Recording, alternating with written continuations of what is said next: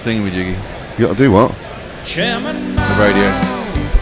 Jamie Howe, Ho Chi Minh, Asif Din, Václav Havel, Graham Saville, No Surrender, Percy Fender, Guerrilla Cricket. Introductions are boring and Joe Root bowls a short delivery, a bouncer to open proceedings in Rawalpindi this morning, bowling to Shafiq. Welcome to Guerrilla Cricket. You're with us on day 3 of the Pakistan versus England first test match in Rawalpindi, and Joe Root has indeed started with a vicious bouncer, which Pakistani opener Shafiq on 89 not out has ducked underneath. He's got a slip, short leg in place, and in comes Root for the second ball of the day. It's a more conventional delivery, which Shafiq is forward to, defending it back up the track for no run. Good morning, Bear. Good morning, and welcome to Messi. Yeah, as per normal, they didn't tell us what time it was starting. Yesterday it started 7 minutes early. Today it's 15. That's defended by Shafiq. Out into the onside. There ain't no run. Yeah, Fourthie's supposed to be on social with me and Grubby, but Messi is joining us because no one knew what time the game started. These timings, what is it? It's 13 minutes now before the scheduled start to play. Yes. Same as yesterday. No, yesterday it was 7 minutes. It's just a random time. They decide to go out there when they can play. That's just defended back up the track and there's no run. They don't really tell us, that's the thing. There's been no correspondence between the PCB and Guerrilla Cricket, is there? No. It's shameful. What on earth is going on? Absolutely shameful. Well, the broadcasters don't know. Foxtel hasn't even gone live here yet because they don't know. So. All right. Defended back up the track and there's no run. I wonder if it says anything on Crick Info. We're better than Fox. Well, that's always been the case, isn't it? Well, yeah, exactly. Apparently Mark Wall watches racing, doesn't he, once it's all going on? Well, you may dislike him for a few things, but you can't knock him for that, can you? No. Crick Info's just done exactly the same. They've gone in without any introduction at all. Clipped Shafiq down the track. Clipped up to mid-on. I think that's Jimmy's standing there. Was that the end of an over that was last night? I don't think so. It was a full over, wasn't it? Yeah. The Trumpet's out there with his terrible tash. It's a great tash. No, big fan of tashes. I know you are. They're the worst facial hair going. I'm sorry. Well, you've got one. You've just got other stuff. Well, exactly. Well, they're paired with a full beard. That's fine.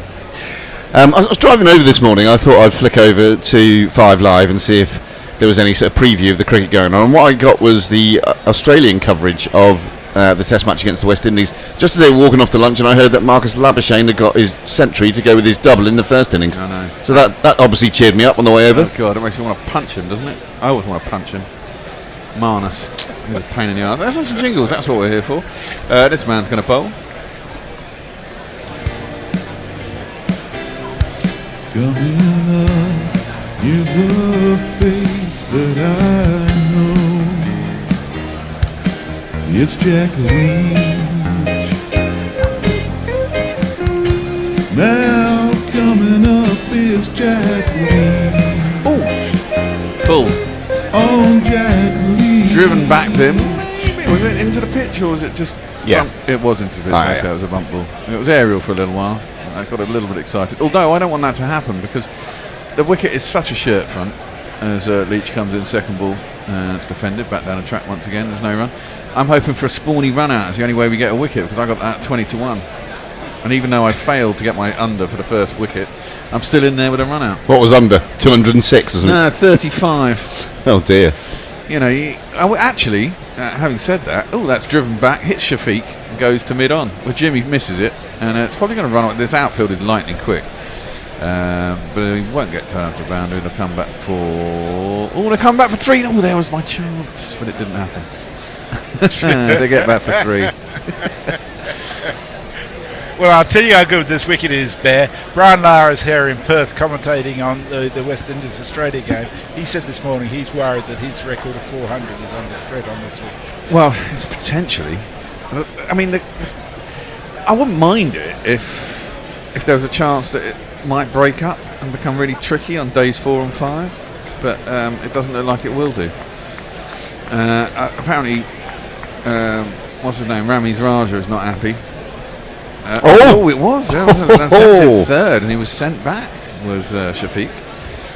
There's no run. Oh, we should have some jingles for the other players as well, shouldn't we? Because this one I particularly like. I forgot we did this. This is for I don't know, Ireland, maybe I it was think. an experiment in existentialism or mentalism. Maybe they messed up the algorithm, but it definitely is not. My lawyer informs me it's not. Nepotism. Defended out to the covers, and there's no run. Who's your uncle? Nepotism. Nah. It couldn't be that, could it? A little bit of yard act about that. Uh-huh. Who I went to see the other night at the Forum. Who? Yard act. Never heard of him. Shouty Leeds band. Brilliant. Oh, okay. Cut by Shafiq. Who's going to get to their ton first? Is it going to be Imam or Shafiq? So that one's cut back to Jennings, who's on the field, presuming Livingston's knee is still fucked. And it'll be no run to end the over. Go on in, Messi. Okay, well, we do have a anyone tweeter. with us. Yeah, Mog says, "What the fuck? I was busy doing jingles for the Eswatini team, and now the game just starts." The Hello there. Eswatini team. I I'm don't- still prepared to stand up for your tash, Grubby. Yep. Sure am. I Got to stand up for your love rights. don't think we'll be doing the Eswatini teams anytime soon. Surely we'll be covering their lengthy World Cup programme, will we? Which starts against, I don't know. Who Well, they lost to Ghana yesterday, I think. Who the fuck's Eswatini? it's what Swaziland used It to be. Swaziland, yeah. There Oh, must be some really? sort of African Cup going on because someone else, Mog tweets us in at the end of every game. I'm glad Ghana got some sporting joy yesterday after their defeat to Uruguay, but it's still funny to see Uruguay go out despite that win. Yeah, I think they did get some sort of schadenfreude, but Uruguay still went out. Yeah, they did, and Uruguay went mental at the end of the game, which Yeah, is they did. always funny. I know. they are quite amusing. Ruti is going to continue around a wicket to Imam, who clips that sweetly out through mid-wicket, jogged after by Jimmy Ollie Robinson, I think. And they'll get back for two. I mean, these two are matching each other virtually, well, Yeah. not ball for ball, but certainly run for run. Yeah, the two about to be centurions. They're going along about 3 and over, so that makes them around about 300 today, which means at the end of the day they'll still be, what, a couple of hundred behind if they carry on all day, these two. 3 and over, bunch of wusses. Exactly. First time in a test match innings has gone 6 and over for the entire innings. England. Yeah. Which is impressive. It was fun to watch. But That can't include things like declaration innings and silly run chases. yeah, possibly. Yeah, maybe first innings, I don't know. Yeah.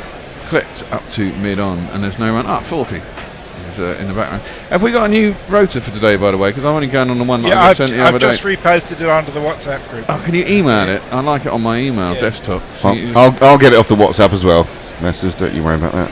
No, I like to have it on my Okay, screen thanks, next to me, you see, which I can't do off my phone. That one is defended back to the bowler, and there's no run. And 40 can take over from you because he's actually here. Thanks, sorry. Oh, good one. That's Thanks, all right, Forty. We're up Forty. to date on tweets, surprisingly enough. Update on tweets. Thanks so much, Messi. Root, flat, Cheers. round arm, bowling, trying to bowl sort of medium pace. And it's just defended out to cover, and there's no run. Morning, 40. Another surprise. Good morning to you. Another It's very surprise. hot in Melbourne. Is it very hot in Melbourne? Wasn't Yes, that- it is. We've got the first real day of summer here. Ah, lovely. That's defended into the onside. Sorry, out to mid wicket. There's no. We Would have been a great time to do a World Cup, wouldn't it, round about now? yeah, it would be funny that, wouldn't it? Rather than pissing down with rain and sort of 10 degrees in a country that regularly gets up to 40. Guided, late cut really by Imam. He's beaten Brook, who was at backward point. He's not going to get 4. It's going to be dragged back in. He'll come back for 3. Don't know. We're just watching Brook stand there admiring his own throw. I think they came back for 3. No, 2 must have been. Or all run 4. No, it's only 2. Yep. That ends the over. No, it must. What? Okay. It No, is. It was 2. Yeah. It was 2, just 2. Morning, 40. So, yeah, they started 15 minutes early today, randomly, or 13 minutes to be precise. Okay. Okay, we're going through till past. still. Yeah, I reckon. Yeah, we'll just go Okay. through to the No half worries. past, or whatever it is. How are you both? Good? Yeah, tired. You know. Of course. Absolutely, But, absolutely tip top, and all the better for seeing you, of course. Of 40. course. Of course. Just reflecting on Ghana's massive victory against Eswatini in the Africa Cup yesterday. Yeah. Well, I say reflecting. I don't even know if it actually happened. We think it did. And I was just saying that was a nice bit of sporting succor for them after their defeat to Uruguay in the World Cup. Indeed, yes. Although it was very upsetting to see Luis Suarez in Wasn't tears. it? I think Wasn't none it? of us enjoyed it. No one enjoyed that at all. No. Very amusing. I think they had quite a decent shout for a penalty at the end there as well. No? Oh, it was a penalty, yeah, which made it even funnier. Even funnier. All joyous. They surrounded the tiny little bit of turn as Leachy bowls to Shafiq. But there is no run as he defends it back to the bowler. He's a man who goes into himself, Leach, isn't he? He's really in his own little groove. Yes. Yeah. He's the bowling equivalent of Jonathan Trott. Well, stumping, that could be an option. It's not going to turn past the bat though, is it? That's defended up to mid-off and they'll get a single. He moves on to 93. The race to 100 is on. Imam's 94, Shafiq is 93. Pakistan 189 from none. The GPL, well, it's not open yet. It opens in 3 minutes, but it'll be open until lunchtime. Is it on some sort of auto-opening? No, well, I presume the game starts when they tell us it's going to start, which is basically on the hour. So I open it when the game starts, but the game started early. Can you not do a manual override? Yeah, I could do, but it's not really going to make that much difference. No. You still get 2 hours. Messers can get in. Go on, Messers. Yeah. Even though not much point now, it's only 3 minutes and it will be open legitimately. We have some people who joined us, mainly spanners. The spanner men have been spannering away on YouTube as that's defended back up the track and there's no run. Who are the spanner men? The spanner men are the people who get rid of the porn bots on YouTube. Oh. They've even got a jingle for them. Does it rhyme with Bannerman? Well, you can imagine it's defended back up the track. There's no run. It's that Billy. Is it Billy Joel song? You know. Piano Man. Yeah, basically. But the Spanner Man. Bring us into the Spanner Man. Yeah. Exactly. Oh, lovely. Welcome to the Gorilla Cricket Trio. Barbershop triplet rather than quartet. It's amazing. Stokesy hasn't even bowled because it's such a shirt front. He doesn't even think he's going to get reverse swing. He had a couple of overs yesterday. Thought he probably should have bowled more, but probably thinks it's pointless as that's defended up to mid-on and there's no run. Will you do me a favour at the end of the over, Ben? Uh-huh. Would you mind playing the Imam jingle again so Forthy can hear it? Yeah, I can do. Yeah, thank you. And then I'll tell you what it reminded me of, Forthy. You think it'll be a favourite? Right, okay. It's a good one. It's a Men with Ven special. Clipped up to mid-on. There's no one. I think it was made when we went to Ireland because I think that was his debut, wasn't it, or something? That is it. So I'll play it again. Okay. I don't know, maybe it was an experiment in existentialism or mentalism. Maybe they messed up the algorithm, but it definitely is not. My lawyer informs me it's not. Nepotism. It couldn't be that. Who's your uncle? Nepotism. Nah.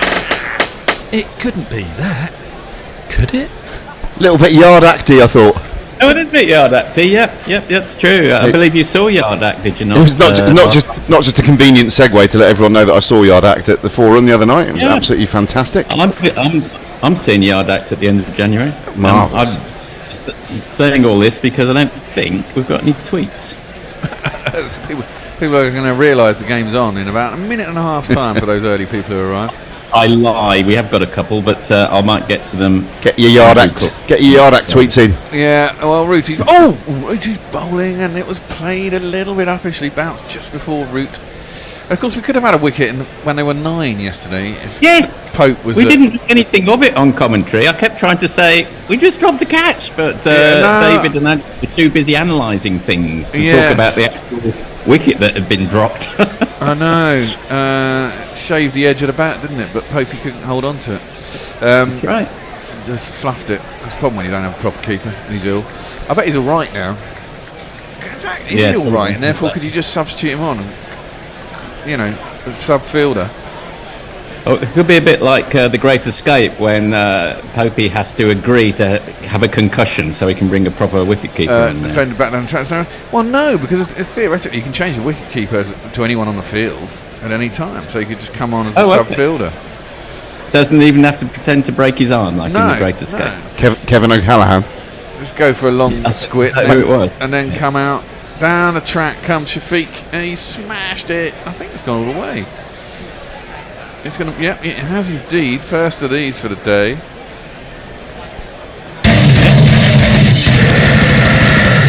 And the race for 100 has moved on. Shafiq's on 99 with that. Yeah, he was odds against before that, but now he's very much odds on. Odds on. 99 versus 94. Do you think Joel Wilson, in his history of umpiring, has raised his arms for a 6 more or crossed his arms to reverse a decision more? The latter, by about a factor of 10 to 1. Defended square on the offside. And that is Shafiq's 100. Well, That's not surprising. I think this is the 5th 100 partnership in a row in Pakistan, opening partnership. Is Something it? stupid like that. I was reading in the news last night, yeah. It's one of these. 20, 30, 40, 50, 60, 70, 80, 90, 100. Congratulations, sir. You are a centurion. And a pretty decent... Oh yeah, it goes on, doesn't it? This? A pretty decent start to his Test career there. 300s in just 8 matches. Mind you, if you're batting on roads like this the whole time, it's not surprising. An average of 76 so far in his Test career. Well, look, exactly that. I mean, look, Crawley couldn't bat for Toffee in the summer. Better than Graham Pollock, according to that. Yeah. And he got Better than everyone that's ever played the game, according to that, apart from Bradman. Yes, indeed, yeah. It'll change. Over a certain number of tests, obviously. Well, route continues to Imam. They might as well just shake hands today and go home. You know when it's really one-sided and they say, oh, if it were a boxing match it'd be stopped. Yeah. This is like watching one of those third games in a qualifying group where both sides, one side can't get through and the other side are already coming top. Or the agreed draw. I was telling my boy about yesterday. Was it East Germany versus West Germany? That shameful display. Was it 82? I think it was West Germany against Austria. Against Austria. Yeah. That was it. And I think it ruled Algeria. Now. Algeria were the victims, weren't they? Yeah, and that's when they changed the rules, wasn't it? And played the games and started playing the games at the same time. Yeah. I can't believe they were thinking of changing the group structure as well. It's a great little group structure when you have to play 3 games. It does add a bit of jeopardy to every game. One of the commentators described that as an idiotic suggestion yesterday, which I thought was apt. It is. Leach is going to continue, and Shafiq just defends back down the track, and there ain't no run. Brazil got beat. Yeah, you won. But they did by Cameroon, yes. It's a good goal as well. Yeah, it was a good goal. Brazil couldn't cross for toffee yesterday. No, I don't think Brazil are that good. Defended square on the offside, and there's no run. Brazil have got Fred in the middle of defence, in the middle of midfield, and they've got Richarlison, who's played for Everton and subsequently Spurs, and doesn't always get in the first team up front. I know. I mean, Anthony looks quite good. He does, but we've got 2 central defenders who can't get in their club team, so there is that. Yeah. I mean, they pass it around. It's quite pretty and shit, but they're not. You know, everyone says, "Oh, they're amazing." It's well, they're not that amazing.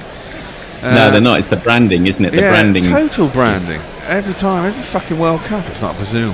Right, played up to mid-on and there's no run. Sorry, a little rant there about Brazil. I think they've looked good in the first couple of games in periods, and Richarlison in the Brazilian shirt has looked very lively. He's Maguire. yeah. Worked into the leg side and there's no run. I mean,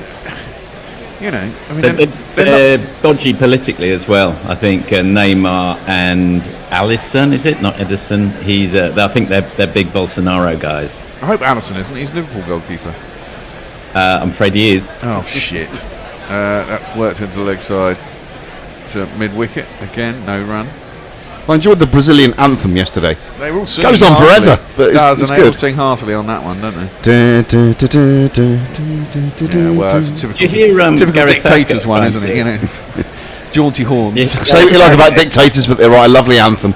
Yes. Leach tosses that one up. It's worked into the leg side again to mid-wicket, and ain't no run. I heard Gareth Southgate trying to sing ours. I have never heard a more out of tune man in my life. Let's hope it's better than his, his coaching is best. We know his coaching is better than that. Oh shit! Hang on, I'm meant to be on tweets. Yeah, get some tweets in. Jeff Perkins, stand by his tash, though it makes him look like a pimp who is marketing a gimp to used car salesman. I might have needed to sing that, but I'm not exactly sure. To what you? Stand by his tash. And then the rest of it. But if you want to sing it, you can. Mayank, oi, what the fuck is up with this schedule? Starting 15 minutes early and finishing at 5:15, knowing the sun sets at 5? Why didn't they just make it a fucking day-nighter and use a pink ball? This is pathetic. 71 overs yesterday is just ridiculous. Oh, that one slides down the leg side. Attempted a little tickle by Shafiq. I think Root thinks that was close to the bat. Yeah, well, that might be the only way you're going to get someone out. A little strangle down the leg side, or getting themselves out. Which these two, unlike England, England had fun batting, and it was eventually someone was going to get themselves out. That one's tossed up outside the off stump this time, and defended back to the bowler. So, look, I'll change my tune on this wicket if after lunch tomorrow it starts ragging square and bouncing strangely, but it just doesn't look like it's going to. No, hardly any signs of wear at either end of the wicket. That's just defended square on the offside. There is no run. I think they were probably paranoid about getting 5 days in and went too far in the other direction. Yeah, but I mean, clearly they've done that the second series in a row. I mean, I'm sure words were said after the last series in Pakistan. That's down leg side, horrible ball by Root. He gets what it deserves. Swept nicely by Shafiq. Round the corner, down to the boundary. 4 runs.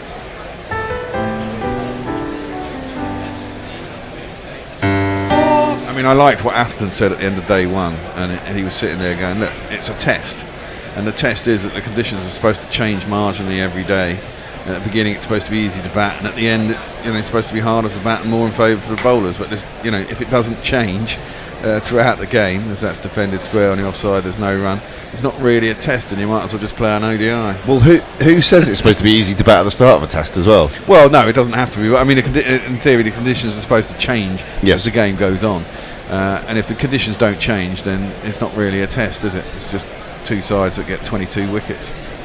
A chance maybe to get a result, but doesn't look likely. That's defended up to mid-on and there's no run.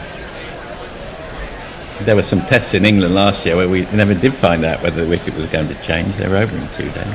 Yeah, well, But the other thing that Atherton was saying this morning is his ideal is, and it's easy for him to say, 20 odd years retired, a game where the ball is slightly dominating the bat is the ideal. I'd say that's true. Yeah. Oh, I better do tweets. Mog, so Yard Actor are more shouty Leodensian band than Kaiser Chiefs? I think we all know Yard Actor a lot better than Kaiser Chiefs, Mog. I think we all know that. Mayank, they say it's a sellout today and tomorrow. I guess all the ticket holders didn't know about this early start either. And then Mog straight back in with the Sri Lankan anthem was a definite 12-inch remix last time I heard it. Leachy is going to continue. 23rd over. It's gone for 72. 3 and a bit and over. He's cut first ball behind square. Come on, run out.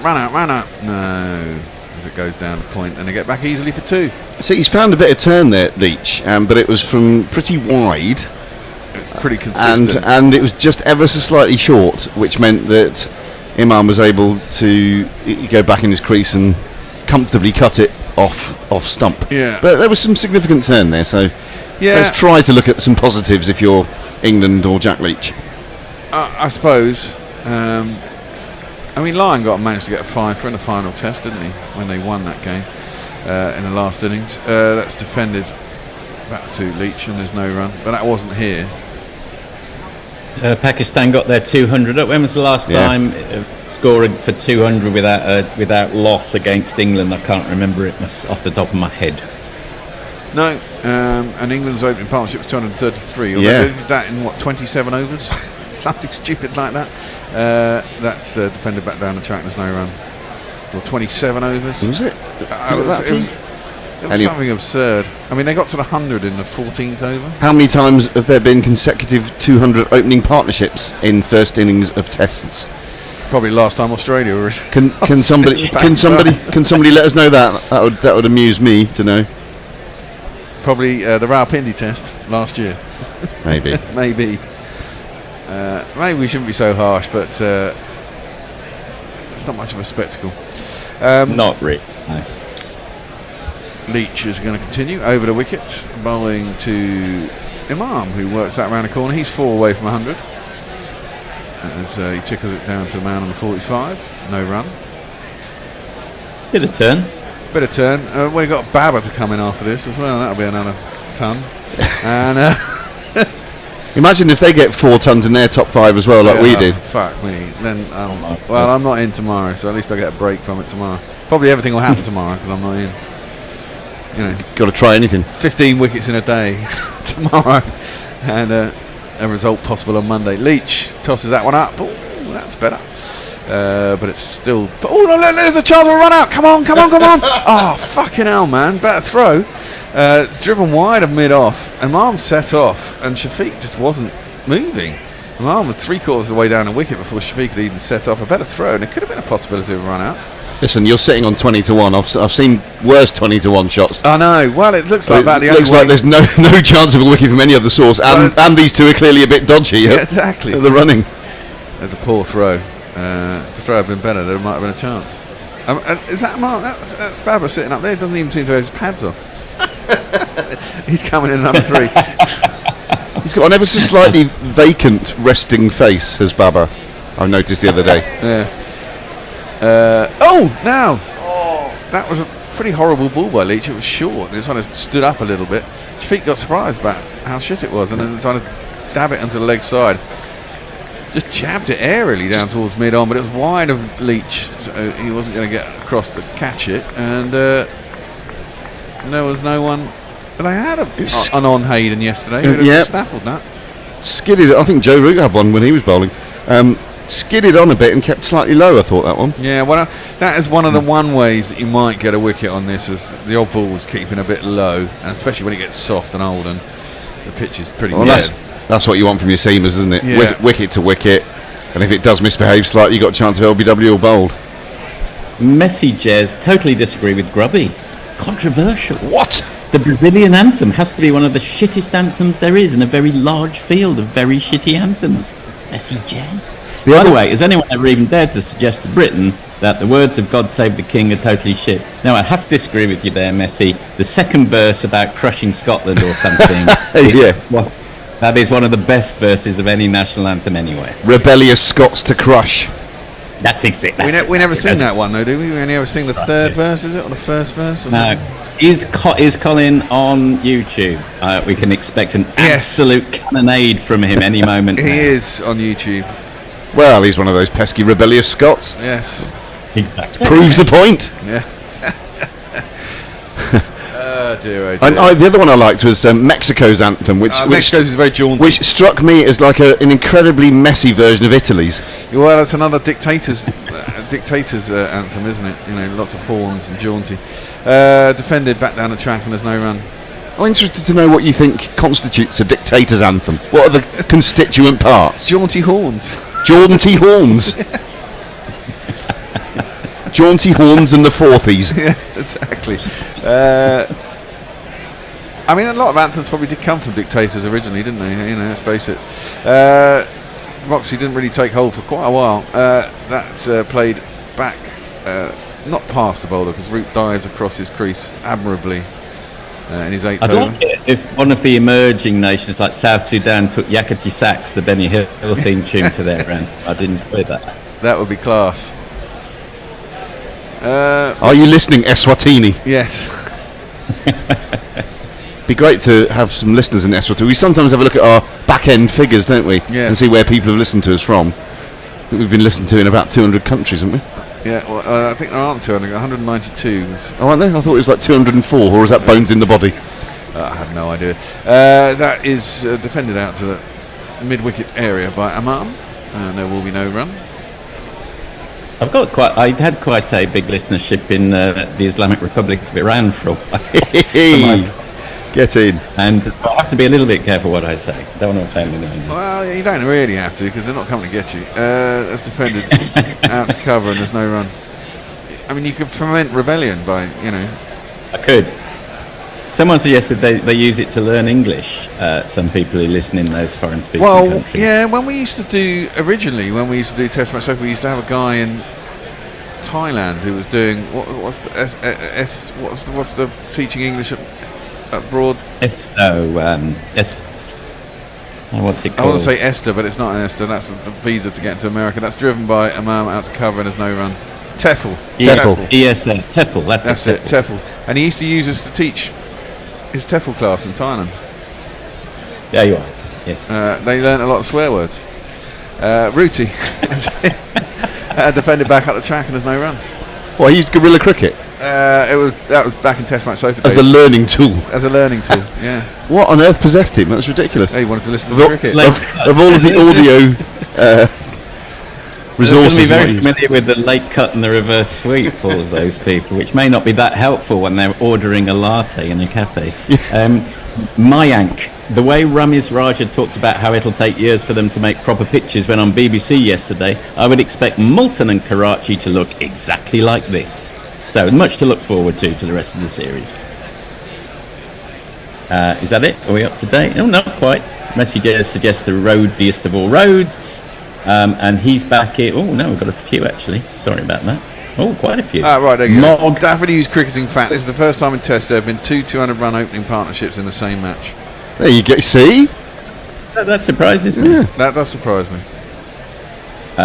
Mog, God Save the King's lyrics like those written by James Hetfield and Bob Dylan are shite. Controversial. Ooh. Angelic Scooters, has anyone reminded Brits how shit their anthem is? To be fair, their complete and utterly wrong-headed stubbornness to change it would almost be endearing in a different context. Well, yeah. The national anthem's always a bit of a weird one. Really. Quite like a national anthem that goes on and on and on and on for verse after verse after verse. They're always fun, just when you want to start the game. There's another verse. Mog, I'd have thought Argentina would have the Messi anthem, grubby. Little play on words there. Let's see what he's done. Sutu's reply to you about Scotland being, in the second verse is Forthy, the fucker that moved to Australia. Where Waltzing Matilda isn't the anthem, but it should be. That is defended. Oh, we got a silly mid off in and a slip. At least England have been a bit proactive with their fielding positions, even though none of them seem to be getting used. Yes, what's the Bazball playbook for this situation in the game? Give up. Let's wait to have another quick bash at the end. That's defended out to cover and there's no run. We'll chase 800 in the fourth. Yeah. Well, I suppose the only way to do this is to probably bat second and try and do that, in Bazball terms. Because we don't have Stark, Cummins and Hazelwood to be able to get a speedy reverse swing at the end of day 5. That's defended out to covers and there's no run. They're going along at, just over 3 and over. Do you think Jimmy Anderson is out in the outfield there going, what am I doing in this 11? Well, yeah. Could be at home with the grandkids. Exactly. Well, nearly. That's defended out to sit him off and there's no run. I mean, it is a shame that Woody's not fit. I mean, he's probably the only one that might have had a chance of breaking something through, hopefully he'll be fit for the second one. Leach is in. Tossed up a little bit wider this time. It's defended out to sit him off and there's no run. It's going to be an almighty great cheer when the first wicket does fall. From this studio? Yeah, certainly. Just to annoy your neighbours? Just to annoy my neighbours, yeah. He sent me a pity email yesterday morning. I suggest that she get some fucking sound insulation if you can hear that downstairs. That's defended it up to mid-on and there's no run. Oh, and it looks like your neighbours just tweeted it now. Copying in the council. I mean, they must have bat-like ears to be able to hear us talking just normally in a room through the floor. And they're not you had a thing. Oh, sorry, go on, Forty. No, good. Mayank, Sri Lanka's anthem is pretty good, but so long. Yes. When it comes to Scotland, I would love to see them independent and Northern Ireland vote to join the Republic, so that the UK is just England and Wales, and they can rename this team to the UK cricket team and give Wales some respect. So that's a nice, sensible suggestion, which won't be acted on for about 300 years. Yeah, when it comes to Scottish independence, I'm all for them having Scottish independence because it fuck off the Tories. But I do think it's a bit. I do think it's a bit pointless for the same reasons that Brexit was pointless. I'm sure Sutu might. I don't know how Sutu, whether he's an independent person or not. But I can't. I totally get their drive. I mean, when you've been ruled by the Tories for 50 years and never voted for them, it must be fucking irritating to be Scottish. Also, fourthly, I like the piece in that tweet where you said give Wales some respect. They don't even have their initial in the ECB. It should be EWCB, shouldn't it? Yeah. It should, and I don't know why it isn't really. It's weird, isn't it? I'd be campaigning for that if I were Wales. What was it before? Above all. What was it in the 80s? It was the TCCB? It was the TCCB, wasn't it? Yeah. The Test Cricket Board. It's like sounds like a bank. Yeah. It did. Yes, it did indeed. Jeff Perkins, Ace Swartini have commissioned a MOG anthem, haven't they? And MOG says, according to the Bandcamp metrics, a lot of people in Germany listen to Disinterested Handjob. I assume they are all Linux Lear. Oh no, that's just him referring to who he wants to alert. Well, we're back to the cricket. yeah, it's going. These overs are going. We might get through 90 overs today if these just carry on with spinners, because at the rate they're going, it'll be pretty good going. Defended out to mid-on. There ain't no run. 90 overs of this. Can you imagine? Oh, fucking hell. I might have to start on a drink early. There's some strange bottles of booze out there. We might have to crack some of those open. Grubby. Sure. I look forward to the drive home. Yeah. Defended out to cover, and there's no run. Talking of things which have got the wrong name, like the England Cricket Board, which includes Wales, someone's pointed out that the World Cup has got the wrong name because it isn't a cup. It's a little statuette. Yes. Anyway, there we are. Little observation. Driven quite hard by Imam, but straight at short cover, and there's no run. I remember when Skinner and Baddiel back in the 90s did a version of the World Cup where they got their hand and they held in their hand a cantaloupe melon, dipped it in custard, and held that aloft to be like the World Cup. It was quite a good effect. Down the track comes Imam. Doesn't hit it particularly cleanly. Gets it out towards deep extra cover. It's chased down by rather thankless Jimmy Anderson, and he'll get back for 2. And was on 99 now. He looks a bit. I mean, as much as you can look skittish when you're on 97 on a road, he looked a little like he's getting a little bit sort of bit nervy about the ton approaching. He didn't time that at all, did he? And it was aerial through extra cover. No. Very true. As I said, I do like the fact that the outfield is actually hard and fast when it is baking sun, unlike England's outfields last summer. I can't hear the words hard and fast without doing it in a sort of Tony Gregg accent.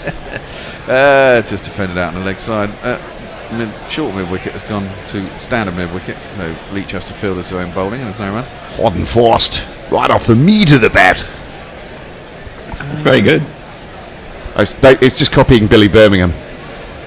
All the best impersonations of mine are copying someone else doing an impersonation. There we go. Good. Clipped rather sweetly by Imam, wide and long mid-on. That's Ollie Robinson probably having to chase it. I can't tell if it's gone to the boundary because we're focusing. Yeah, it has gone to the boundary because we're focusing on Imam. So we'll give another milestone. We played this one a lot this game. 10, 20, 30, 40, 60, What's that? 80. Replay. 100. Congratulations, sir. You are a centurion. He's just done the sign for an overturned goal. He's going to point to the centre spot. The first, as far as I'm aware, in cricket, the first ever VAR celebration. Yeah, exactly. Well batted, Imam. Yeah, we were there. That was his debut in Ireland, wasn't it? I think it was. And the first ball of the Test match, he almost A, got run out, and B, got run over. Yes, didn't he? Yeah, didn't he have to go off or something? They had a massive clash, didn't they? Yeah, it was a huge mid-pitch clash. And someone had to go off. And then we had a day of rain. Well, we had a day of rain first day, didn't we? Yeah, that was. Yeah, because I didn't arrive until whatever the day after the rain was. Was it day 2 or 3? I can't remember. Yeah, it was day 2. Day 2. Yeah, because I was stuck turning off all the equipment when they told us to leave because there was a lightning strike. This is when, for those who haven't heard this story, this is when Bear was in what was like a giant tin can where we were broadcasting from as the lightning was going off all around Malahide. And we were told to vacate, but I had to turn all the kit off. As I kept telling everyone, it's a Faraday cage, I'd have been fine. Thank God for the Faraday cage. Indeed. Faraday, Leach comes down, is bowling. Oh, that's aerial. It's just about going to get there as Shafiq comes down the track. Again, not a clean hit, but over the infield and dribbles its way down to the boundary. Another 4. 1, 2, 3,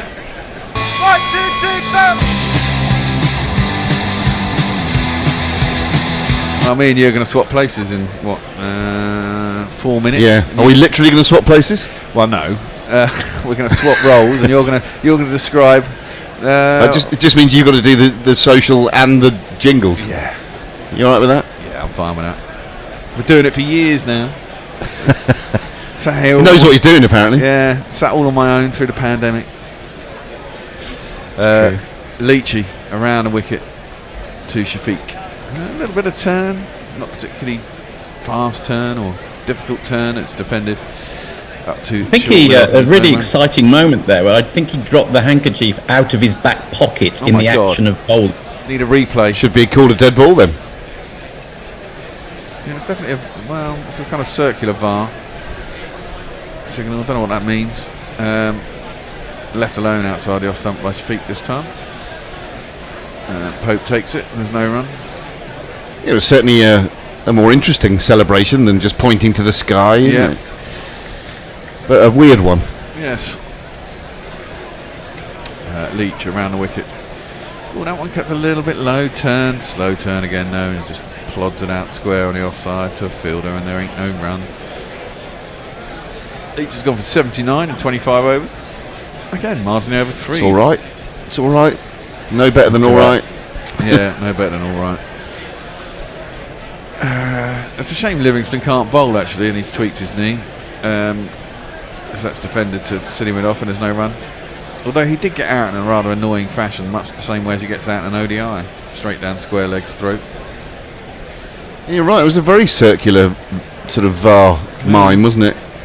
The whole world. Was it the whole of me? Was it a heart? Maybe he's a big fan of Play School. Yeah. Through the round window.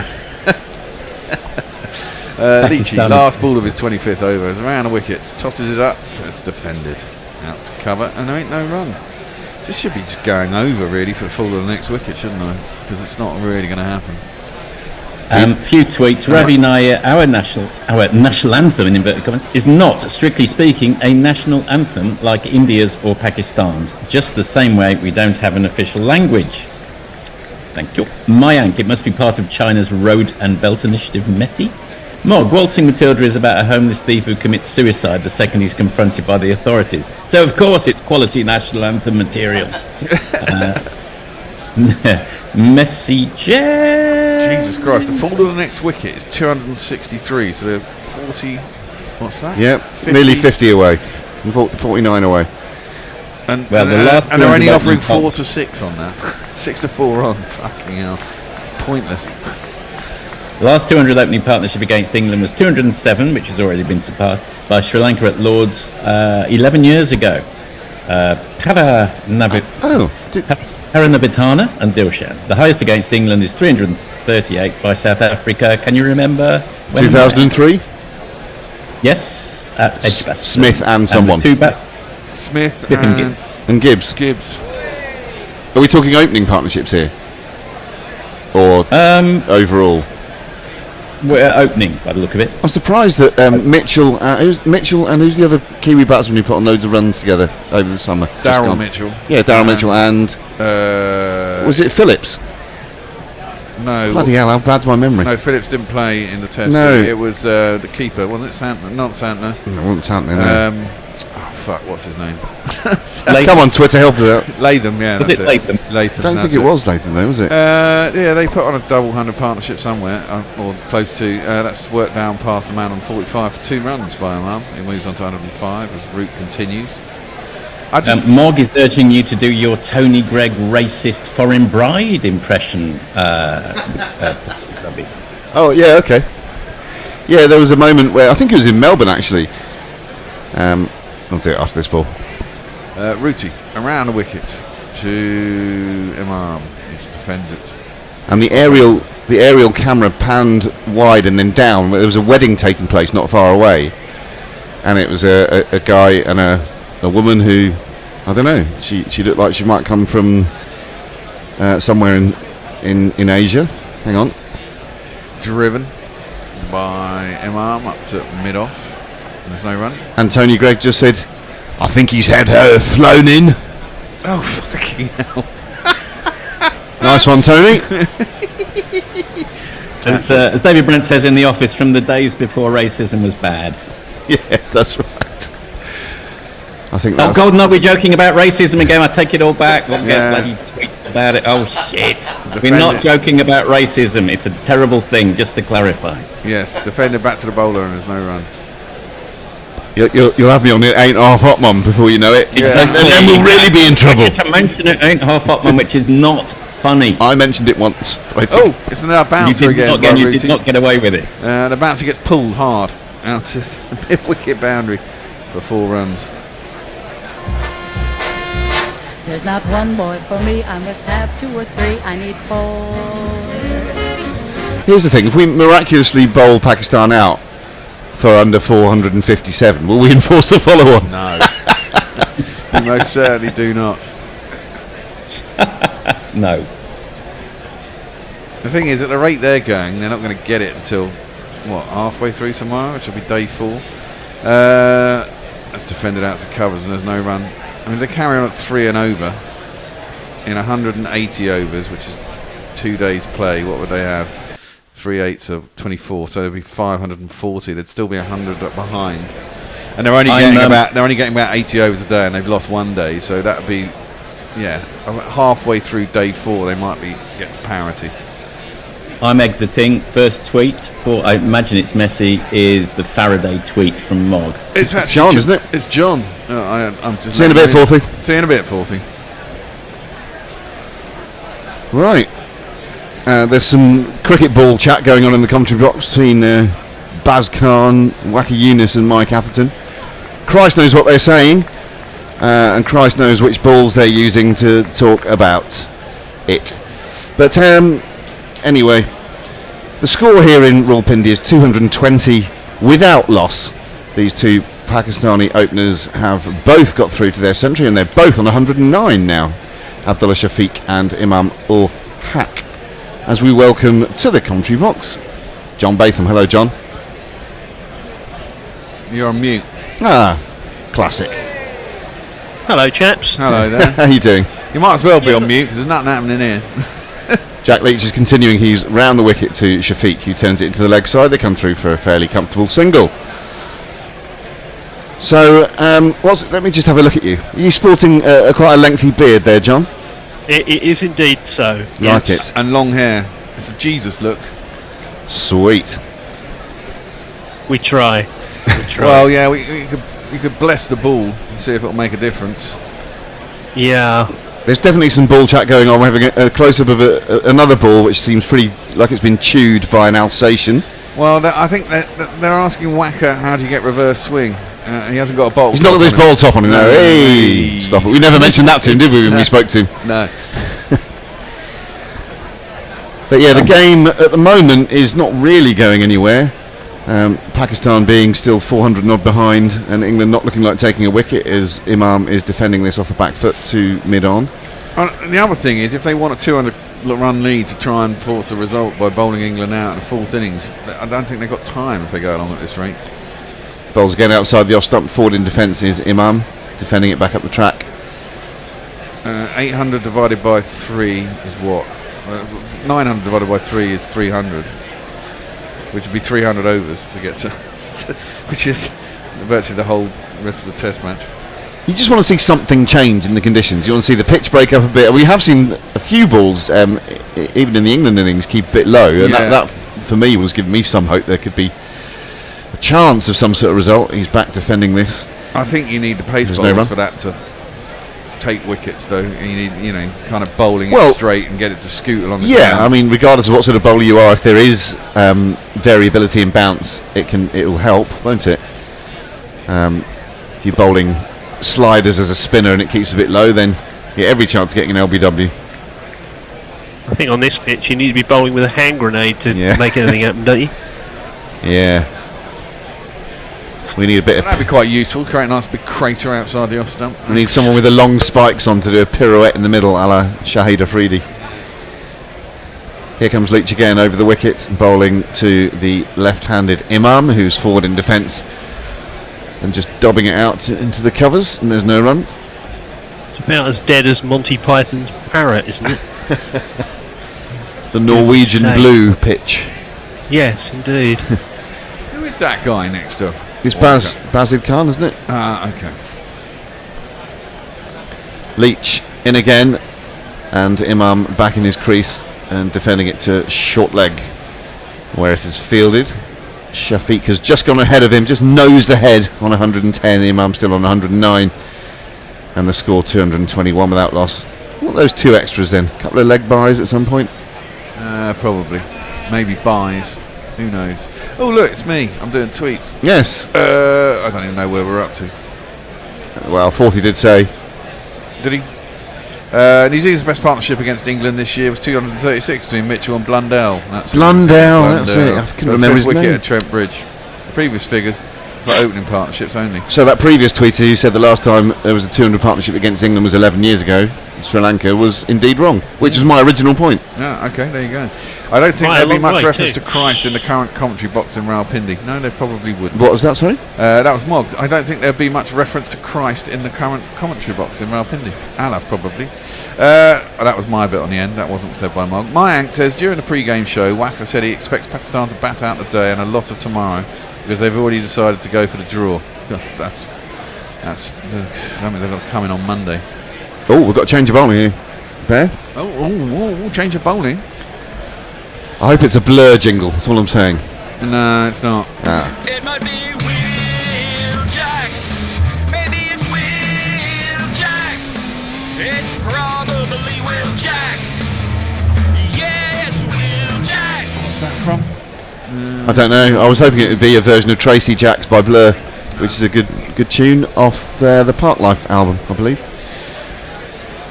Anyway, it is Will Jacks. He's so far bowled 12 overs in this innings, gone for 50 runs, which I suppose is a bit above par in this innings, because they're going at about 3.5, aren't they, in Pakistan? Well, Janet says, I object to England playing the UK anthem. It feels like England basically saying it is the UK. Feel it particularly when playing other nations in the UK, and it's a dirge, outdated, semi-colonial spillage. That's most anthems, to be fair, Janet. That's why they're dictator anthems with, jaunty horns. So here he comes, Will Jacks, spinning himself the ball, trying to get his fingers in the groove. You may as well give it a massive rip. You may as well just try and make something happen. Have some funky fields in. I mean, even surround them. Surround the batsmen, see if you can make something happen. Yeah. Get under their nose. Oh, it's interesting. Got to do something, even just to keep yourself entertained in the game. In he comes with his high and loopy action. And this ball is cut from just outside the off stump. He's going to start by being cut for 4. Yay. It's Nissan She. It's Nissan She. I mean, it's interesting. England didn't even bother attempting to bowl with a fast bowler to see if there was any reverse swing this morning. Just went straight to spinners, and I don't think they're going to bother with pace until the new ball comes, and then they'll probably bowl about 8 overs of it. See if they can get a wicket. Yeah. Will Jacks has got one of those actions.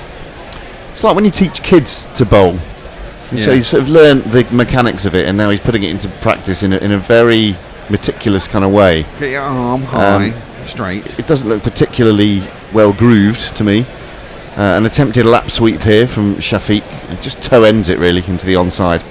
It dribbles about 10 yards and there's no run. Is he in reality a test class spinner? No. Oh, I very much doubt it now, but he, along with Livingston, was picked because they can bowl a bit as well, and it might be useful on this pitch, outside the off stump and back in his crease defending it, Shafiq. No, he's never going to get picked as a spinner alone, is he? No. You would have thought that this is a pitch where you don't really need to pick all-rounders, you should just pick batsmen and bowlers because... Well, he's picked up a wicket. My God. Shafiq has gone back, attempted to cut it. It's been taken by Pope behind the stumps. And Will Jacks, with his loopy licorice all sorts, has made the breakthrough for England. Wow. Well, this deserves this. Fuck off! Just fuck off!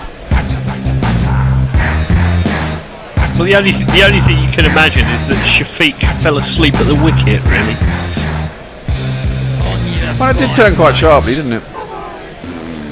Say that again, John. I think the jingle was playing. I just said I can only imagine that Shafiq must have fallen asleep at the wicket. I mean, yep. And this overcome by inertia. This is turned a little bit, but it didn't turn much.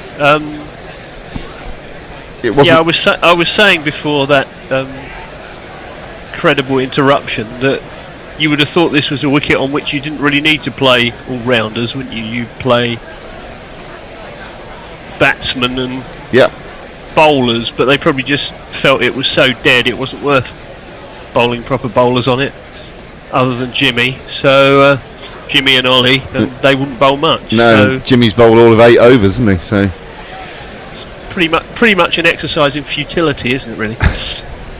Yeah, very much so. Oh, Will Jacks will be delighted. I mean, first Test match wicket. We've seen a few debutant or breakthrough wickets, haven't we, in this game? So something to remember there for him. And luckily, the Bear did not get on over, which you very rarely do. You're always an underman, aren't you? Yeah, 50 was just too much. Accidents happen. Yeah. Like that. Yep. Pakistan's number 3 has come to the wicket. Double A.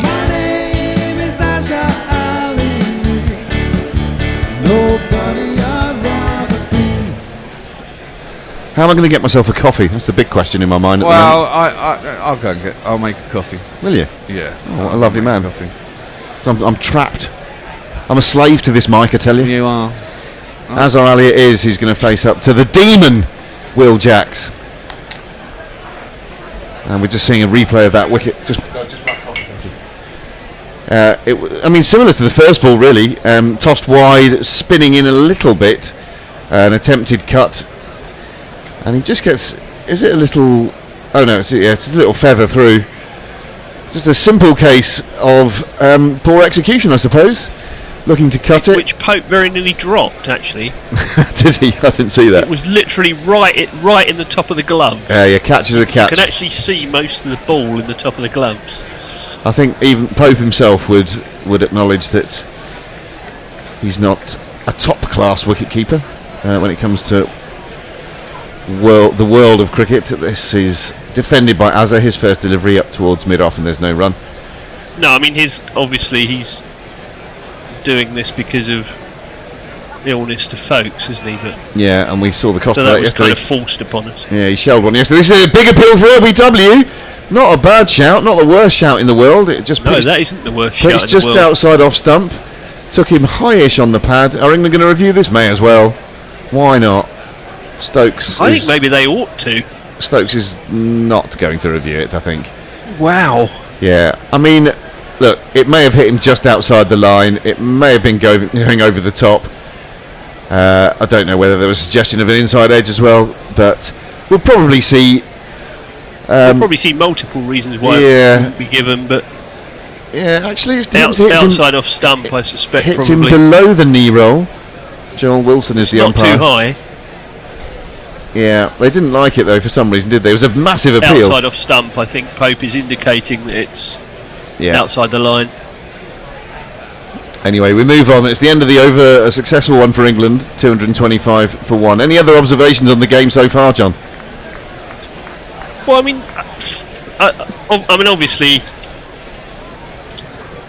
I think we've got to say, first of all, it's great to see England back in Pakistan and Pakistan hosting Test cricket. I think that has to be good. Yeah. But other than that, I mean, this is a nonsense of a Test wicket. Yes. And the trouble is, I think I tweeted yesterday that I'm not sure this. As Leach begins a new over, and Imam is down the track and whacking him straight over mid-on. I think that was a 1 bounce 4. We will just get... No, it was 6. It's gone all the way. It's gone all the way for 6. So a clean hit from Imam. First ball of the Leach over. It's gone for 6. Sorry, go on, John. Carry on. Yeah, I mean, I think for me, and you know, maybe our tweeters would like to take me up on this, but for me, this isn't sport. This doesn't even count as sport. It's agreed. As he's forward, if it's going to be sport, it has to be a contest. Yeah, that's right. It does the game no favours really. Much as I agree, it's lovely to have Test cricket in England going back to Pakistan after a good number of years. Part of the world I'd love to go to and watch a game at some point, but it's not going to happen this time. But yeah, when it's such an uneven contest between bat and ball, and we're trying to attract new people into the game and all that stuff, people who say Test match cricket is boring, who are wrong by the way, it just gives credence to those arguments, as Imam is forward in defence, just loops up over his pad and fetches up in the covers. There's no run. I mean, let's face it, we've got used to white ball cricket not being sport and not being a contest. If we're going to make red ball not a contest as well, we're going to have a real problem. May as well draw stumps. He's using his feet again here, Imam, down the track and whipping it to mid-on. Did they come through for a single? Not sure. They did. I think they did, yeah. Probably should have. I think mid-on was quite deep, wasn't he? So yeah, and possibly didn't quite time it, which meant the ball took a bit longer to get there. Just seeing a replay of it now. Oh no, that was the replay of the 6. No, that's the 6, isn't it? Which, of course, as you said, was a lovely clean hit. But if you're playing on a pitch where the ball's not moving at all, then you know, assuming you don't get your feet wrong, it's a free hit, isn't it? A bit of technique required there. He got to the pitch of it and comfortably just eased it over long on, really. Azhar is on strike here and defending it to cover. There's no runs. 2-3-2 for 1. That's right, 1 wicket has fallen this morning. Will Jacks removing Abdullah Shafiq for 100 and something. 10, I think. Yeah. Leach going round the wicket. There's a slip, a short leg and a silly mid-off. This one is fielded by the conventional mid-off. And Azhar Ali completes that over. 2-3-2 for 1. Got any tweets there, Bear? Yes. Alternative Pornbutt says Waltzing Matilda is still a better anthem than Send Her Him Victorious or Advance Australia Fair or O Canadia. O Canadia? O Canadia. Or Oh Say Can You See by the Donsley Light. Donsley Light? I don't know. Every time someone mentions Waltzing Matilda, I'm reminded of that song. The band played Waltzing Matilda, which was written by, I think it's Richard Thompson, the folk hero, and was covered by the Pogues. Heartbreaking song about a man going off to the war, an Australian fella going off to the war, the First World War, and fighting against the Turks and having his legs blown off. It's a cheery listen. Cheery. It's a brilliant song. It sounds really cheery. It's a brilliant song. Messi says no. That's on most Pogue songs. I'm out drunken. The grubby, the previous tweet wasn't wrong, as it was made clear they only related to opening partnerships in response to 40's request to know what was the last opening partnership of 200 against England. Thank you. Keep up, lad, he says. Mayank says, what are the odds that these two score 500 for the opening stand? Well, it's not going to happen anymore. 1,000,000 to 1. The relentless English negativism of John Batham. If not for Woodstock cricket, I'd be raining showers of vituperatorian upon him.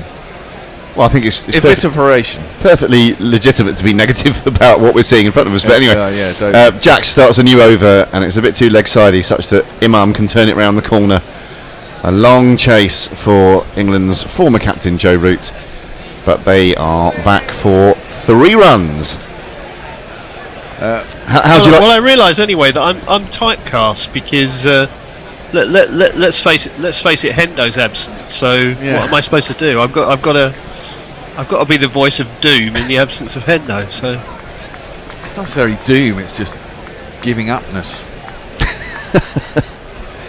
Should we call it a day? Should we just go to the pub? Yeah, exactly. 10 to 6 in the morning. Put random things on. It says single dot. It was too early for me to get a coffee at the Shell garage on the way here. The door was shut. I could pay for petrol through a gap. I wasn't buying petrol. I wanted coffee. You can't get coffee through that little gap. No. Azhar is on strike. Gets the ball outside the off stump and whips it to wide mid-on. Wristily. He's still to get off the mark, Azar. He's faced 5 deliveries now. Jax has marvellous looking figures of 1 for 57. He's into his 14th over. And he is again now. Similar sort of thing. Azar on the front foot and turning it to mid-on. There's no run. What's England's best chance here is maybe they squeak another one out before 80 overs. Get the new ball. Get 2 wickets with the new ball. At least 2. And please God this pitch does something. Please God it just starts to squat a bit, or it breaks up, or something changes. The best chance is squatting, I think. I think it probably will get turned, but I think it might work for Jax, because if he bowls, I think the turn will come from a long way outside the stumps. Yeah, and for all that I might be bagging his action a bit, he does at least have a high arm in delivery. However, he's been swept here by Azhar Ali, to get off the mark. Hard and comfortably and backward of square, and it races to the boundary.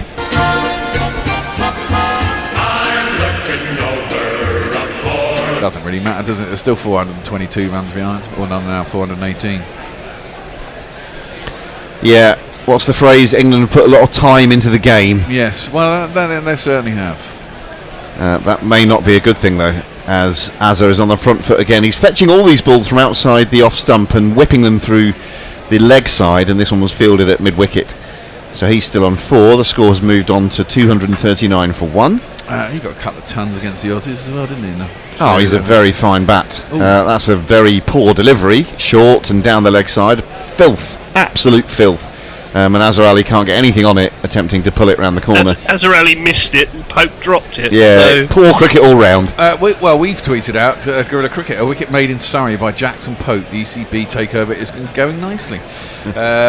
Mark Zip says, so that's why he, central missionary position, sounds distorted, not speaking directly into the mic. Who's using that? the side of it, overdriving it. I don't usually see the video feed. Mark's being all sound engineering. Who was, me or you? Or no, Zip. You, I think, but I don't know if it's distorted or not. It doesn't sound distorted to me. Well, there we are. I apologise for any technical deficiencies on my part. Message says, Will Jack's piece of luck is excellent reminder that now is the time to buy your Christmas presents from the Guerrilla Cricket Red Bubble store, which has a huge variety of GC merchandise. It's very true, thanks for reminding us. Shit gets wicked. It's a great idea, actually. Yeah. No, I think they're doing a discount as well. It's good job messages there, really. I forget about all the commercial stuff. Hendo will hate me. Hendo won't be listening now, though. But yeah, of course he won't be. Yeah. Do we want to talk about the GPL while we're on that whole track? The GPL is the Guerrilla Prediction League, where you can go to the Guerrilla Cricket website, find competitions, register if you haven't done so already, and for the princely sum of £1 per guess, you can guess the total number of runs in today's play, and you can do this every time we're on the air. Indeed. In any form of the game. No one's entered today. It's £39 you can win today. So that will buy you a lovely round. Exactly. On a Saturday evening, wherever you are in the world. Unless it's in Qatar, in which case you might be spending, I don't know, £45 on a round of coffees. But anyway, whatever you want to use that money for. Yeah, I was listening to Radio 5 Live, and someone went to one of the places you can buy drinks in Qatar. It's like £19 for a glass of pretty average red wine. Well, that's amazing. You can even get that. Yeah. You have to, I think at the football you have to be in one of the corporate boxes that come at about 20 grand a pop. In the ground, yeah. I don't think you can't. Yeah, they're showing when the ground, but they have the places outside the ground. I mean, it's fair enough. It's their country; they can do what they like. It's just that to say that on the eve of the tournament was a bit. It was a bit cheeky, bit annoying, wasn't it, for anyone who's gone there? Zip has retweeted Statsgasm from Andy Zaltzman. P versus E, Pakistan versus England in Rawalpindi is the first test ever in which A, both first innings opening stands have reached 200, and B, all 4 openers have made first innings hundreds. Interesting. Yep. Wow. I can imagine all sorts of records have been tumbling here. England's innings at 6.5 per over throughout the innings it was kind of unique in that regard. England breaking the world record for number of runs on the first day of a test match, beating the 494. We were in the other day for that. It was very exciting. 502 for 4 was the end of play score on day 1. But I'm thinking since then it's been relatively dull fare. Well, even England's approach seems quite weird, given what's happened since, because all you've actually done is condemned your side to more time in the field bowling on a pitch that's not actually doing anything. Well, you've got to think that eventually, I mean, unless they do get 800. Oh, that's the wicket. Unless they do get 800, presumably it's drinks now, isn't it? Right. Yeah, you're not missing anything, everyone. Presumably, unless they do get 800, they will get out slowly but surely over the course of this game, and it might be close to parity, it might not be. I mean, if they get close to parity, it will take them through to around about lunch tea on day 4. In which case the game probably will be done. However, if we, get them out 400-500 at some time, game on. 3. Well, that means we'd have to get them out sometime on day 3 today, or maybe early tomorrow morning. Is that Imam having a bit of treatment in the drinks break? It looks like it. Maybe a touch of cramp. You've got to keep your fluids up, keep your salts up. Shouldn't be having cramp an hour and a half in. I know even an hour. Well, he's been batting for 7 hours, hasn't he? Yeah, but he had a nice night off and did it all last night, didn't he? He prepped for the morning. Anyway, so I mean, say we get them out by, I don't know, an hour into tomorrow. There's still 2 days left. If England bat again like they did, and the wicket does break up, then tomorrow we bat all day and we have a lead of 400 going into little 350 going into the last day. Might have a game on. There was a lovely expression in EastEnders once. If ifs and ands were pots and pans, there'd be no need for tinkers. I like it. It's as true today as it ever was. Yes. So that is what I'm saying is it's a big if the pitch breaks up. Yeah, well, there's a lot of ifs in there. Messenger says the band play Waltzing Matilda was actually written by Scottish-born Australian Eric Bogan. That's the one. Thank you. I know that. At one stage there were more covers of this recorded than any other Australian composition. It is a superb song. It is. I love the Pogues version of it. Terribly sad, but marvellous.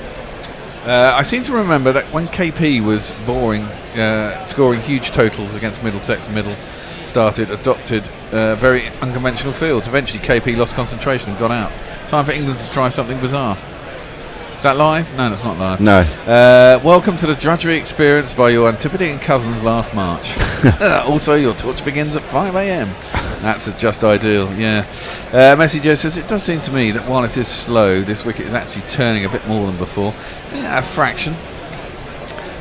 Just ideal says, based on the Australian experience here, was either team thinking not playing any bowlers? Well, Pakistan lost a bowler, didn't they? Harris Ralph has done a quad, I think. Jack Leach restarting after the drinks break, and Imam is using his feet to him once more and just defending this one to point. There's no run. Yeah, Richard Thompson, who I said wrote that song, who actually didn't. Thanks for correcting me, Messes. I was thinking he wrote From Galway to Graceland, which is also a good song.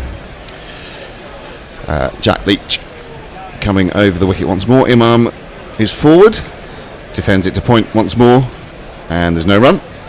But let's face it, if we get too many more wickets like this is you could literally justify picking 10 batsmen and a wicket keeper, couldn't you? Because let's face it, anybody can probably roll their own arm over and get the ball vaguely in the right position to not have every ball smashed for 4. So back in his crease, you might as well play 11 batsmen, and he whips it to mid-on. There's no run. Well, score 1500. I mean, yeah, it's a bit ridiculous. You've got to do a bit of window dressing though. He's back in his crease, defends it to point. There's no run. Yeah, I mean, if that were to start happening, then it really would be pointless, wouldn't it? You've at least got to go at the start of the game, think we've got a chance of taking 20 wickets here, yeah. Whatever it looks like. But yeah, I mean, look, we're looking from the usual position behind the bowler, so obviously we can't see the pitch up close, but it just looks so solid and hard and flat, yeah, and straw-coloured. Imam using his feet once more and very correctly playing it back to Leach. There's no run. I mean, this is it. Usually on a wicket anywhere in the world, pretty much, you can start seeing footmarks, can't you, on either side of the wicket where you think, oh, something might happen there. From this distance, you really can't see anything. Leach in once more, and again Imam uses his feet. This time he's going to get a very leisurely single to long on. Yeah, I mean, particularly given, the Pakistan attack is a very quick one. You would have thought they would have scuffed up something, but clearly it's just so hard, well, not dry. not from what I saw in the first innings. It weren't that quick. I mean, Harris can bowl up at around about 90 miles an hour, but if you think about Muhammad Ali, he looked like an absolute trundler to me. Yeah. John, I'm going to throw to you for the ball by ball. I'm going to slip into the summarising chair, and Forthy's going to be on socials, I believe. Yeah, you should switch into this chair, really. Yeah, all right, you're going to go and have some well-earned kip. He's going to go and make the coffee. John, if you chat while I move into that chair, and we welcome Forthy back as well. Hi, Forthy. Hey, Forthy. Hello there. Hello there, John. How are you? How has your football commentary been going? Well? Not as well as I'd like, but Okay. but yeah, we might get onto that. Just to give us something else to talk about. Will Jacks has started another over and been pushed out to short cover, no run. This one, Imam advances a little bit, but decides not to do anything with it. Just plays it back to Jacks. Quite handsome, Will Jacks, isn't he? He's this sort of equivalent of, we are finding things to talk about here, but well, we have to, don't we? There isn't an awful lot of option, but that one's played out to mid-wicket and thrown back in by Leach. Can we use the term matinee idol? Yes, well, who's been the most matineeist of idols of all time for England, would you say? The best-looking English cricketers. Alistair Cook sometimes gets mentioned. Yes, he does get mentioned in dispatches, doesn't he? Tricky one, that. If you have a look at the 1970 team that went to Australia, that's at the other end of the scale. It's got, Ray Illingworth, John Edrich, Brian Luckhurst. There's some real old pros in there. Jeff Boycott. That is the least good-looking team. Keith Fletcher. It's the least good-looking team to ever leave these shores, in my opinion. Well, sorry, I'm on socials. You carry on. So the matineeist of all England cricketer idols, Dennis Compton must get a mention. Oh yes, the Brill Cream here boy. Is Jacks again, just played back down the pitch. We've got a short mid-on in now, which is always a sign of a slow pitch. Hoping for a miss-hit drive. Here's Jacks again. This is swept, and it's beaten the fielder out at square leg and run away for 4. 1,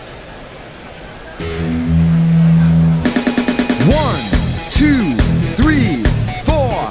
Do you think if history and timing had been different and allowed this to happen, that David Niven would have made a good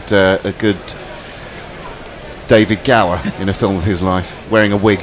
Oh, yes. If he was prepared to play him right-handed, which he might have had to because of his stance, then yes, I think that is true. David Niven will be excellent in that role. One of the few people who played James Bond, of course. Hang on, I'm on tweets. Mark Zip says, Zip's being all sound engineer again. Small sigh, quiet eye roll. Things you never expected to hear on Guerrilla Cricket. Message says, straw-coloured is a generous description of this pitch, more like cement-coloured to me. Maybe Bear needs to turn down the colour gain on your TV. I am colourblind, I will tell you that. I seriously hope England win this from Ravi Nair. Not for nationalistic reasons, but just to make John eat his words. Not that he will, of course. Gary, and he will, like the Tories, always justify their wrongs. Ravi offside, John. I'm always offside with Ravi, Forthy. It's part of guerrilla cricket folklore that Ravi and I argue. Like me and Collins. Life wouldn't be the same if we didn't. So nice to have my sparring partner awake at this time of the morning. Here's Leach, and Imam advances, lofts him, and he's out. A miracle. A wicket has fallen. Crikey. Imam didn't get hold of that properly. It went more up than forward, as it were, and it's been taken almost behind the bowler, really, about 3/4 of the way back. Jingle time.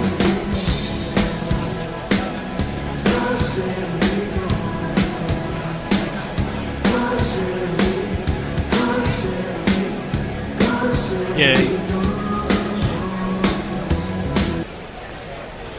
I don't think he quite got to the pitch of that, and he hit a little bit across it, and so it lofted more than it gained length, and Imam has gone for Well, 121. So both the Centurions Yeah. have been dismissed in the last half an hour. Game's moving on, John. The game's moving on. Who knows what's going to happen now?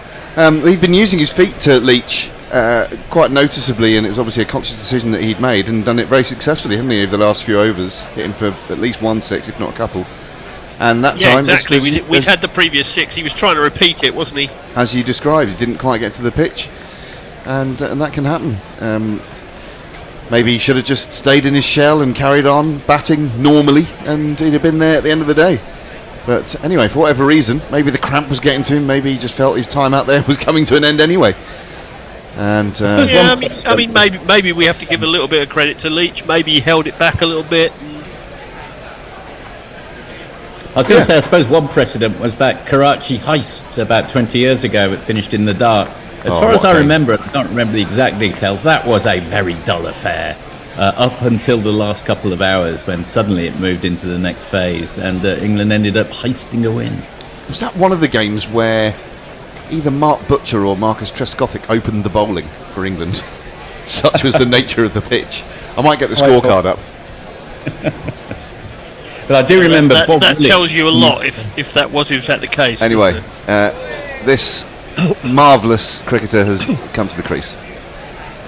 Babar Azam, have you any wool? No, sir. He doesn't because he's a cricketer from Pakistan and he's a really good one.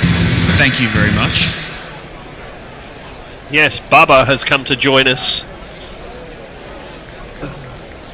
Must be licking his lips at this prospect. He has got a few close fielders around him now, though. Leach is in. That's quite a nice delivery. Maybe turned a fraction. It's played back to Leach. We've got a silly point in position.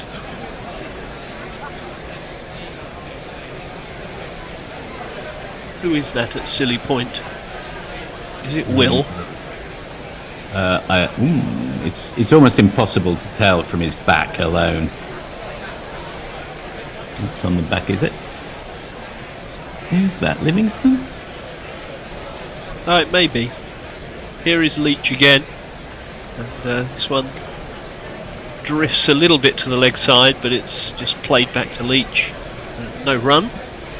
It was Trescothick who, he didn't open the bowling, he was on first change. Okay, it's Jennings, by the way. Keaton. Who's in at point. Oh, that's quite a nice delivery. It's played down to silly point, no run. Remember in that Karachi match, Bob Willis fulminating halfway through. They should all be strung up for the pace that they're batting it here. It's killing Test cricket. He wouldn't be enjoying this much then. This is whipped away, wide of mid-on. It's going to run all the way. It's gone for 4. 1, 2, 3,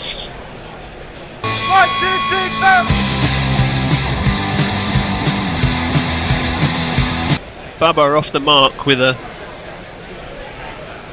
quite a wristy little shot. That I listened to a lot of that series, which would have been on around about the same time as this one, I'm guessing, on TalkSport, Forthy, and your fellow Midlander, fellow Midlander, Jack Bannister, was a voice I particularly recall from that series.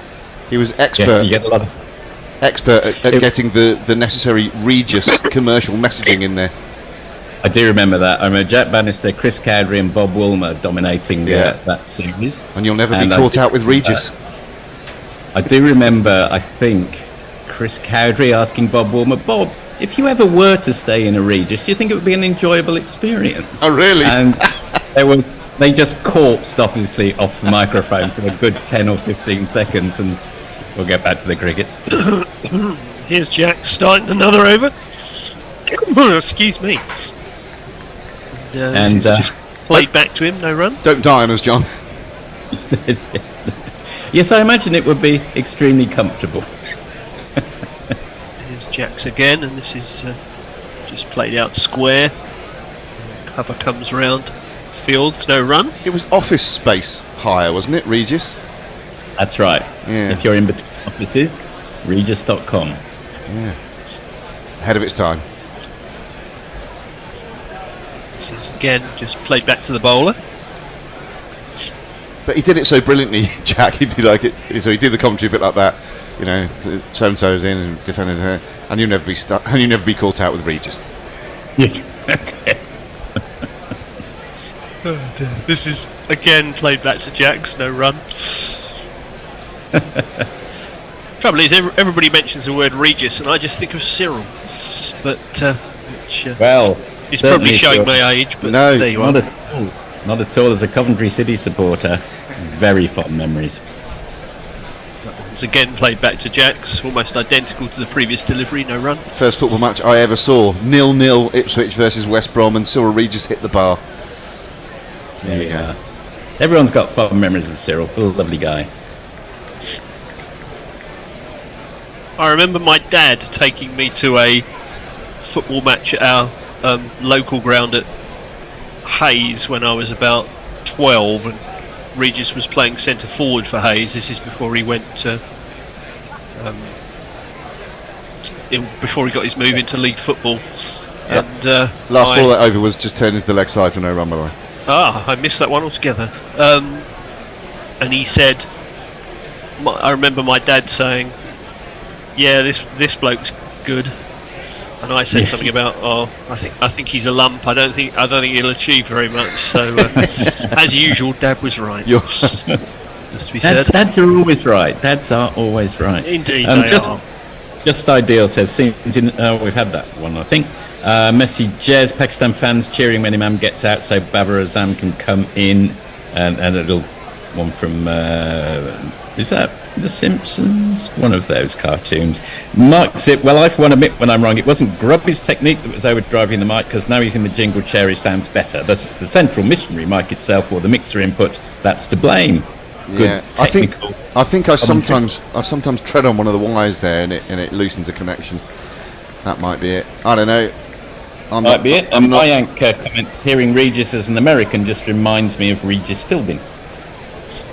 We're going to have a quick bowler, gentlemen. Well, hey, shall I get an Ollie Robinson is coming on. Let me find him for you. Here he is. Ollie, Ollie, Ollie! Oi, oi, oi! Oi, oi, oi!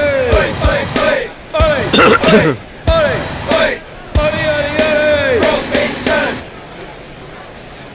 A bowler I've always been very impressed with, I have to say. And I was calling for his test conclusion long before it came. Yeah, I think many people were, and he's been to the manner born. Is indeed, yes. He's like an upgrade on sort of a Mike Hendrick, isn't he? If I can put it that way. Very fond memory of Mike Hendrick. He has that same sort of relentlessness, though, doesn't he? Yes, but with a little bit more guile, I think. Mike was always just a little bit back of a length and never got a 5 for in Test cricket, notoriously. But I think Robinson's a more threatening version. I'd put him on the world stage. He's up there with the likes of Ryan Harris and Vernon Philander. You know, sort of relentless line and length, but better than that, if you know what I mean. Yeah, totally. See how he goes. Anyway, he's coming in to Bubba, and that's right on the stumps. First ball. That's exactly where you want to be bowling. Maybe keeping a little bit low. Exactly that. And if there is any variability in bounce, you want to be in the game, and therefore wicket to wicket is how to go.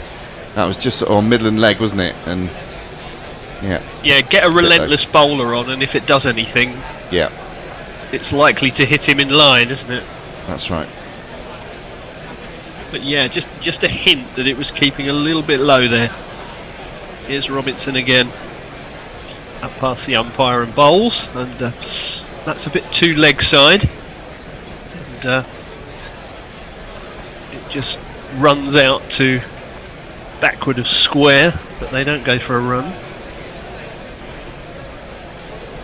Yeah, this is quite a good move, I think. Yep. 2 relatively new batsmen in. Bubba not yet in full groove. And well done England and Pope for standing up as well to the stumps. Yeah, absolutely. Particularly as we've said, he's not a not a test class wicket keeper. So at that point I thought we were seeing a fielder going directly behind him, which is always an insult to a wicket keeper. Yeah, that wouldn't be good, would it? Here is Robinson again, in, and this is pushed away to short mid wicket. There's no run. I would get another man in there in sort of short mid-wicket area, almost like a mini slip cordon, but in the mid-wicket region. For that, very straight. You inevitably going to stray onto leg stump a bit. He's going to be clipping you through there, and if he does so aerially, you've got a chance. In fact, they have got 2 in there. Yeah, that sort of wristy shot that he doesn't quite go over the top of. That's what they're looking for, isn't it? Or a leading edge or something.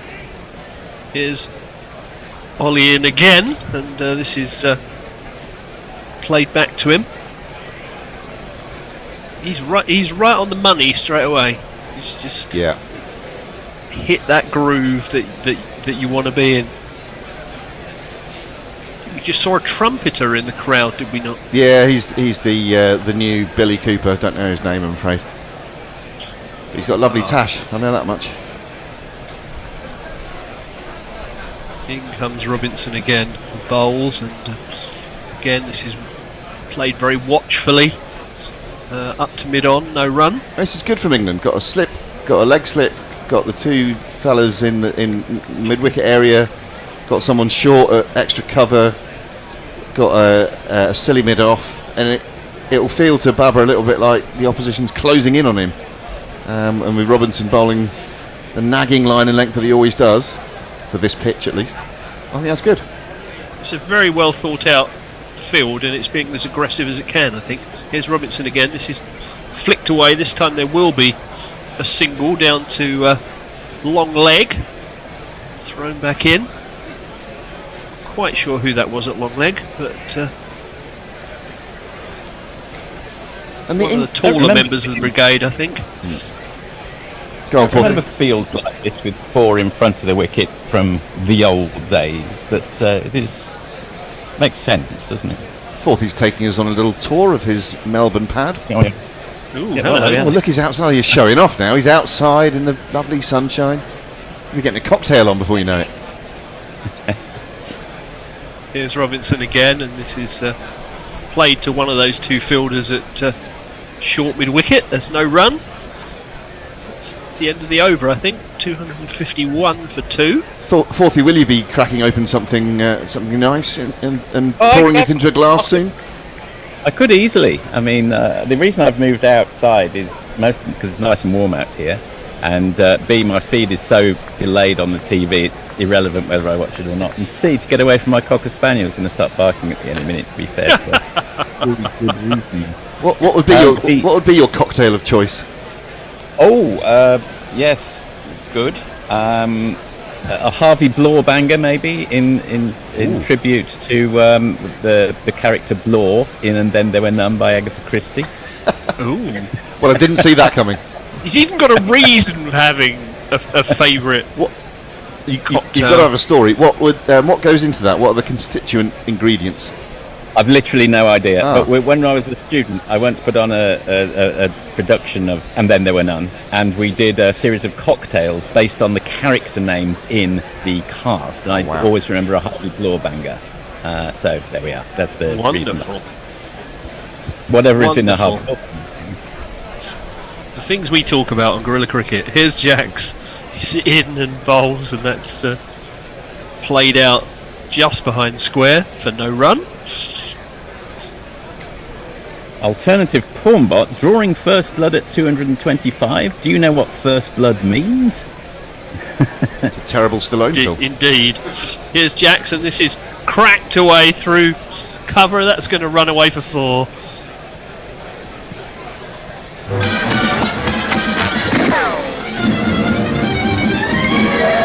Wide and loopy. And got the full treatment. Bent knee, full swing of the bat. Lovely looking shot that. I do like that. Yeah, when it was. It's a full stretch forward, and the back knee is, well, the back lower portion of the leg is all the way along the ground. Looks very pleasing. Bubba in full flow, that was. Here's Jax again. This is also wide and slapped out towards cover, and they run through for a single. 256 for 2. England session though. Well, they've got they've got a couple of wickets. They've kept it reasonably within bounds so far. There's a little way to go. It's a bit like saying it's a good World Cup when we're still in the the qualifying groups. I know what you mean. This is spooned up in the air. I think off the pad. Didn't get hold of that at all. And it just... yeah, he had a big swing at it. Yes, just hit him full on the pad. Well outside the line of off stump. Is there a little inside edge on that? All loomed up in the air. Here is Jacks again. That one turned a little bit.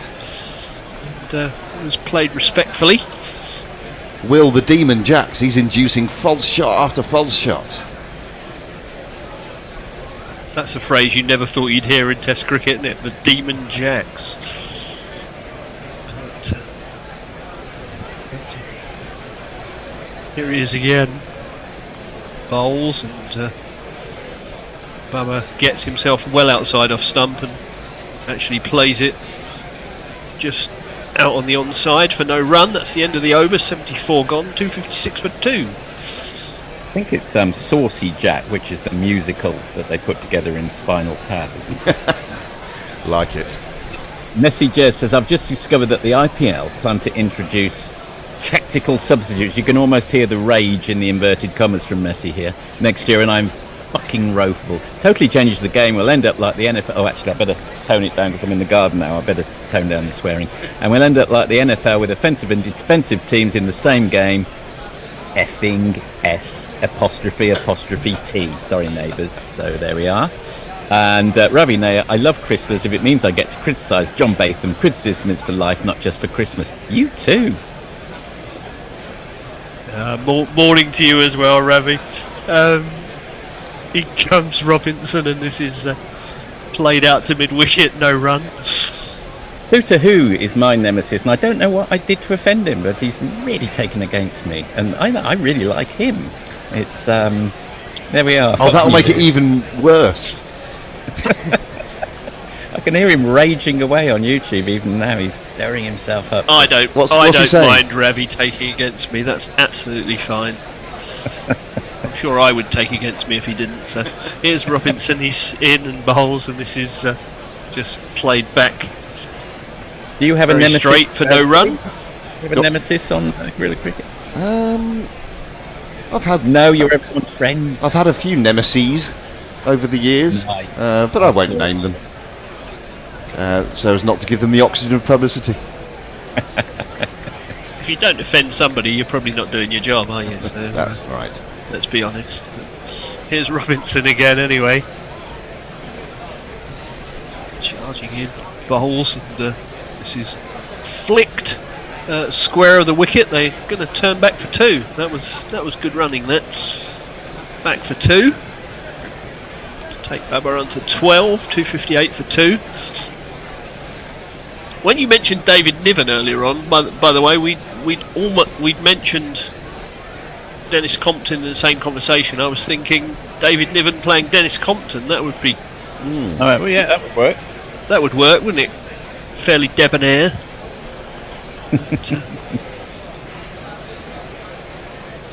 Maybe John Le Mesurier in the Gower run. Oh yeah, indeed. Yeah, good call. Here's Robinson again. Oh, this gives Babar a little bit of hurry up, I think. He just plays it defensively, no run. That looked a decent delivery. Suggestion of reverse swing there, possibly? Yeah, maybe just a fraction. Absolutely grasping at straws here. Looked as if it bounced on him a little bit as well. A hint. Yeah, we're looking for anything, aren't we? Desperately. Here's Robinson again, and this is played out to short mid-wicket, no run. Probably a little bit like watching a timeless test must have seemed. Maybe a little. Yeah, I mean, we're not even halfway through this one yet. And that South African one lasted 10.5 days before they had to catch the boat. That's the one that's the only reason the game was off, because they had to go and get the boat, right. Couldn't play anymore. They're on the cusp. Robinson into Babar, again, just played defensively back to Robinson, who fields off his own bowling. Another pretty tidy over that. Well, I was going to say, if we can get 258 for 2. If we can get a good spell, if he can give us, I don't know, 7 overs off the reel. Well, there's lunch coming up as well, actually, in half an hour or so. So either side of lunch, maybe you can get a 10 or 12 over spell if you can bowl like this. Just keep them honest while we rotate the spinners at the other end, perhaps. Guess so. Just Ideal says, grubby sounds of Cashman. Mows and mullets are de rigueur for young Aussies. They are indeed. PJ Mead is worried about Ricky Ponting. Messi Jez replies, he is fine. He's okay. He's out of hospital, so that's good to hear. Oh, what's happened? He had a heart murmur and had to go into hospital during commentary yesterday, but apparently he's okay. He's used the experience to get a message across about being able to ask for help. So there we are. Well, yeah, if you're having a fucking heart attack, you want to be able to ask for help. Well, I mean, that's no time for male reticence, is it? And for say, I'm sure I'm fine. I'm having a heart attack, but I'm fine. First ball of a new over is played out square. No run. Here's Jacks again. A big stretch forward this time by Azar. Plays it out to cover. No run once more. Mog says the chance my neighbours might hear me swearing is just one of the reasons I go out to bellow obscenities at the top of my lungs. Another ball is played out to Stokes, who throws it back. No run. Jack certainly gets through and over pretty quickly. Yeah, fair play to him for that. It's in again. This one turns in a little bit on Azar, but he plays it very watchfully down to short leg. No run.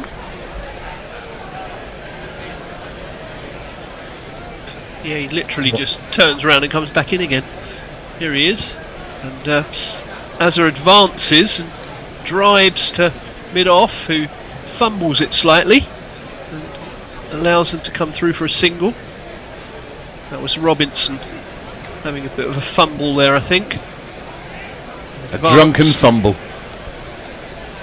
Yeah, just didn't quite get the barrier right, but not too costly, just a single.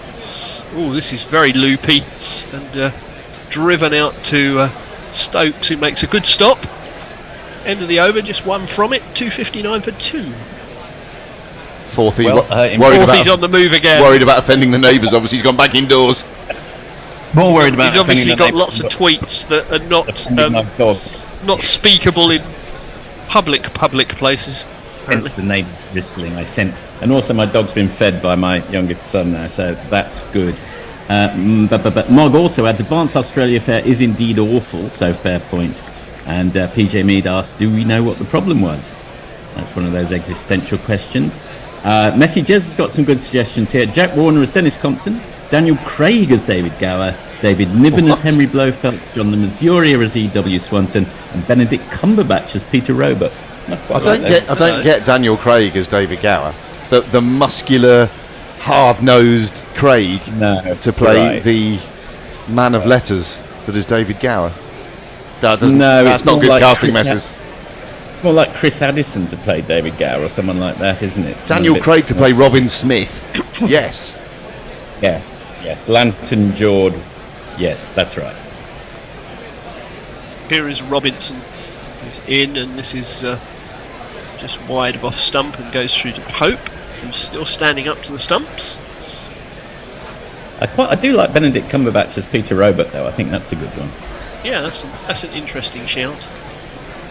Did not expect to hear that this morning. You always hear things that you don't expect to hear. Well, on indeed. Guerrilla Cricket, let's be honest. Right, yeah. The one thing you should expect is the unexpected here on Guerrilla Cricket. Indeed, absolutely so. Pakistan have got the deficit down to under 400. I note. Jack Warner as Dennis Compton. Wasn't Jack Warner Dixon of Dock Green? He was indeed, yeah. I'm not sure I can see that. Here's Robinson. This is played out square. It may go all the way for 4. Indeed, it does. There's not one boy for me, I must have 2 or 3. I need 4. That was a little bit too short from Robinson. Funny little. Nicely put away. It's almost an apologetic little shot, wasn't it? Just sort of outside the off stump and just at the last second thought, I'll dab this away. Square. Yeah. And it just kept running. Say Leonardo claps. I'm not quite sure what he was clapping there, but claps anyway. Here's Robinson again, and that's a bouncer, and goes through to Pope. I think Azza had about half an hour to duck out the way of that. It wasn't a bad bouncer, quite well directed. Yeah, it was, but it's just so slow that he just... I mean, on this pitch, it's all relative, I suppose. It hurried him slightly. It's a good effort to get it to bounce that high at all on this pitch. Yeah, really. No doubt. You know, this pitch is dead. It wouldn't bounce if you put 50,000 million volts through it. Here's Robinson again, and another bouncer. And just goes through to Pope. No run. Didn't like being hit for 4, did he? No, he's trying to make sure that doesn't happen again. But, yeah, dear me. He'll really get eggy if he gets pulled, though, won't he? Azza thinks I'm bored with this, ducking underneath. I'm gonna go on the back foot and dispatch it over cow for 6 or whatever. Change at the end of this over. The Bears come back in the studio. I'm going to have a well-deserved break, and you two gents are swapping seats or something, I think.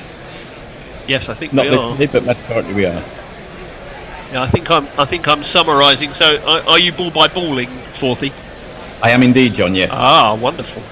This is out almost to the boundary, retrieved. They run back for 2. 263 for 2. It's a no ball as well. Ooh, it's a which I could probably find. I was thinking, I wish I had a jingle for the Bear. I'd do that, shouldn't I? We ought to have a jingle for the Bear, shouldn't we, really? But instead... Ooh, that's quite a big no ball. It's one of these. A spinner has no cause to go and overstep. Here's Robinson again, that's much better. Right on the stumps. Played back down the wicket, no run. Don't get so close to crease. 1 ball left for me on ball by ball. We're having a look at Robinson's no ball again. Yeah, that was quite a long no ball, that one. Not a difficult one to call. But not suspicious. No, it wasn't a Mohamed Amir no ball. Indeed. Here is Robinson again. Into Babar. He just lets that one go. Goes through to Hope. Almost bounces twice. No run. So 77 overs gone now. 3 more to the new ball. 267 for 2. I'm just going to shift into the summariser's chair. You two keep chatting. He's going to pick up. Keep chatting, and the Bear will be sliding into where I currently am in just a moment. See everyone later. No worries. We've got one more tweet from Messi here, who says, here's Punter talking about his scare, and he says, I mentioned to JL, presumably Justin Lango, who was commentating with me, that I'd had these pains in my chest. 10 or 15 minutes later, I was in the hospital getting the best treatment I possibly could. I'll tell you what, it's a good thing he wasn't sitting next to Alan Border. He'd have said, you carry on, mate. We've got a Queenslander coming in next, so you can bloody well just sit there and get on with it. Like, bugger your pains in the chest. But fortunately, he was sitting next to gentle, sensitive Justin Langer, who suggested he went to hospital. So there we are. We've got Bear in situ. Hello, Bear. Back again. Had a nice little rest or a cup of coffee? Had a nice little rest and didn't want to get up again. But I'm here. Here, like a true professional, you're here, and just like Segway Alert, Jimmy Anderson, another true professional who could be at home but is in Rawalpindi, about to bowl his 9th over. He's only bowled 8 so far, and he's only conceded 16 runs. He'll be in probably damage limitation mode, one would suggest, but maybe. And getting ready for the new ball, one presumes. Here is the jingle. Jimmy, Jimmy, Jimmy, Jimmy, oh, Jimmy, Jimmy, oh, little Jimmy, will let go. Sound of the undertones fades away, and Jimmy's first ball fades away down leg, but only goes to one of those mid-wicket fielders, so dot ball. Yes, end of the 77th, into the 78th, so just one warm-up over for Jimmy as Bear correctly spots, and then we'll be into new ball time. What will happen then? There'll be a little barrage before lunch. Yeah. Actually, It yes. is the 78th, actually, isn't it? 40. 78, 79, 80. Yes, it is the 78th. So he'll be able to take it, will he not, at the start of the next over? Is that right? Have I got my maths right? No, I think you have to bowl 80, don't you? Oh, yes, I you're think right. he'll have 2. 2 warm-up overs, you're absolutely right, yes. Yes, a lot of... Which he talk probably of- needs to warm him up because, let's say face so. it, he's only bowled 8 in the whole match. So Robinson Again, gets says a lot 2. about the pitch, probably. Indeed, yes, Robinson gets 2 warm-up, Anderson gets 2 warm-up. There's a little problem with the sight screen. The sheet. A little bit... The sheets have come apart. Yes. Or blown apart, or whatever it is. Napoleon blown apart with the sheets. Oh, very good. We're okay. Thank you. We're all okay. All good to go. In comes Jimmy once more for his second ball of his warm-up over, and that is nice shot through the covers. And is it going to go away for 4? Yes, it is. 4 of these. If you beat the infield, generally goes all the way, doesn't it? So. It's pretty hard outfield. You'd think there'd be a bit more reverse swing after 77 overs with a sort of fairly rough outfield, wouldn't you? Well, I imagine the ball's got too soft now, isn't it? I think probably ultimate time, the best time for reverse swing is probably around. Well, they did try at the end of the yesterday's play, didn't they? Sort of mid-30s to mid-40s is probably the best time. Probably the sweet spot. You're absolutely right. Then it really just goes like a net ball. Yeah, it's probably a soft thing now, isn't it? Say so. Yes, you're right. Jimmy in again for his third ball of the over. Nothing much happening there. Dot ball. Wasn't a no ball, was it? I thought I caught a glimpse of the arm going out. Perhaps not. Just looks a tad stiff at the moment, doesn't Jimmy? He can be forgiven. He's 39, isn't he? He's 40 now. Is he actually 40? Yeah, he's actually Wow. 40 now. When's his birthday? We were trying to... it'd be quite easy to find out, which I'm just about to do. He's in for his next ball of the over. That left alone by Azza, but really he could literally watch it all the way because that went through at 121 kilometres an hour. That was not fast. In fact, he was 40 for the entire British summer, pretty much. Is he really? July the 30th he was born. So he's nearly 40 and a half now. Gosh. So in the Ashes next year he'll turn 41 before the end of the fifth test. Wow. I mean, it's not that ironmonger fellow. He was about 67 when he made his debut, but still getting on. No, he's 48, I think. We're not going to see the like of him again. Ooh, in comes well, Jimmy again. Ooh, and that he really put a bit of effort into that, and he got up chest high. And actually, Azza did quite well to sway out of the way of it in the end, go straight through the post. Caught him by surprise as much as anything else. What you want to do is bang that one in there and it scoots along at ankle height. Yeah, yes, indeed. That's when you know you're back in the game. Well, we're going to need that to happen, aren't we? Well, yeah. To advance this test match. I mean, if there is going to be a result, there's still going to be 4 dull days of cricket before we get to the interesting final bit, a bit like an opera or something. Oh, and that is just played wide of the man of leg slip. And that was exactly probably what Jimmy was bowling for. Perfectly legitimate to have it coming in. Played off his hips instinctively by the batsman, but just wide of the man at leg slip. And I think he got a pull on that. Now, I don't know if it came off pad or bat. Just having a look at the replay now. Yeah, no, right off the middle of the bat. So that I believe that's what they were bowling for. Hence the leg slips there. Yeah, I think you're right, there. It was pretty sharp. Would have been a good grab. Yeah, hands on head suggests that. It was Crawley down there. Should I give you a tweet or two? Mog says there was a jingle for the Bears' 50th birthday. There's quite a lot of jingles for me, I've just noticed. There is one. Milestones. Where was it? There's one Bear Whiskey, New Zealand versus England for 2019. I must have been getting pissed. There's one for Bear's Bladder, which I think was done last. That sounds summer. gruesome. Very disrespectful, if I may say so. Well, yeah, indeed. That's Mog for you. And there is one for my birthday. There's also a Bear and Hendo one. Hendo and the Bear. That's definitely correct. So there should be. He says, I'll be a little bit suspicious that the whole ponting thing is just part of some plan to rehabilitate Langer's reputation. No, yes, quite possibly so. We've started the 79th over. Pakistan are on 272 for 2, and it's Robinson, number 33 off 8, coming into bowl. We're having a look at that replay again. Yes, it very much looks as if the first score was right, and Zach Crawley. It was a sharp chance, but maybe 3 or 4 times out of 10 you would have hoped him might have caught that. In fairness, probably only someone as tall as Crawley would have got anywhere near it anyway. So. Fair enough, yes, but you got to take your half chances on this pitch. You really have. Pakistan trailing by 385, and this seems to be a very concerted plan because Robinson is again angling in at the legs. There's a leg slip in place, but this one is played down to, it looks like Keaton Jennings, who's still got his shin pads on down the boundary. Must make it quite hard for him to get around. And they've come. Do we think that's it for Livingston for the entire series then? His knee's fucked and that's that? I don't know. I don't know if there's been any indication from the English camp on that. They showed a picture of him going off yesterday and going up the stairs, and he kind of collapsed as he put his weight on one of his knees. Almost dipped out of sight as his leg collapsed underneath him. Yeah. Robinson in again, slightly full of ball, and that is negotiated.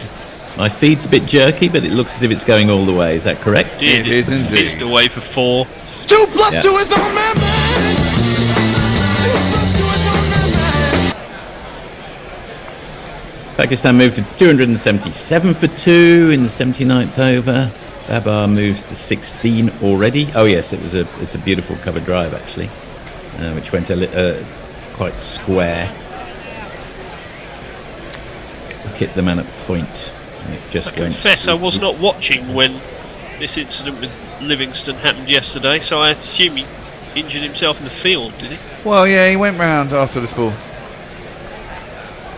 Robinson in again. A kind of backward defensive, just down to the man at short mid-wicket, who is Joe Root. Nothing happening there, Dobry. Yeah, he was fielding in the outfield. I think he just jarred his knee a little bit. Chasing a ball around the outfield and then went off, and as he went up the stairs he kind of put his weight on his foot and he kind of collapsed to his right. Yeah. Obviously there was a sharp pain. I mean, these things can be, could have been a little jar and quite painful for a short period of time, or he could have done something more serious, I suppose. I haven't really read about it. It's one of the unmentioned drawbacks of these very hard southern hemisphere fields. Thinks of Simon Jones collapsing in a heap at Brisbane, so they can be quite dangerous to the field. Yeah, you get shock going down through the knee, I guess. Oh dear. Well, this is interesting. Pope has come up to the wickets, and that is played, I think, off the leg wide of Crawley at leg slip. No, it's gone off the it's pitch. just gone past Pope. Gone for 4 byes, I think. 4 byes, yeah.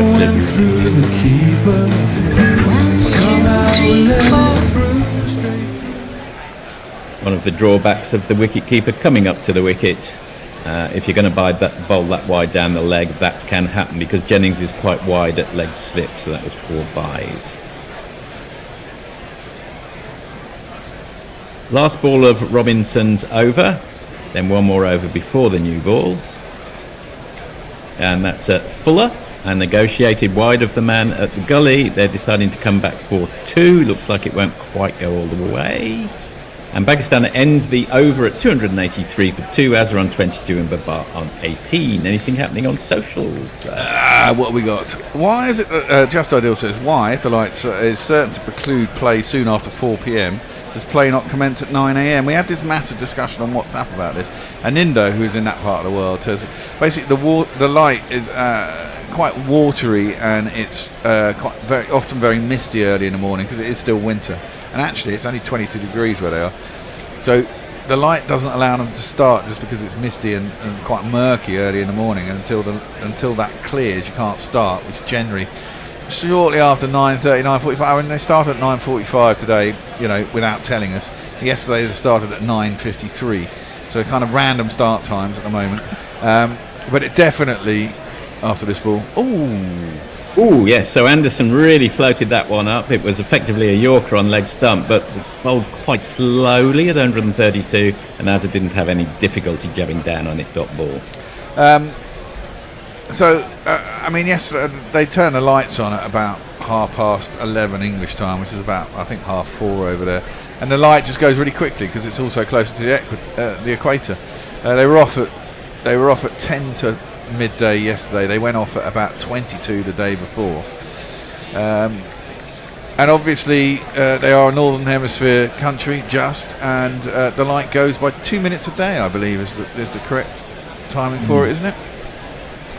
Yes, I think that's about right. Yes, you'll be familiar with this. My wife's mother lives on the equator, more or less, in Kenya. That's a dot ball, by the way, from Jimmy. So it's more, you get 12 hours of daylight and 12 hours of dark. Yeah, no. Obviously, my wife's from Kenya, and I've been at Nairobi in January quite a lot. And, exactly that. Basically, in January, it's sort of 6 till, well, shortly after 6 till sort of 6:30. And if you go later, it's kind of just after 6 till 5:30. Yeah. There's about half an hour either way, basically. At most, yes, exactly right. Anderson in again. That one a little wider of off stump is negotiated rather skillfully, as you'd expect, by Azza down to the boundary for 4 runs. He moves on to 26. Oh yeah, you've got 13 minutes left on GPL. How many people have entered today? You've had 8 entries. Loads of them by messages. Nombre Nuevo is in there too. 273 up to 327 currently. 13 minutes left to get in. How many runs have been scored today so far? What did they claim? Remember what they came out on? 180 odd, wasn't it? So it's about 100 runs. 106, I think. 106, okay. So quite a high scoring rate, as you perhaps expect. In comes Jimmy again. Another dot ball goes by. What's the pot today? It's up to about £43 currently. And obviously the more entries you get in, the more it rises. And every pound helps us stay on air, Yeah, of course. of course. Not wasted in any way.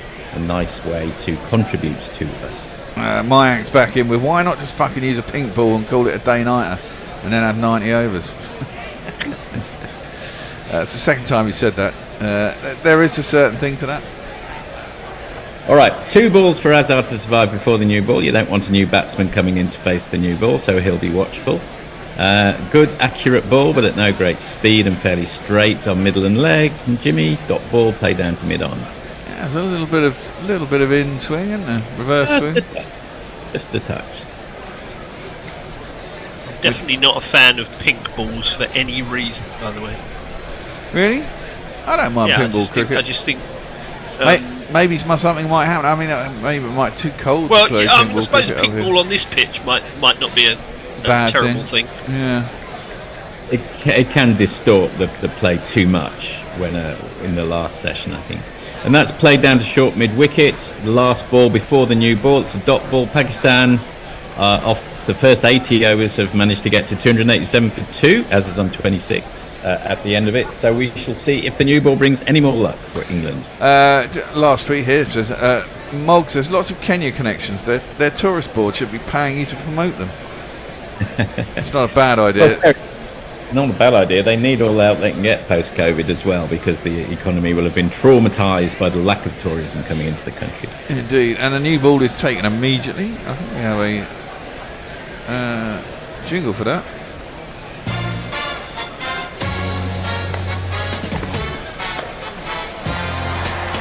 I didn't know your good lady was Kenyan, Bear. Yep. She certainly is. I've been to her homeland many a time. Used to go. It's a beautiful place, and it used to go all the time before the kids came along. And now we looked at flights. If we wanted to go out for Christmas, it was 10 grand. Take the family out there just on flights. It's like can't afford that. Yeah, we used to go every year. January. Before they brought in flight taxes, used to be able to go out in January after New Year. Go out on the 5th of January, get 2 return flights, about 260 quid each. And we had somewhere to stay in Nairobi, so we go and spend. And I used to work in telly, which was a dead month in January. So I always used to go out in January for about 3 or 4 weeks. It was great.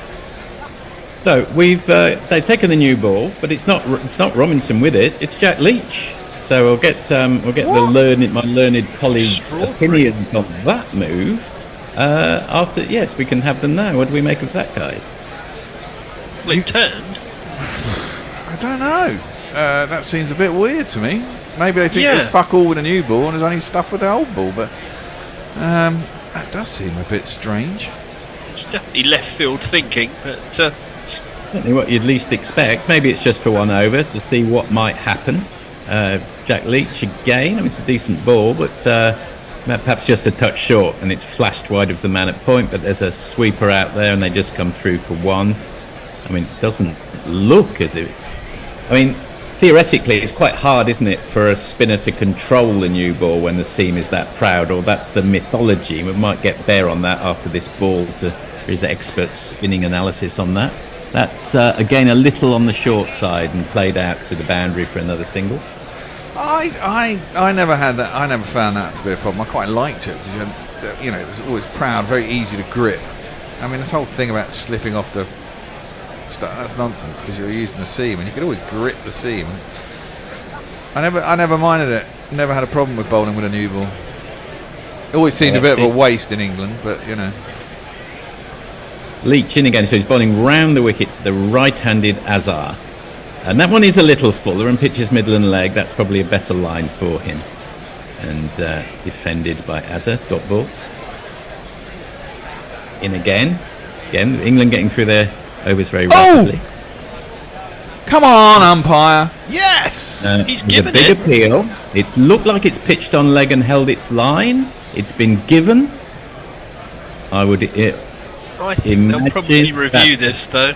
I think that's almost probably inevitably going to review. He is going to review, but I still think it's going to be out. I think we saw quite a few. I mean, that's kind of how Leach bowls for his LBWs, isn't it? He bowls it on that middle and leg line, tries to get it to straighten, tries to beat the inside edge of the bat. We saw it quite a few times last summer. Quite a lot of reviews, and they were often just shading or clipping leg stump. And I think that is pretty similar. Well, let's hope so. I think there has to be a question mark on height, but let's have a look at the replay now. I don't think there's a question mark on height on any of these. I mean, on these wickets. I mean, yesterday, even tall Is men. it about knee roll? It's about knee roll, but it's never going to go over. Not there. It might be missing leg stump, but I don't think so. There's no bat on it. No bat on it. Hit it. Looks like it held its line. It's just above the knee roll. It's well back in the crease, so this is looking quite good. It's It just looks above like it's the knee roll, but it hasn't got very far to go, is it? No. And be hitting the top of leg stump. Yeah, We're having a that's look now. boom, hitting. That's out. In the top of leg stump, it is indeed out. Jack Leach has done the job. First over of the new ball taken by Jack Leach, a master stroke by Stoke, and Babar has to go. There you go. A little bit of left field thinking. Cause by the time that I do, you'll be gone. Yeah, good stuff. Bit of left field thinking. Indeed, for 27. Not what they'd have been expecting. That's right, and maybe they've mentally just compartmentalised, seeing off the seamers for the 20 minutes, with 10 minutes or so before lunch, and good captaincy. Indeed. Over on YouTube, David Brooke is with us, and Mezzy Afridi is with us. He says, "Hello guys, enjoy your commentary. Thank you very much." Suzu's back. Says shift meeting done. Back to the cricket. You out in the North Sea at the moment, Suter?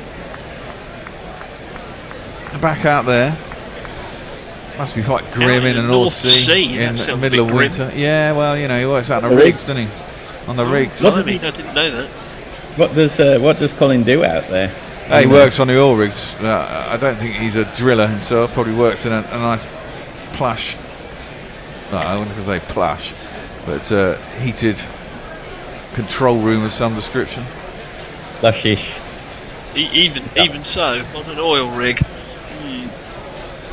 Pretty chilly. Yeah, well, big industry in Scotland, and of course they'll take it all off us if they get independent, or try. The new batsman is Shaqeel. I imagine he's probably got a jingle that sounds a bit like this. Shaqeel. I'm sure I've got his jingle. Sound Shaqeel, that's right. Sounds like this. Well, let me tell you about the way he hooked, the way he bowled, and the slowness of the ball.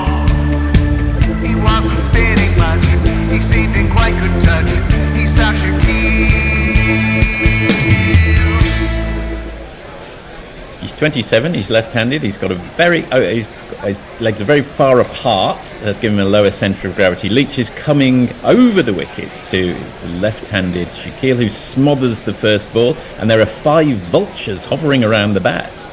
So this is good pressure and good thinking from England. Yeah, they're crowding the new batsman, as indeed they should. 3 on the off, and a leg slip, and a short man on the leg side as well. Must be some hot breath on Shaquille's neck right now. Will he be able to negotiate a wicket now? Would make things very interesting. Well, it certainly would. I mean, there's still 367 runs ahead at England. So, get past Rizwan, which is 3 wickets away, to send him back into the hutch. Who's in now? So 5's in now. Rizwan's in next, actually, isn't he? 2 more wickets could make this quite interesting if we can get one of them reasonably quick. Babar would be a nice one to get. Is it Shaqeel's debut? Is it debut? I haven't got that information yet. 290 for 3 Pakistan at the end of the 81st, and it's Joe Root, who you would have got good odds on this bear. Root and Leach opening with the second new ball for England. He's coming over the wicket, and that's a dot ball bowled to Babar. Well, we've got 4 minutes till lunch, haven't we? So they might be saving. Go put your feet up. When was the last time England took a new ball with 2 spinners? Please do write in. Possibly, I'd have said within the last 24 months over in either Sri Lanka or India. It was a wider ball from Joe Root, which is played out to sweeper on the boundary for a single. They may well be thinking that they want Leach to bowl 1 more over before lunch, and bowling Root from this end will enable that to happen. Yeah, totally. As long as Root keeps its, Yeah, doesn't go round the park. Yeah. Well, he gets a lefty to bowl at. He enjoys bowling at the lefties. Well, they've got their wish. Babar is off strike, and Shaqeel is on, bowling at the new batsman, who must be feeling a little nervous. Again, smothers that ball back to Joe Root. Just the 4 men hovering around the bat for Joe Root. Yeah, not a great time to be coming in, is it really? No, indeed, no. You're in a bit of a lose-lose. Goes a little wider on the crease and gets a little turn consequently, which Shaqeel gets with the outer half of his bat, but smothers it effectively enough with soft hands. Well, I can tell you this is Saud Shaqeel. It is his Test debut. His first class, he's had 57 matches, averages 52, highest score of 187. And he's... Oh, and excitingly, we've got a glimpse of Suter Who's control room on the oil rigs, which looks extremely high-tech, coming through on our WhatsApp group. That was cannoned into the knee of was it Jennings there? So not a chance. It has to be said. It would have to be Brian Close to have taken that one. At the end of the 82nd over, Pakistan 291 for 3. Shaqeel on none, Babar on 20, and we'll get 1 more over before lunch. So the ploy has worked. We will get 1 more over. Okay, just ideal. He's very angry about this. It's an obvious solution to the restricted hours of light is to program a 6-day test. Oh, please, no, not on this. It's still not on this pitch. No, please. no. Mayank says this pitch looks like fucking cement, not clay or whatever it's supposed to be. It's Jack Leach again. Can he? Could he tease another wicket? Babar. They've only got 2 men round the bat for Babar, who will probably. He's going to play for lunch. He's played a lovely 4, so he will keep the strike. That was a beautiful.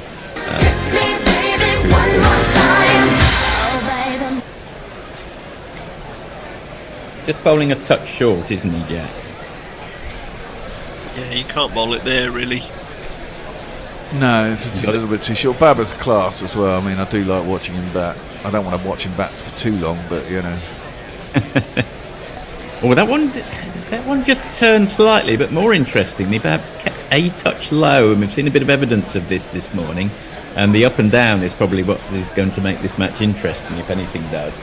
It's not really cracking up as such. Jack Leach into the wicket again, and that one's pitched just outside leg stump, and Babar's able to negotiate it past the man at mid-wicket. They come back for 2, which is a shame for England. They wanted Shaqeel back on strike. Babar moves to 25. 3 wickets in a session is quite expansive for this test. No, if you'd offered England that at the start of play, they'd have said yes, please. Well, exactly, especially with all the runs in the bank. That's it. They can just weasel out another 2 or 3 in the next session. All right, they've got nearly 120, but that's the great benefit of having scored so many so fast on a pitch like. Well, that's what they were all yapping on about on day one, isn't it? They moved the test on really quickly, got ahead of time, as it were. Forward defensive by Babar. Dot ball, just 2 balls of this session to go. Jack round the wicket to Babar again. Well, he's going to take the single wide of the man at cover. Is that wise? He's going to I'm going to say maroon, but put Shaqeel on strike. Expose. That's the word you're looking for. Expose Shaqeel to the last ball. If Babar really gets going, we may still wish we'd not got that far ahead of the game. Well, there's always that possibility. What will happen here? 5 round the bat. Jack Leach to Shaqeel. Comes over the wicket and Shaqeel. Slow turn, and Shaqeel is able to watch it onto the bat and defend it all the way down to mid-on. That is the end of the session. It is lunch. 298 for 3 at lunch, Pakistan. The end of the 83rd. I don't know, John, do you want to reflect on the morning's proceedings a little? Well, yeah. I mean, obviously on this pitch, if you, as I think we've just said, if you'd offered England 3 wickets, they'd have taken that. They've got both Centurions out. Babar remains the sort of big danger to Pakistan piling up a big score, I guess.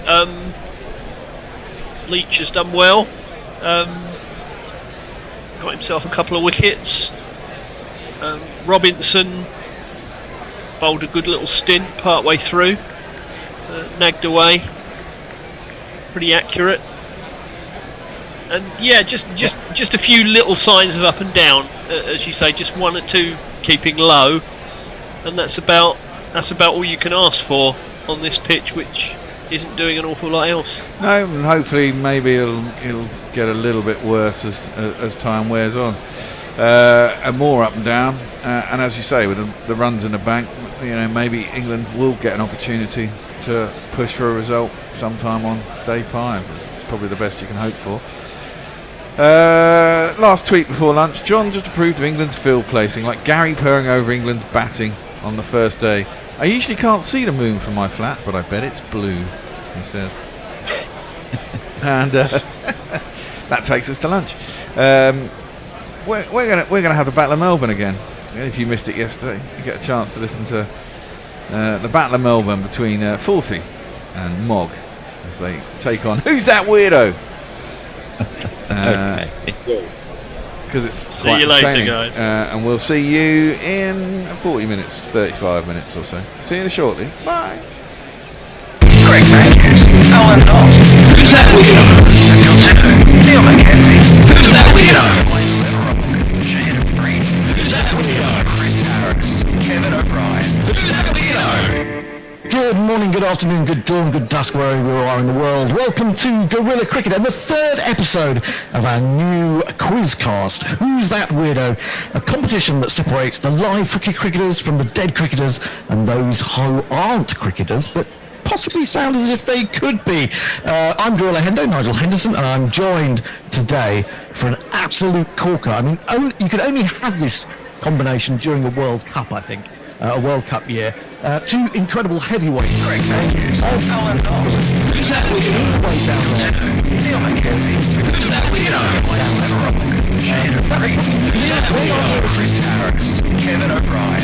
Who's that weirdo? Good morning, good afternoon, good dawn, good dusk, wherever you are in the world. Welcome to Guerrilla Cricket and the 3rd episode of our new quizcast. Great matches. Alan Knowles. Who's that weirdo? Neil McKenzie. Who's that weirdo?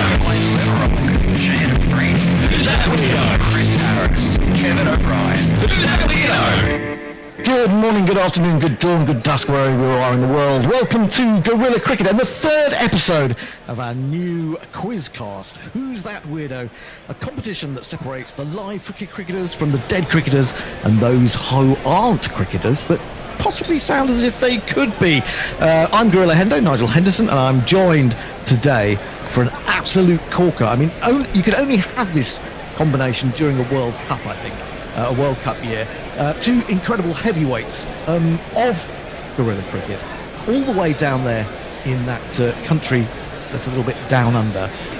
In fact, they're probably nearer. They are nearer to each other than we are to them by an enormous distance, because they are both in Melbourne. And first man I have to introduce is none other than jingler extraordinaire, man with more swords and axes than you can wave a sword and axe at. It's Mog. Hello, Mog. Hey up. Hello. Hey up. He said hey up. Hey up. Hey up. He's pretending to be English. I can't believe it. And also joining us in Melbourne. I hope I'm keeping you guys up and you've got really early mornings tomorrow, am I? Hopefully, yeah. Mm-hmm. Yep. Okay. We have none other than Forthy. Forthy, how are you? Very happy to hear. Even more excited to see Mog effectively for the first time in the flesh. Something I can tell my grandchildren about. The day I was on with where were you when Forthy was on with Mog? That would be what people ask instead of various things about Kennedy and things like that. Anyway, Bastard of Box Hill versus the Ormond originator. Something like that. I should now also introduce my Richard Osman to my Alexander Armstrong. On my left, because I forgot to introduce him last week, is none other than the Bish, Tony Bishop, who will be providing us with all and every detail about the people we talk about in this particular 40 minutes to come. And of course, judiciously edited. And of course, it will be the most amazing things that you've heard about people on any radio station anywhere. So, for those of you who are joining us for the first time, a quick rundown of the rules. I've had to write them down because otherwise I forget them, because I'm getting a little bit elderly. So we toss to start with. Have we got a coin? We haven't got a coin. I don't actually know. We don't have a coin. Well, I've got Ipsy Dipsy and something like that, and we will just bring you in. Basically, I give you a name and a nationality, and you have to decide whether they are a live cricketer, a dead cricketer, or not a cricketer at all. And in fact, if you think they're not a cricketer at all, you have to say, who's that weirdo? If you get it right, it's a live or dead cricketer. Contestant then has to guess their current age or age at death for a bonus point, which they get if they are within 3 years. If, though, you get it on the nose, you get a big 4. You've just hit it through mid-wicket, clicked it away, and picked up a lovely boundary. If, however, you are wrong, the question is passed over to the opponent, who goes through the same process. If it is a weirdo, the age is not required, but you can take a wild guess at the source of their notoriety. It could be a musician, a poet, a businessman, businesswoman, weird, record breaker, comedian, politician, etc., etc. And then at the end of it, we shall add up, see who's got the most points. And of course, if you get really close a couple of times, I might use a certain amount of judiciousness to give you an extra point or half point here or there. So you are looking very handsome today, Hendo. Thank you very much. I think so. I do try to tell people that, but not everyone believes me. Right. Hendo, are they Test cricketers, or could be any cricketer? Oh, it's any cricketers at all, right. Male, female, and from any nation or associate nation, which I know will interest Mog, who I'm sure will have been catching up on his Namibians. I've been checking out the Ugandan. The Ugandans. I don't think we've got any Ugandans this week. I'm sorry to say that. I could be bluffing you, couldn't I? I could be bluffing. No Ugandans. No Ugandans. You've just lost a Ugandan audience for a start. All right. I'll tell you what. Pick a number between 1 and 10, Mog, and tell it to me. 6. Unfortunately, that means the toss has come down the wrong side. Forthy. You get the decision whether to bat or to put Mog in first. What are you going to do? What's the conditions looking like today? Well, it's been a wet spring. It's overcast tonight, so I'm going to put. I'll put Mog in. You're going to put Mog in to bat. So this is your first name to deal with, Mog. I hope you're not too nervous. Just take your time. Forthy's already mentioned Cataline in a conversation today, so his erudition has already intimidated me. Well, I know he is he's like that. You know, he writes these incredible Smackmum articles, which I feel like I've read a philosophy essay by the time I got to the bottom of it. It's not going to help you with this game, though, is it? It's not going to help you with this game. Well, it might do, because there may be philosophers. Who knows? Yeah, so it could be. Okay, the first name that I'm going to read and give to you, Mog, is Gregory McLaren, New Zealand. Live cricketer, dead cricketer, or who's that weirdo? Gregory. He's obviously he's a dead cricketer. No, he's not a dead cricketer. So I can pass it straight over to Forthy. So he's not a dead cricketer. So he's either a live cricketer or a who's that weirdo. What do you reckon? Forthy? Well, McLaren sounds like one of those names from the sort of late 19th century. I'm thinking of Archie McLaren. Yes. I think that he's a. Did you say a live cricketer? He said dead cricketer. You said dead cricketer. Yeah. In which case, I'll say. Oh shit! There aren't New Zealanders though. Yeah, but McLaren. It sounds such a Kiwi-sounding name, isn't it? I feel I should have taken longer to answer. Yeah, I think. Yeah. See, you were intimidated, weren't you? I'll say cricketer, but whatever the opposite of what Mog said was. So you think he's a live cricketer, and I can tell you that Gregory McLaren is neither a dead cricketer or a live cricketer. He's a who's that weirdo. Tell us more about Gregory McLaren, Tony. I can do that if you wish. Yeah, so you're right. Well, he's better known by the name of Lucky Diamond Rich. And he was born in 1971. His age is slightly indeterminate, but it's either 50 or 51, therefore. He is the world's most tattooed man. 100% covered in tattoos is Gregory Paul or Lucky Diamond. Eyeballs as well. His entire body, including his mouth, ears, foreskin, even the insides of his eyelids are covered in tattoo. He's held that title since 2006, which you all know very well. He took over from Tom Leopard, known as the Leopard Man of Skye. He also used to be, or still does, he dazzles the crowd as a sword swallower and juggler while riding a 13-foot unicycle. He's done that in Covent Garden. He has the word nomad on his stomach and Buddhist writing on his arms.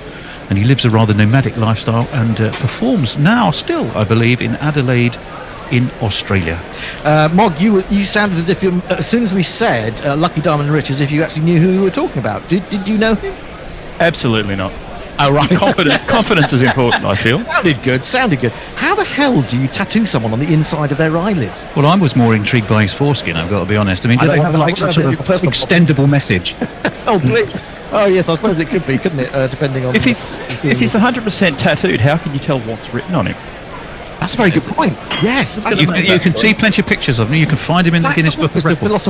Philosophical question, which I'll put to Forth. How would you know? I was going to ask the same question. What defines 100%? Because there's got to be gaps in the ink. Yeah, good point. Well, I don't have a picture of him here, but one is... He has been quoted as saying, "I'm not a lunatic. I'm in the most published book in the world." The Bible. Yes, well, that's what I thought. I don't recall the book of Gregory of Lucky Diamond Rich, but maybe there was one. One of those apocryphal. Failing that, it's the Guinness Book of Records. Yeah, that's there it is. It's a bit like being a completist in anything, though, really, isn't it? Once all your skin's gone, that's kind of like the end of the journey. Who's the only man in the world then who can't get a tattoo because he's full up? You could open him up and you could start etching his bones or the inside of his skin. Do it from the inside. Now that's I hadn't thought of that. That's incredible. Yeah, that's next. Yeah, that'd be the next thing. That's. I mean, it throws up all sorts of possibilities, doesn't it? Really, but I'd like to know a little bit more about him and perhaps get him on a show at some point. That would be quite good fun. Anyway, moving on. Since that Forthy put Mog into bat, it means that Forthy now has to reply. Okay. I have another name for you, and the name that I have is Frederick Fane, England. Live cricketer, dead cricketer, or who's that weirdo? Frederick Fane. Yeah. Frederick Fane. It doesn't sound... Frederick sounds again like a 19th century name, although it's come back in again a bit recently, isn't it? Oh, it has, yes. But you get little Freddies and things, yes. Kicking around children's Frederick Fane. Frederick Flintoff. Live. I'm going to say. Did you say England? I did say England, yes. Dead cricketer. Dead cricketer, absolutely on the nose. He is a dead cricketer. You get the first 2 points of the show today. I'm going to have to sort of fill you in as we go. 2 points to Forthy. He is indeed a dead cricketer. Now, this is the point. Can you get a bonus point? How old was Frederick Fane when he died?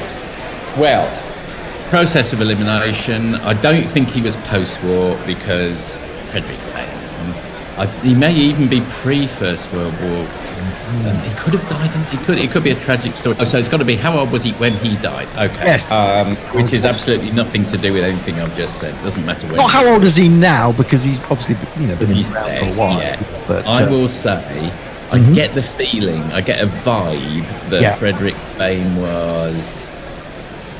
I think the reason you wouldn't choose him if he died at the age of 78. I mean, what would be the point? Well, you might have done.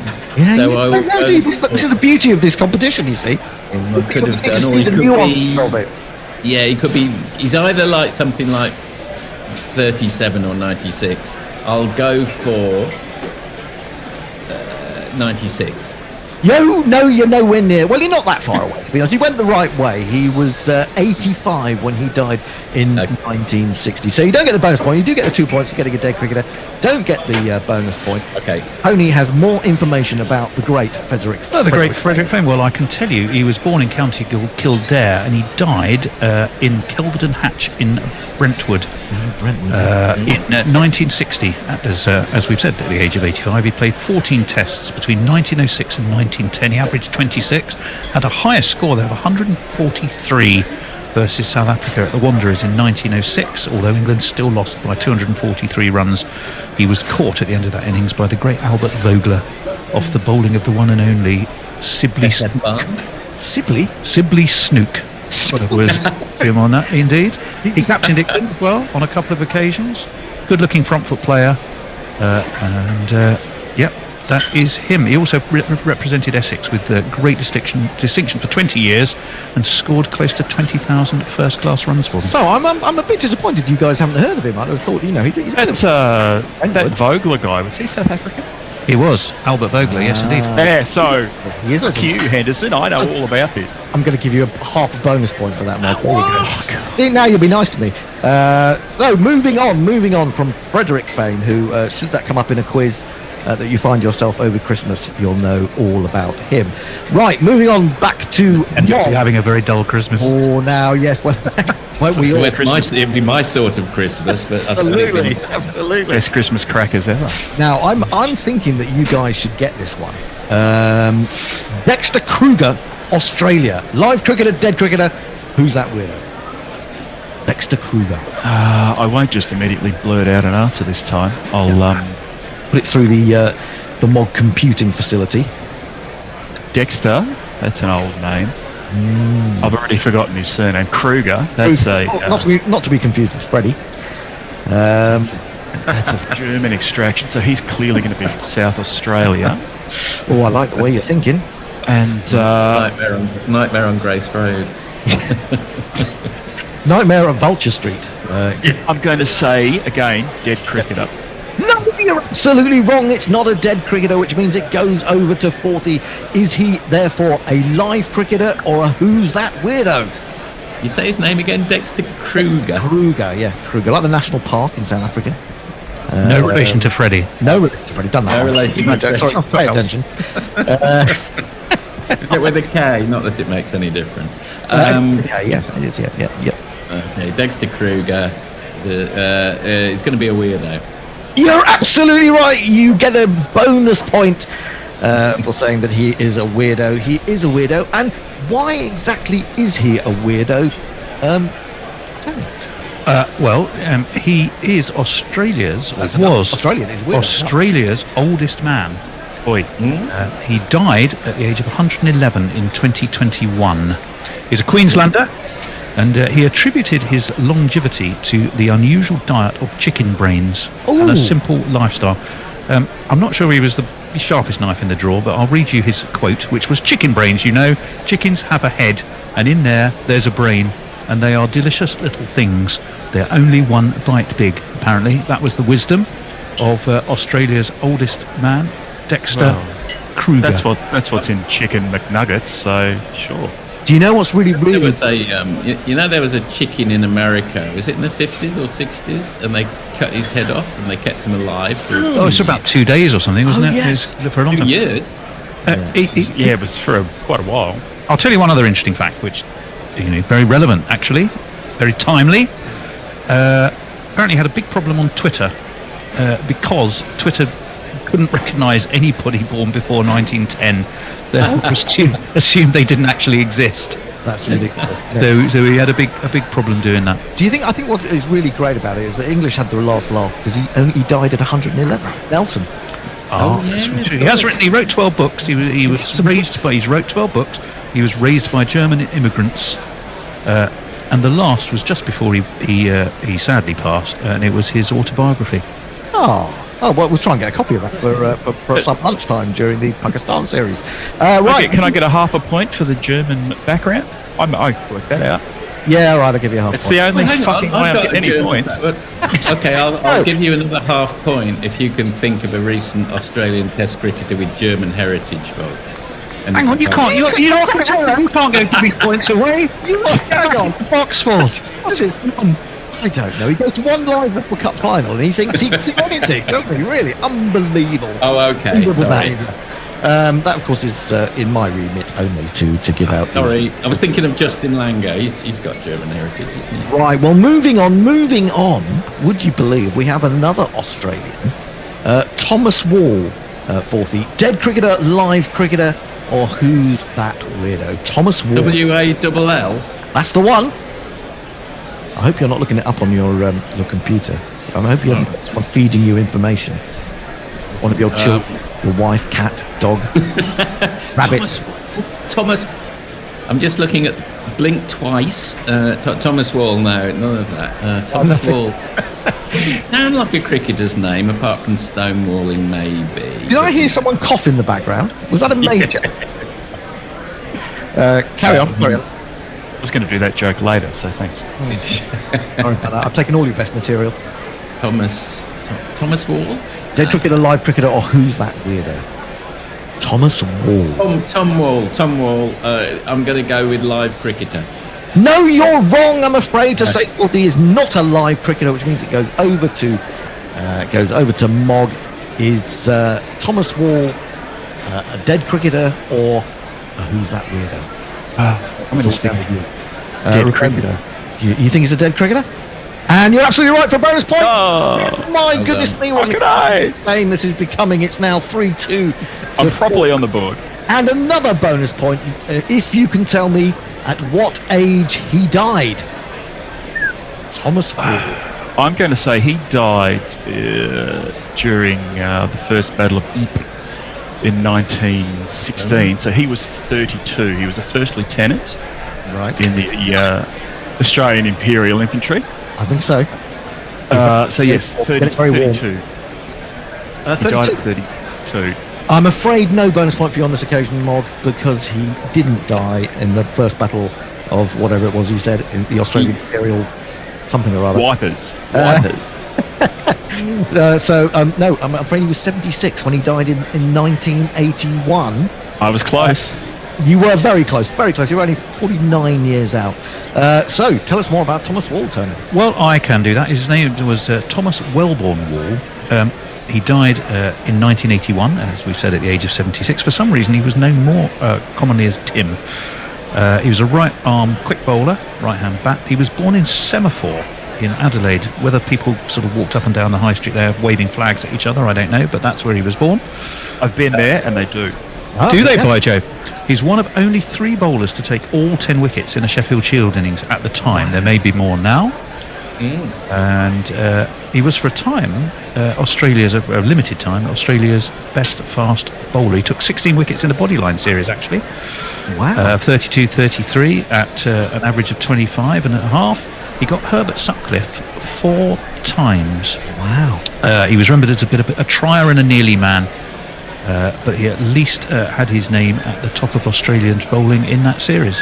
Well, I must admit, I'm quite shocked that you two guys living out there in Australia, Australian blood in some of you, not in all of you, and the fact is, this is a man who took 16 wickets in the Bodyline series. He did indeed. Never heard it. I mean, how are we ever going to hold up or put our names to faces in the future and with the great Herbert Sutcliffe with the four times Sutcliffe? I mean, you should be yourself, guys. Which BBL team did he play for? Of course, I'm not going to fucking care who he is.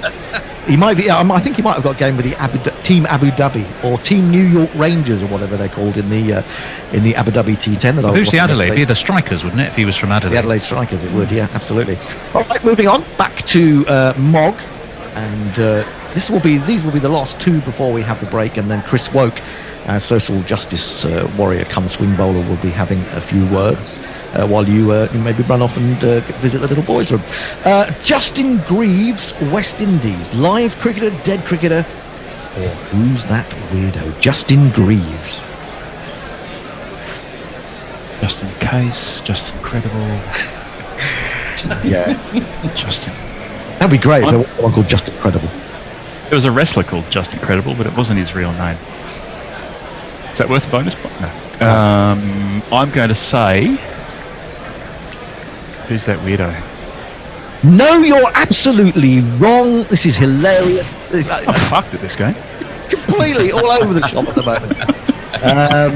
So, Justin Greaves, what did you say he was? Who's that weirdo? No, he's not Who's That Weirdo. So is he a live cricketer or a dead cricketer, Forthy, for a bonus? Yeah, I'll go for... I mean, people didn't used to get called Justin way back when, so he must be a live cricketer. He is a live cricketer. You're absolutely right. It's another point to Forthy. And if you can get how old he currently is, you may get another point. And you get 4 if you get it on the if you get it on the nub, you get an extra 4. I'm going to go by a guy I've already mentioned on this podcast, Justin Langer, and I'm going to assume that people get called names, in cohorts. Like when we were at school, everyone was called Paul or Andrew or Simon or something. Now it's all Lachlan. Anyway, so Justin Langer, what's he now? Early 40s, I'm guessing. So I'm going to go 42. No, you're absolutely nowhere near. No bonus point for you. Justin Greaves, West Indies, live cricketer. He's a mere 28. What can you tell us about Justin Greaves? I can tell you, Justin Pierre Greaves is from Barbados. In fact, he's an all-rounder, right-arm medium, right-hand bat. He's played for Barbados and Barbados Royals, West Indies B, and in fact West Indies under-19. He's also played for Sefton Park Cricket Club in the Liverpool and District League, which I'm sure Gary will have told you. And he also came to England as well in 2014 to play for Frinton-on-Sea. Well, who hasn't? Yeah. And he helped them to finish in second place in the Two Counties League and gain promotion to the East Anglian Premier Cricket League. So what a success story he's been. Yeah, absolutely. Haven't seen him playing international cricket yet, but there's still time. Oh, there's a test match starting tonight, isn't there? In Australia. It's already. Has it started? It's already had the first day. Oh, we had the first day. That was a bit sneaky of them. What happened? Who did anything? Did Tajinareen Chandrapool get to play?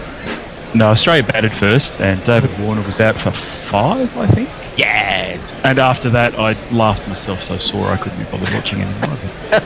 Labuschagne made about 150 something the last time I looked. Was that? And it's still there. Okay. Awesome prick. Moving on to the final one before we have the break. Whose go is it, by the way? I think it's. It's 4th. Yeah, I've failed 28 times in a row. So yeah. Now another Australian. Would you believe it? We're spoiling you today, even though you don't seem to know any of them. Mervyn Waite, dead cricketer, live cricketer, or who's that weirdo? Mervyn Waite. That's hard because there was a Mervyn Hughes, but it feels more like an older name. So for whatever reason, I'm going to say dead cricketer. Yes, you're absolutely right. Mervyn Waite is a dead Australian cricketer, and you get another 2 points, and you're steaming into the lead as we go into the break. Tell us, before we hear from Chris Woke, what you know about Mervyn Waite. Oh, hang on. Do I have to guess how old he was? Oh, yes, you've got to get a bonus point for that. if you guess his age upon death. 68. Oh, you're not too far away, but you're not close enough to get a bonus point, I'm afraid. He was... half the point? No. 74 when he died in 1985. Tell us more, Tony. Indeed, Mervyn George Waite. He was born in Kent Town in Adelaide, died though in South Africa in Georgetown. He's a right-hand bat for Australia, and in fact played for South Africa as well.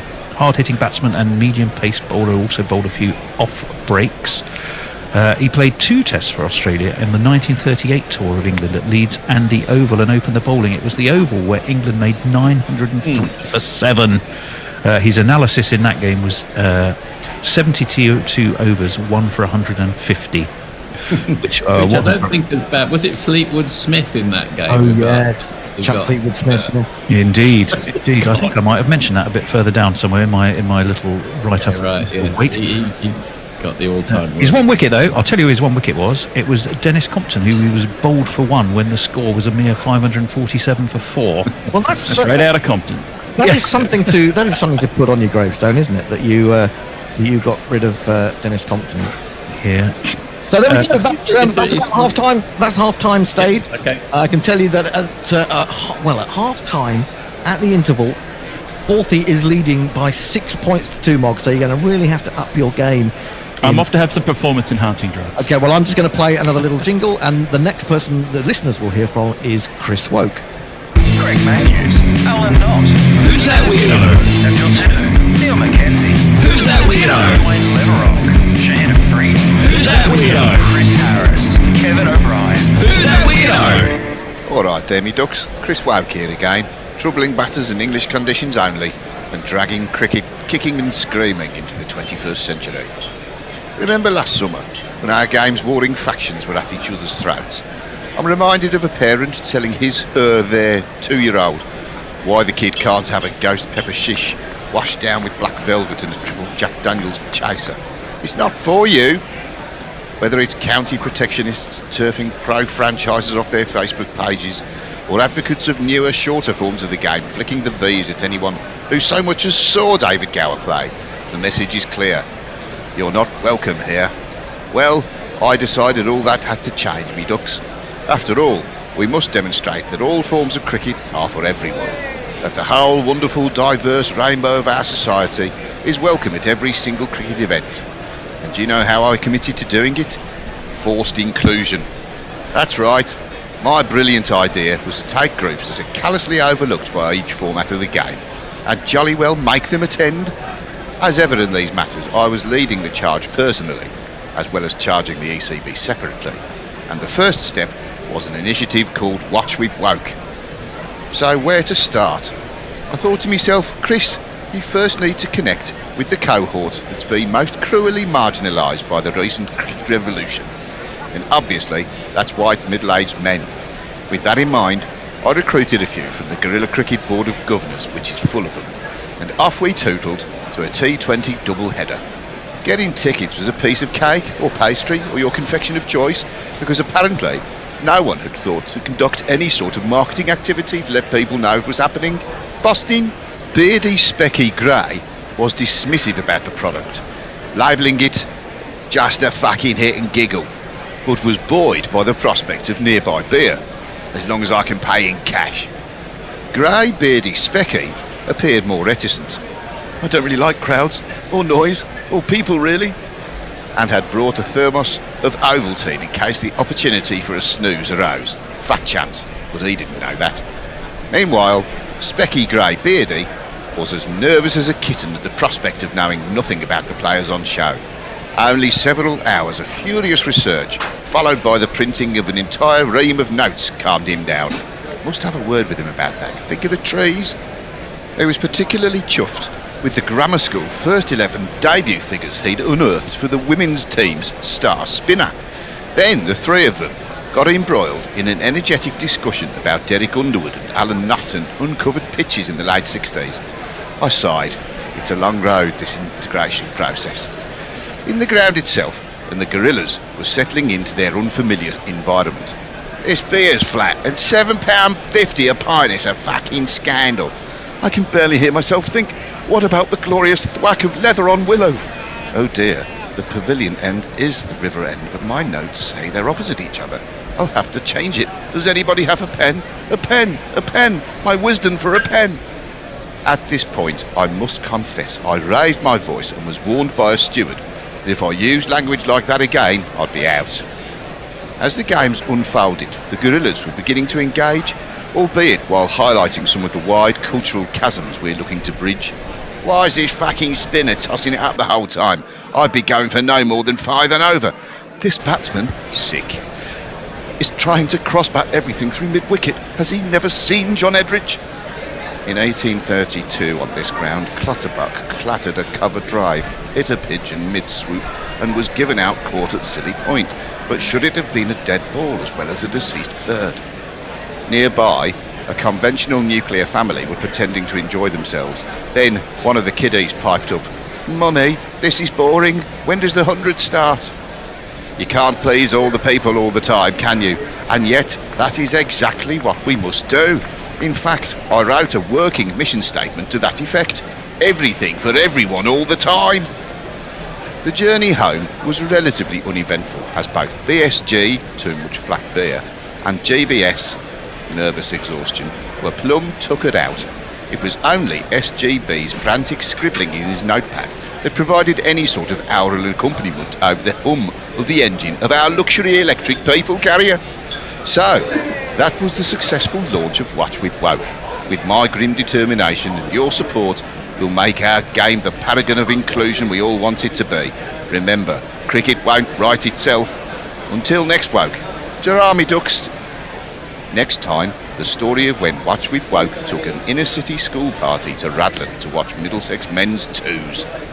Greg Matthews, Alan Knott. Who's that weirdo? Daniel Tennant, Neil Mackenzie. Who's that weirdo? Wayne Leverock, Shane Freed.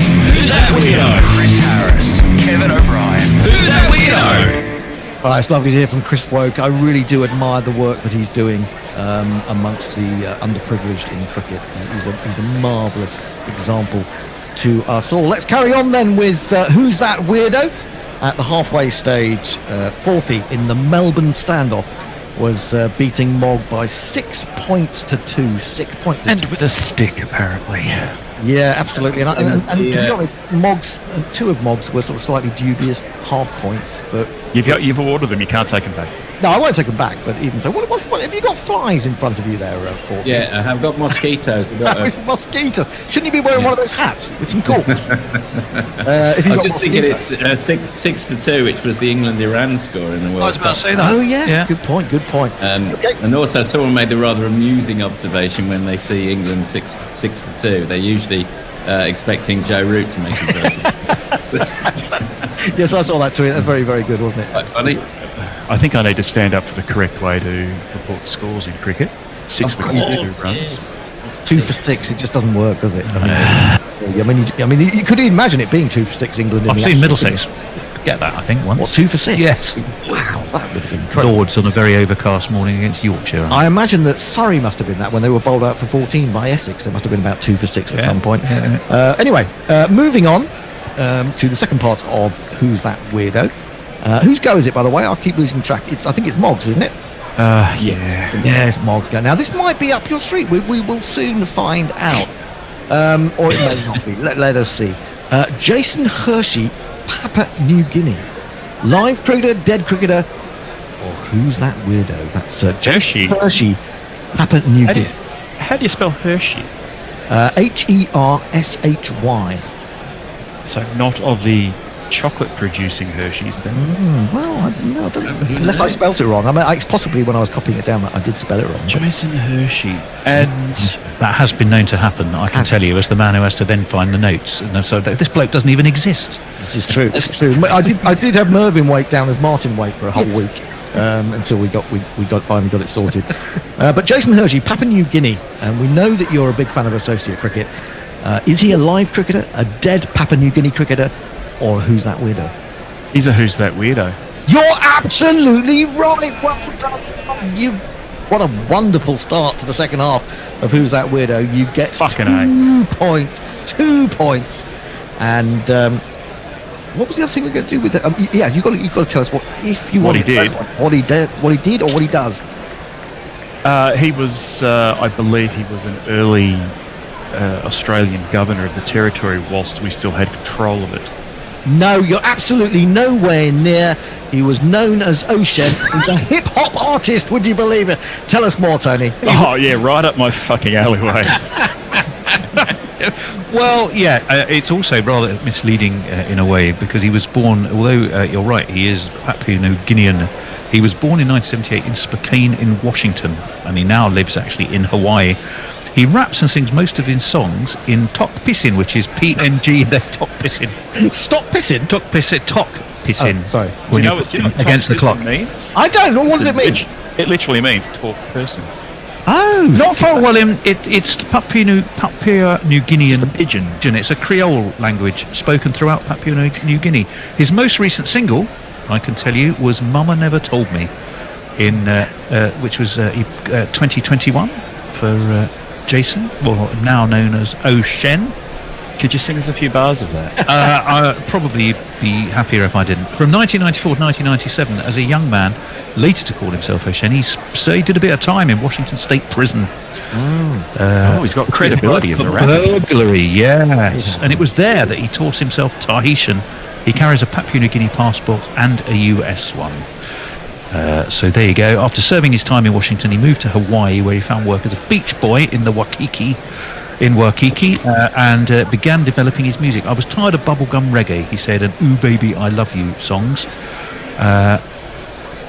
I'm terribly sorry to have to interrupt Tony there, but we have some cricket to cover. It's Grubby here, back in the old Central Missionary, and lovely to see Annie Chave. How are you, Annie? Hello. Yeah, it's a bit early for me. What? Yeah, come on. Some of us have been at this for about 3 hours already. I know. And the equally lovely Ian Forth in Melbourne. Welcome back, Forthy. Yeah, I've been up for 12 hours. Yeah, but you are in Australia. Correct. You've rumbled in there, Annie. No, I know.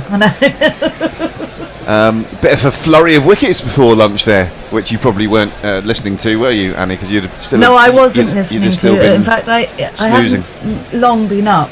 Yeah. Don't worry, no one's noticed. you were carrying it off so brilliantly. Well, let's do some jingles for the main protagonists in this little chapter. We have, coming back for England after the break, this fella.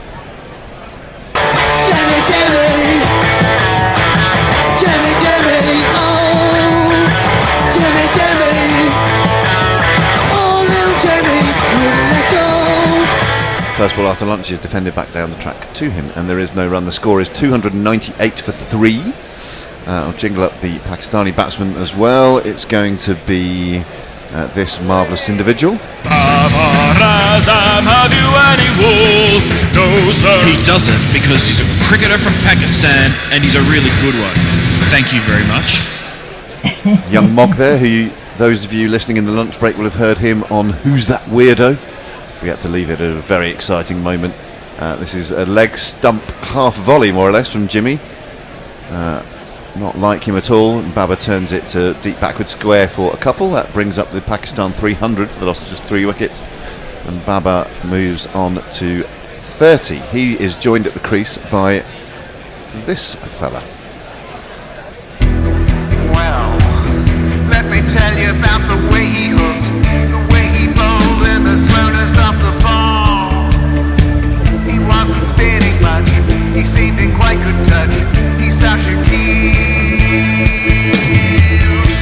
Yeah, interested to watch him bat because he didn't look much of a bowler. Jimmy is in, one slip in place. It's a full delivery, which Shaqeel turns up to mid-on, and there's no run. So it's Babar. Sorry, it's Babar on strike. Beg your pardon. Leachy's got a couple of wickets, I gather. And Jacks. Yes, indeed. The spinner's doing all the damage for England in that session. Must be the first session where 3 wickets have fallen. Yeah. Well, no, I don't know about that. So, and what's happening in the Australia-West Indies game? That's a difficult question for me to answer. I was asking Forthy, really, because obviously he's there. Yes. Anderson Yes, obviously. into the crease, and it's defended by Babar from the crease and fielded at short cover.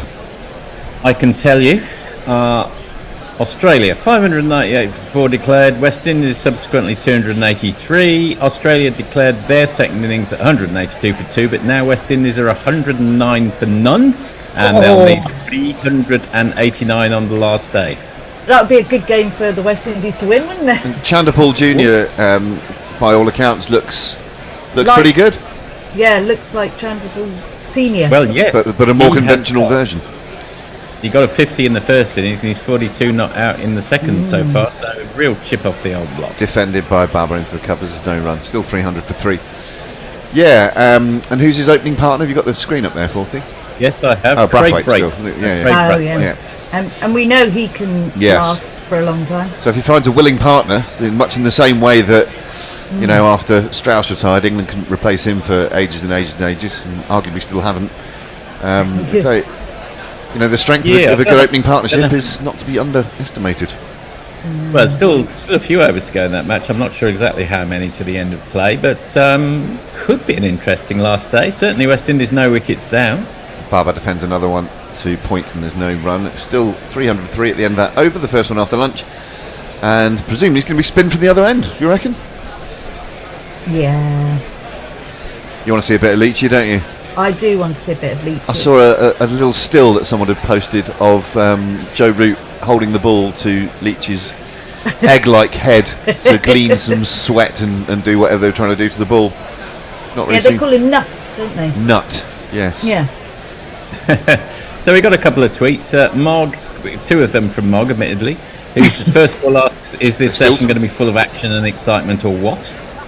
And then, sorry, are we back with the action? No, not yet. No. Oh, no, okay, you were just...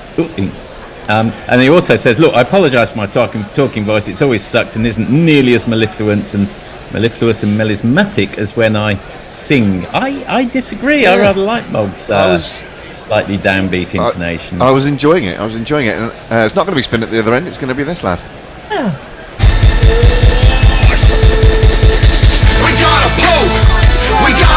Take a... No, it's not. It's the other Ollie.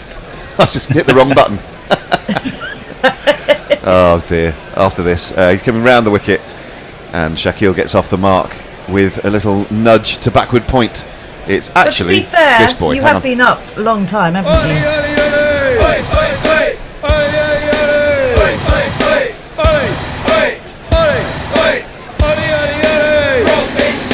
Thought I'd jingle up the wicket-keeper as well prior to that. It's very good of you. My excuse. And I'm sticking to a it. surfeit of Ollie is a bit like a surfeit of lampreys, which is what I think Henry I died of. Bloody hell. I heard you, because you were Mog's opponent on Who's That Weirdo, Forthy, and I heard you mention that you don't get people these days called Paul, Andrew or Simon, which I'm painfully aware of, the dearth of Pauls. You don't get a baby Paul, do you? You certainly they're don't a get bit dull, aren't they? They are a bit dull. Quite a dull name. Solid. I'd prefer solid, I think, Annie. Babar defends this one back at the track, no run. You don't get. You certainly don't get any Ians. How about Annie's? I think they've come back in a bit, haven't they, Annie? They have a bit, yeah. Yeah, you know, what a role model I have been, though. Correct. For all aspiring Annies. Yeah, you don't get a little baby Ian. No, you do not. No. Baby Nigel, baby Paul, none of that. No. My midwife was called Nigel, and I didn't call my son after him. Defended towards mid-on by Babar, no run. Your midwife when you gave birth, you mean? Yeah. Yes. Well, famously, there were when else do you have a midwife? 0 Nigels. There were 0 Nigels born for 12 months last year in the UK. 0. That does surprise me. Although it's uncommon, it surprises me that there wasn't a single one breaking that mould. I think it's called the Farage effect. Very few Adolfs born in Germany post 1945. This is struck quite sweetly by Babar, but there's a man wide but short mid-on who does the fielding. so he doesn't get a run. There's not many people I prefer watching bat than Babar. Very easy on the eye. Yeah. Much as the three of us are, if you're looking on the screen. A veritable visual treat. Yeah, well, your moustache is really something these days, isn't it? Why, thank you. I'm going for the Oliver Reed circa 1981. Oh, that's a very good look, yes. Yeah. This is just eased into the offside by Babar and come through for the easiest of all singles. I saw it. December now, though, isn't it? It's December, though, Grubby. Yeah, so well, I started this ridiculousness in mid-October so that people wouldn't think I was raising money for charity, and I've therefore decided to keep it post-November as well. You're not even doing it for a good cause, you mean? Well, only my own good cause, which is making myself look lovely. Well, that bit's working very well. Have you Then I've achieved it. Huh? Growing a beard as well? Well, I've had a beard for about 15 years and more, so it's just time for a change. Shaqeel defends one to cover point. There's no run.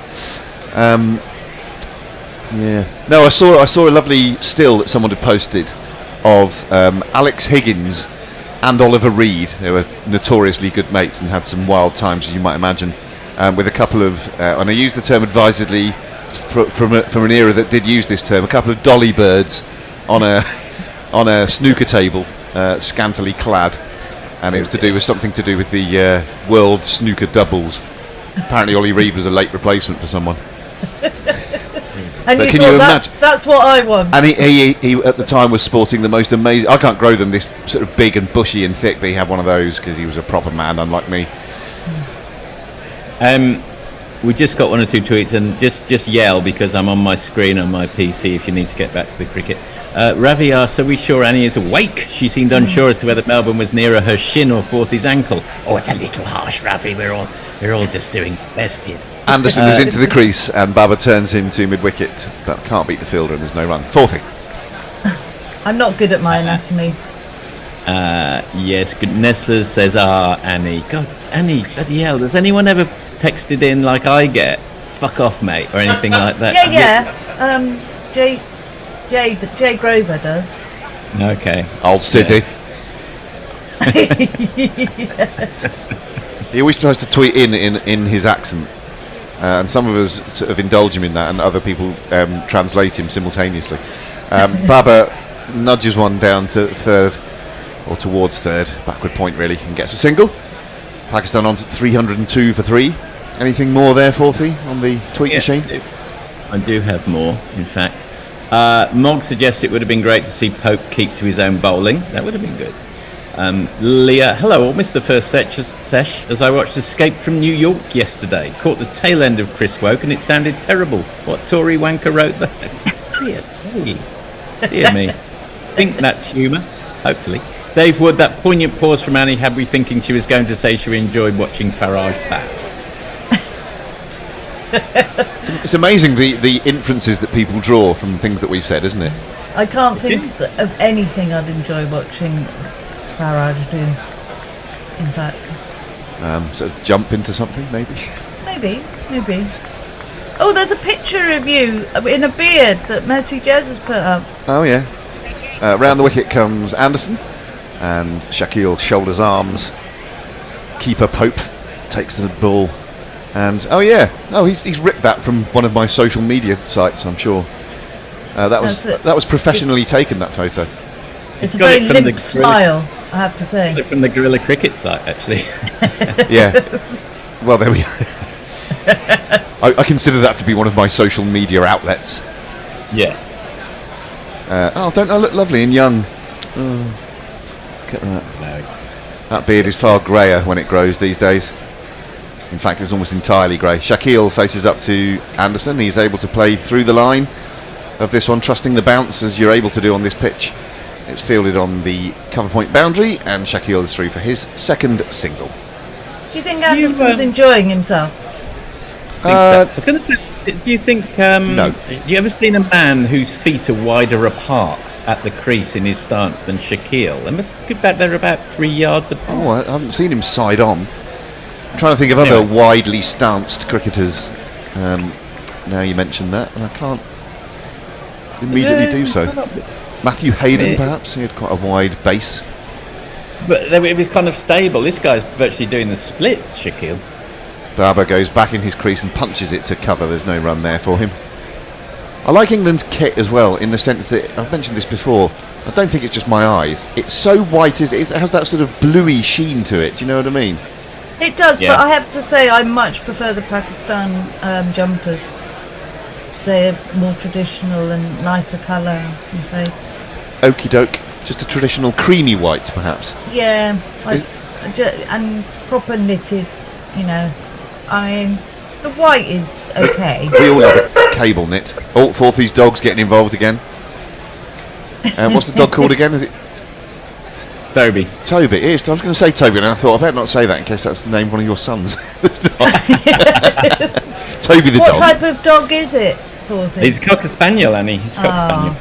He had his upper canines out this week, so he's a little bit jittery. Why did he have his upper? Is that a thing? Why does anyone have teeth out? Well, they were rotting. Oh, He's a very broken dog. There's almost nothing right with him, but he's a sturdy little fella. Is he on a liquid diet now? No, Cocker Spaniels eat absolutely anything under any circumstance. And he's able to do so even without his upper canines. Good on you, Toby. Just outside the off stump here from Anderson. Babar forward in defence. Pushing it into the covers, there's no run. It's 304 for 3 at the end of that over. Forthy, do you have any more social media messages, or shall I quiz Annie about her recent doings? Very quickly, the light roller says there's a band member of TISM, which is an Australian band called Ron Hitler Barassi.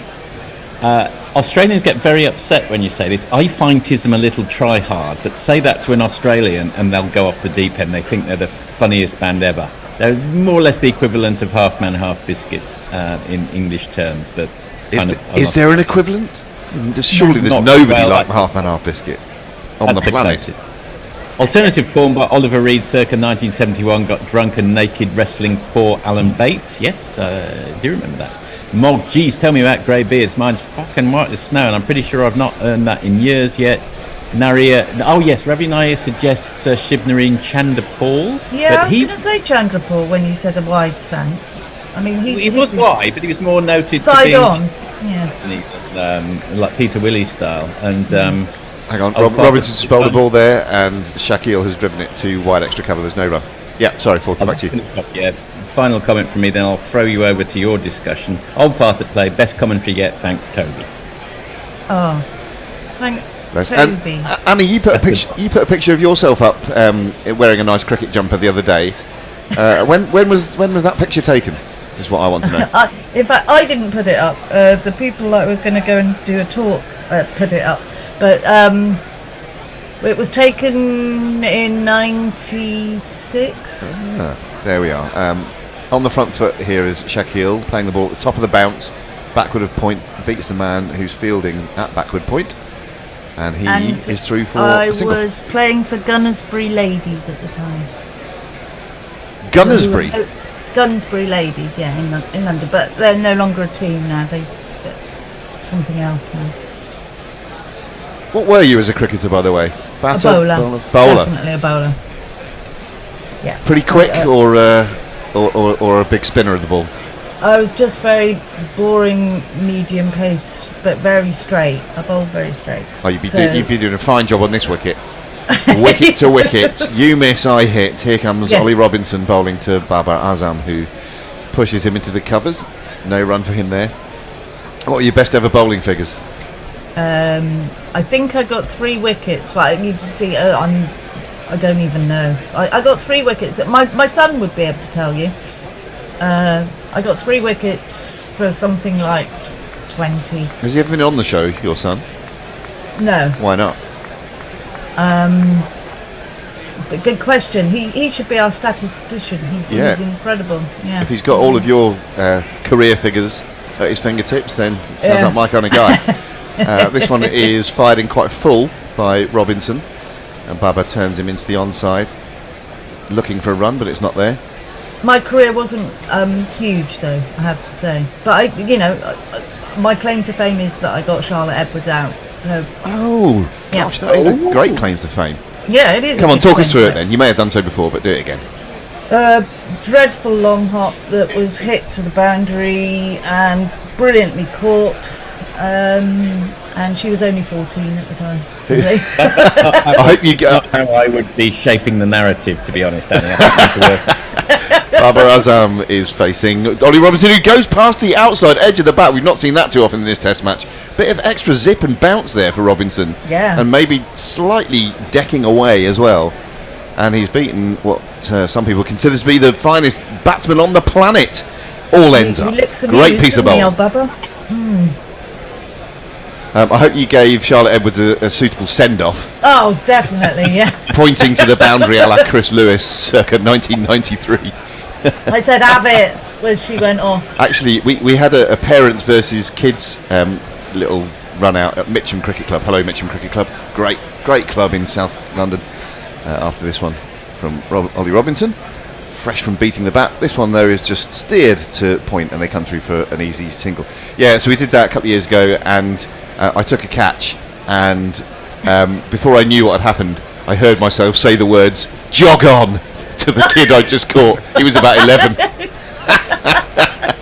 Oh dear. As this child went off in floods of tears. I hope it came across as it was intended, jokey, jaunty, all in good spirits, but I suspect what actually happened was it looked like a grown man bullying a small child.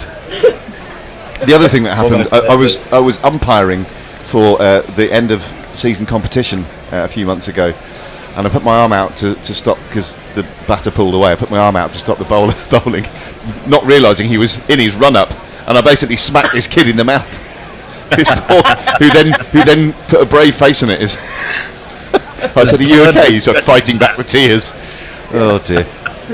Here's Anderson. I like to think of Annie running up to Charlotte Edwards and screaming in her face, "Back to the nets, Edward!" Baba has carved this one to deep backward point and gets a single. She was a huge talent at the time. At 14, I mean, she was on 40 odd and hit them very quickly. So. No 50 for you, love. No. You screamed in her face. Yeah, absolutely. Sword Shaqeel has just the 3 runs to his name, and Babar Azam 34. Pakistan are on 307 for 3. Both openers mirroring England's effort. Both openers getting their centuries this morning. Both Shafiq and Imam al-Haq. And you could say that Imam rather gave it away. I mean, he'd been using his feet to leach quite effectively, but he tried it once too often and holed out to the long-on boundary. He was also suffering from a bit of cramp. I wonder whether that affected how he played at all, as Shaqeel is very correctly forward to this one from Jimmy Anderson, defended to point no run. Any thoughts on that, Forthy? You were watching, you were here with us and consuming at the same time as us, so I'd agree with that. I think he did throw it away. Probably a little bit of a release of pressure. Probably thought he had the measure of the man. You do need a safety valve every now and again. Think of Misbah or PAK, who would defend for an hour and then go crazy for 2 balls, smash it for 6, and then go back into his shell again. It's almost like a fag break, but he'd hold out. Never underestimate Jack Leach, Annie? Never underestimate Jack Leach. Round the wicket comes Jimmy Anderson, and Shaqeel is forward to this one. Plays What I it to did mid-off, no run. Yeah. Was that Jack Leach is bowling in glasses. He never normally does that, and I don't know why Is he that not? is. No, he bats in glasses, but he bowls without glasses. Maybe so. the terms of his lifetime contract with Specsavers has kicked in, and they insist on it. Yeah. Maybe they're actually surgically attached to him. It's funny, I didn't question that at all, but now you mention it, you're right. You've seen him bowl in shades when it's particularly bright, but not the usual specs. Well, I've never as seen Shaqeel him defends bowl one in up glasses. to mid-off and there's no run. Sorry, say again? I've not seen him bowl in glasses before. Actually, come to think of it, who does bowling glasses? Daniel Vittori did use the bowling glasses? As Tony Gregg used to say, he looks a bit nerdy in those glasses. Actually, he didn't ever say that. Billy Birmingham said it whilst doing Tony Gregg. Can't think of too many others. When I say too many others, I actually can't think of any others at the moment. Would you like to hear the Daniel Vittori song that the Barmy Army Splinter Group made up for him 20 years ago? Yes. Defended into the covers. It went something like this. Daniel Vittori, Harry Potter in disguise. We are going to steal your glasses and poke you in the eyes. Childish, but quite amusing. When Harry Potter first sort of burst onto the scene in film form, so it felt quite topical as well. Do you know all the Barmy Army songs? No, and I wouldn't have said that I was a member.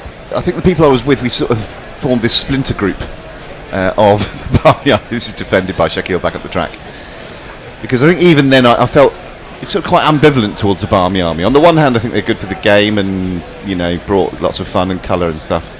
On the other hand, I found them quite boorish on occasion and slightly annoying. Like the time that someone came up to me in New Zealand saying, "Oh, so you're here supporting England, you're supporting the master race." I thought, that's not the right thing to say, is it? Oh God. Yeah, exactly. So I never wanted to consider myself to be part of them. No. It's a hard one, isn't it? Anyway, quick few tweets. Martin Lawrence says, "Hello, team and Annie, one of my favourite friends in the world." Oh, right. G'day, Marty. Hi, Marty. Oh, you know him. That's okay. I thought it was just a parasocial friend. He's an actual friend. That's lovely. This Old fart at play.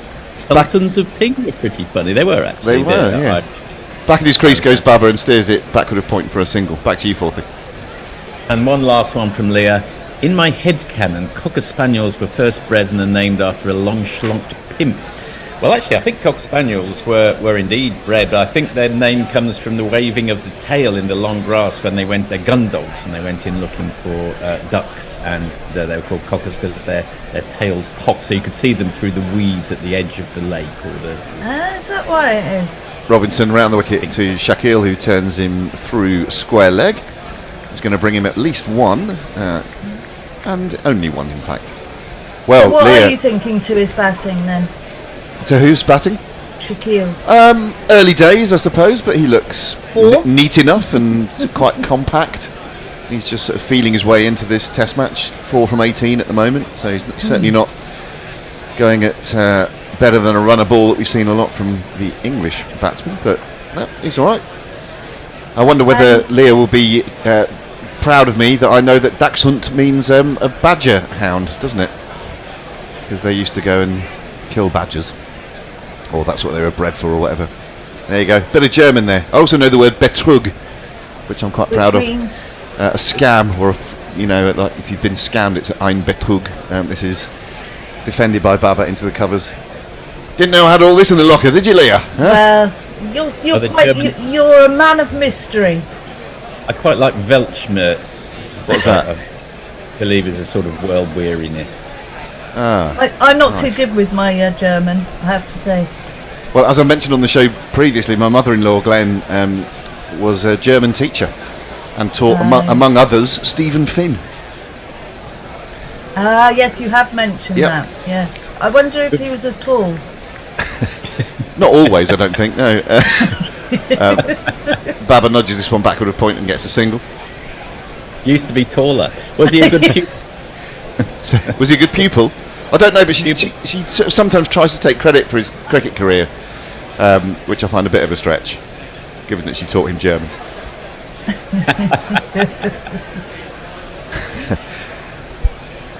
So how do you think? Do you think we're going to take a few more weeks? So when did the new ball come then? Is what I'm trying to say. Not long. Yeah, not long before lunch. Right. Okay. It was taken by Leach and Root, of all people. Root. Topsy-turvy old game it is, isn't it? Interesting. Ollie Robinson with figures of none for 47 in his 12th over, coming over the wicket for the left-handed Shaqeel. Steers him through mid-wicket. A ball that was just on his hip, really.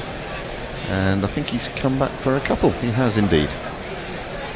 So he's increased his score by 50% there to 6. 312 to 3. Annie, yes. There doesn't seem to be any sign of the pitch breaking up too much, does there? No, we were saying this earlier on that it looks stubbornly sort of integral. It doesn't look like any cracks appearing, anything like that, any sort of change of the colour, any footmarks appearing. It's like it's made of stone or marble. Step a bit heavier. Full delivery, and this is a false shot from Shaqeel, looking to drive him through the covers. but not succeeding, and looked pretty close to the edge. Robinson has that Weltschmerz, or whatever that word was, Forthy, about him. You don't want a Weltschmerz about you, do you? No, you don't. No. Bordering on angst. And that's the end of the over. What have you made of Pope as a keeper? Serviceable. That's a good word for it. I think we're He's meant to be. not Butler, is he? I'm coming out, by the way, and 2 other fellas are coming in. So you two have a little chat, and I'll see you all later. Okay, bye, Grubby. Bye, Annie. I'm not going. Oh no, you stay. No one will ever remove you if you. Messi, if it is you, then the Jesus fourth. You don't criticise Tism tweet is the first one from 10 minutes ago. All right, Annie. Now Annie's on tweets. Annie's on tweets. Don't get behind Annie. It's okay. It's quite quiet. People are probably only getting up, and it's a Saturday, so most sensible people are probably staying in bed, unlike us crazy fuckers who are here doing this rather weird test match. Well, it's not weird, is it? It's just used to things happening in a test match, and not a lot's happening here. Well, it's just more of the same, isn't it? Yes. And there's no degradation in the pitch. It's looking like 6-5-7 is perhaps a par score, if it possibly even under par. But I don't think it's under par. People make mistakes, don't they? Eventually, concentration goes. There's a little bit of turn. Will Jacks is back. So the pace experiment has ended. Yes. And we are. Yeah, though we were saying, they'll probably open with spin one end, and they didn't, and they probably should have done. Possibly. It might be Will Jacks. Maybe it's Will Jacks. It's probably Will Jacks. Yes, Will Jacks. And he's got his maiden test wicket. Yep. Not a bad one to get either. Broke the partnership this morning. First ball was just defended in the offside. Second ball was just clipped to mid-wicket, and there's no run. Have you seen much of it, Annie? You sort of got up and watched it from when you've got up, sort of deal. Yeah, I have to say I haven't seen a whole amount because I have been fairly busy with my dear old dad, so I haven't actually got to see a lot. I've seen a bit of the highlights and things like that. So There's lots of boundaries. Bang, bish, bash, bosh. yeah. I mean, that was quite exciting. Yeah. I mean, it's broken some records, and it's good for batting practice. Yeah, well, exactly. Swept this time hard. Beats the man at square, and it'll be another 4 runs. I'm just going to say that Jacks has been bowling with a bit more flight than I've normally seen him, and then he goes and pulls one down, and it's nice and easy buffet fare for Babar. Yeah, I quite like the fact that he's giving it some flight, really. I mean, if he's going to get anything, you might as well give it some flight. I mean, there's so many runs in the bank to play with, isn't there? Anyway, that's defended. Outside half of the bat from Babar, just goes off down towards third man, gets a single. They're coming up to 90 overs. At this point, we were on 600. Well, 550. 550, whatever. That was incredible pace, wasn't it? I mean, the first day was incredible pace, and it was great for Zach Crawley to have an innings like that. He really needed that. Will Jacks is in. Rooty missed out, which is a bit of a shame. He didn't look very settled, did he? He was very skittish. I think the problem, Bazball kind of... He doesn't know what pace to play at. No, defended out in the offside. There's no run. And well, exactly. He's usually reasonably quick anyway. They should just let Root review Root, really. Ooh. Did they set off for a single and get some? No, they did a single. I think Babar was thinking about 2. But it wasn't there, and he was sent back. He will retain the strike. No, I was pleased for Zach Crawley, and I mean, great innings by Brooke, wasn't it? Yeah, it was. Seems to like Pakistan, batting in Pakistan. I was pleased for Pope as well, because I thought, taking on the wicket-keeping duties as well. He's going to have a lot going on in his head, and potentially being the substitute England captain if Stokes wasn't fit. Yes. Was he really? Yes, he was, wasn't he? Yeah. That's what they were talking about. If Stokes didn't pull up in time, that he would captain the side. Because he did captain the England side versus the Lions in that. Right. In that stupid pre-tour knockabout in the Emirates. 10 and over. Well, it's good practice. Jan Leach is going to bowl. Coming up, here's a face that I know. It's Jack Leach. Now coming up is Jack Leach. On Jack Leach. Showed us a scorecard of a test. Me and Dad getting 260 and Pakistan gets 708 in the first innings. Remember that. Back in 87, I bet that took a grind of about Dad got absolute 270? 260 it said there, but that must have taken a while back in those days. Leach in and clipped nicely by Babar. Square into the leg side. And I'll get myself a couple. As he closes in on big 50. thing earlier on, talking about Leach bowling in his glasses, which I'd never seen him do, and I think he's actually not bowling in his glasses now. Did he not used to bowl in glasses? I thought he always bowled in No, glasses. he bats in glasses. Does he wear contacts when he bowls? Yeah. Okay. I always used to take my glasses off because they're not shatterproof. Yeah, but he doesn't seem to be wearing them, or I can't see. No, he's not actually. That's defending the leg side, and there is no run as it goes to mid wicket. He's mixing it up. Yeah, bowling in glasses, unless you've got a little strap that holds them onto your head, is really not a good irritating. plan, is it? No. That's defended by Babar, back down the track, and there's no run. Yeah, we were talking about this yesterday. I used to wear contacts from about the age of 15 up until probably about 30. But so as you used to cause the massive delay whilst you search for the contact you just knocked out. No, down a track, Babar sweetly hits that over long on. There's no one down there anyway, and that will get into 50, won't it? Yep. It should do. That's a big 6. And he moves on to 50. It's 50, and you know that can't be bad. Yeah, it's 50, and you know you should be glad. Rizwan's in next, and then there's not a lot after that. Well, we were saying in the green room, you've got Shan Masood and Fawad Alam as well, in potentially who could be in the side but aren't. Lovely shot by Babar off the back foot, just forced it through the offside. Good timing, and the outfield is really quick, as we've been saying. Oh, he is wearing glasses. There you go, and that'll be another 4 runs.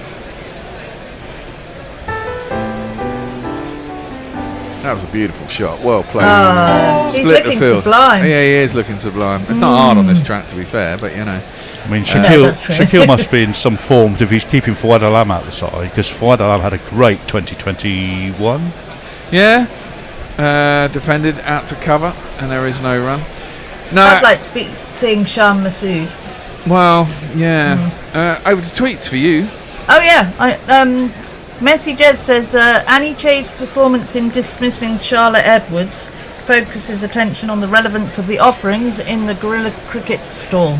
And he's showing "Shit Gets Wickets" t-shirt. Oh, that's a bit of a slight on your bowling there. No, it really isn't. Oh, okay. Martin Lawrence says, what's more likely, a result in this game or snow in Australia on Christmas Day? Probably snow in Australia on Christmas Day. Yeah, there is a chance of a result. Yeah. Dave Wood says, so Cocker Spaniels are a little like Stuart Broad batting, going in looking for ducks. Very good. This goes on from our conversation we were having. Leah says, even if West Indies lose in Oz, they should take solace from the fact they have found an opener that averages in the 40s. Not many of those around these days. Absolutely. Brathwaite doesn't, that's for sure. He averages 35, I think. Yeah, well... But he takes a very long time to get that 35. Yes. I mean, Adelaide Barmy says, morning everyone. Just finished our game in sunny Adelaide. Got done by 10 wickets. I hate cricket. That's a... They're never good, those. No. Jacks around the wicket to Shaqeel, who just defends it, and there is no run. Particularly if you're a bowler, because then you feel that you haven't got in the game at all. No. Then you've got to be battered around a park, generally. That is defended once again, and there is no run. Yeah, and Leachy's glasses don't have his little strap. He must have sort of spring arms that keep him on his head. But I always used to find, as soon as I get sweaty, they used to just go down my nose, and as soon as I delivered, they fall off my face, which is really irritating. Well, he's got this constant supply from Specsavers, hasn't he? So he of probably course. just throws them away at the end. And he's probably obliged now to wear them whilst he's everywhere on the field. Defended back to the bowler, and there's no run. I used to find it was the sunblock that used to get in my eyes. That was really painful. Fuck, that was really painful. Defended back down the track, and there's no run. This was the thing. I ended up, everyone says you should wear sunscreen when you're playing cricket in the summer when it's really hot. And you should. And you should, but if you're a bowler and you sweat, it's the last thing you want to fucking do, because as soon as you brush your forehead, it just drips into your eyes and it stings like a motherfucker. As that one is cut behind square, fielded by Leach, and I think there's no run. The pros put a little line of Vaseline just above your eye line, so it goes to there and no further. Oh right, okay. Put them on. That's what eyebrows are for. This is what I've been told. Yeah, it doesn't really work. But it doesn't stop you from, as you say, transferring it with your hand. No, and then you wipe your face and it's all, nasty shit. That's defended behind square. This time they do get a single. This is a little bit wide of Leach. And then ends another over. I don't know how many overs we bowled today, but we are actually in danger of getting 90 overs in a day, even though it's going to be quite a shortened day. Yeah, I mean, Jax gets through his, doesn't he, quickly, and so does Leach. So. Well, it's a lack of pace bowling. Yeah, totally. I mean, lack of wickets and lack of boundaries. We bowled 90 odd overs, and Anderson's bowled 11 or 12, and Robinson less, I think.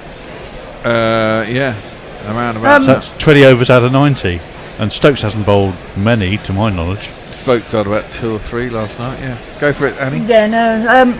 Mog's given me a hard task of.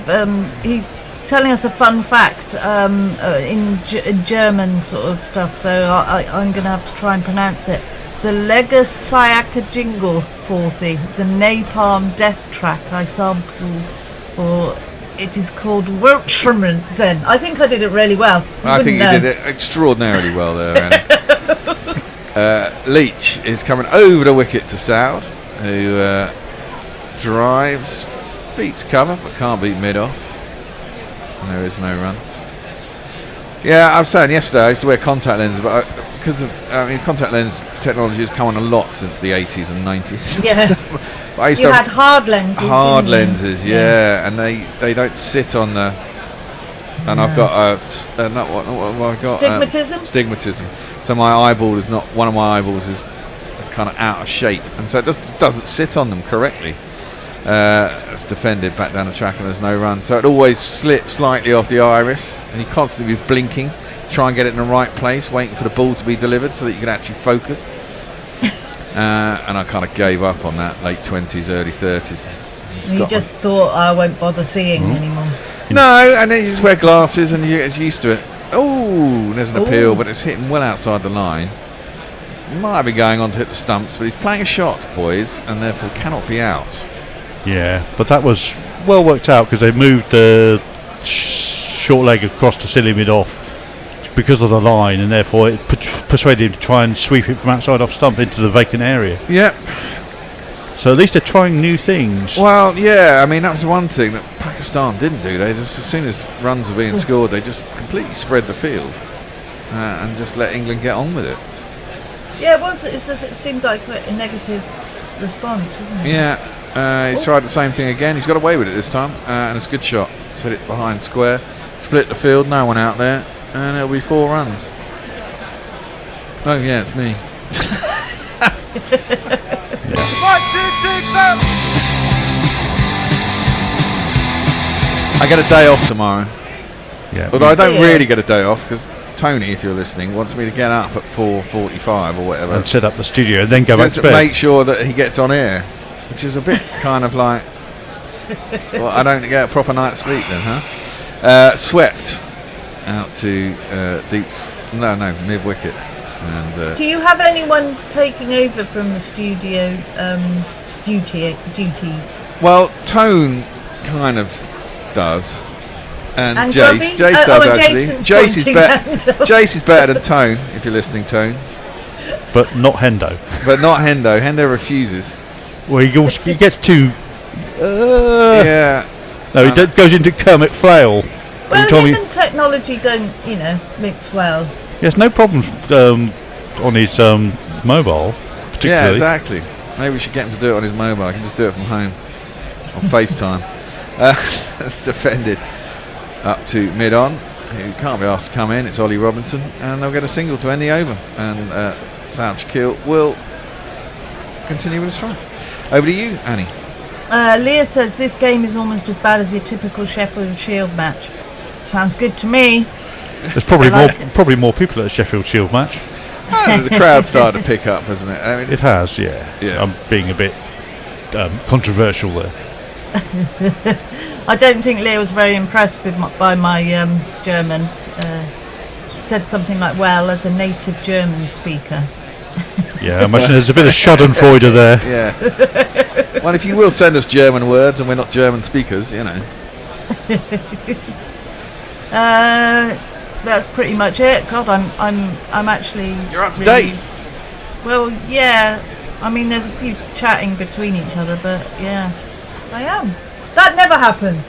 Well, there it you shows go. It's early in the morning. It is early in the morning. I haven't had my porridge yet. Oh no.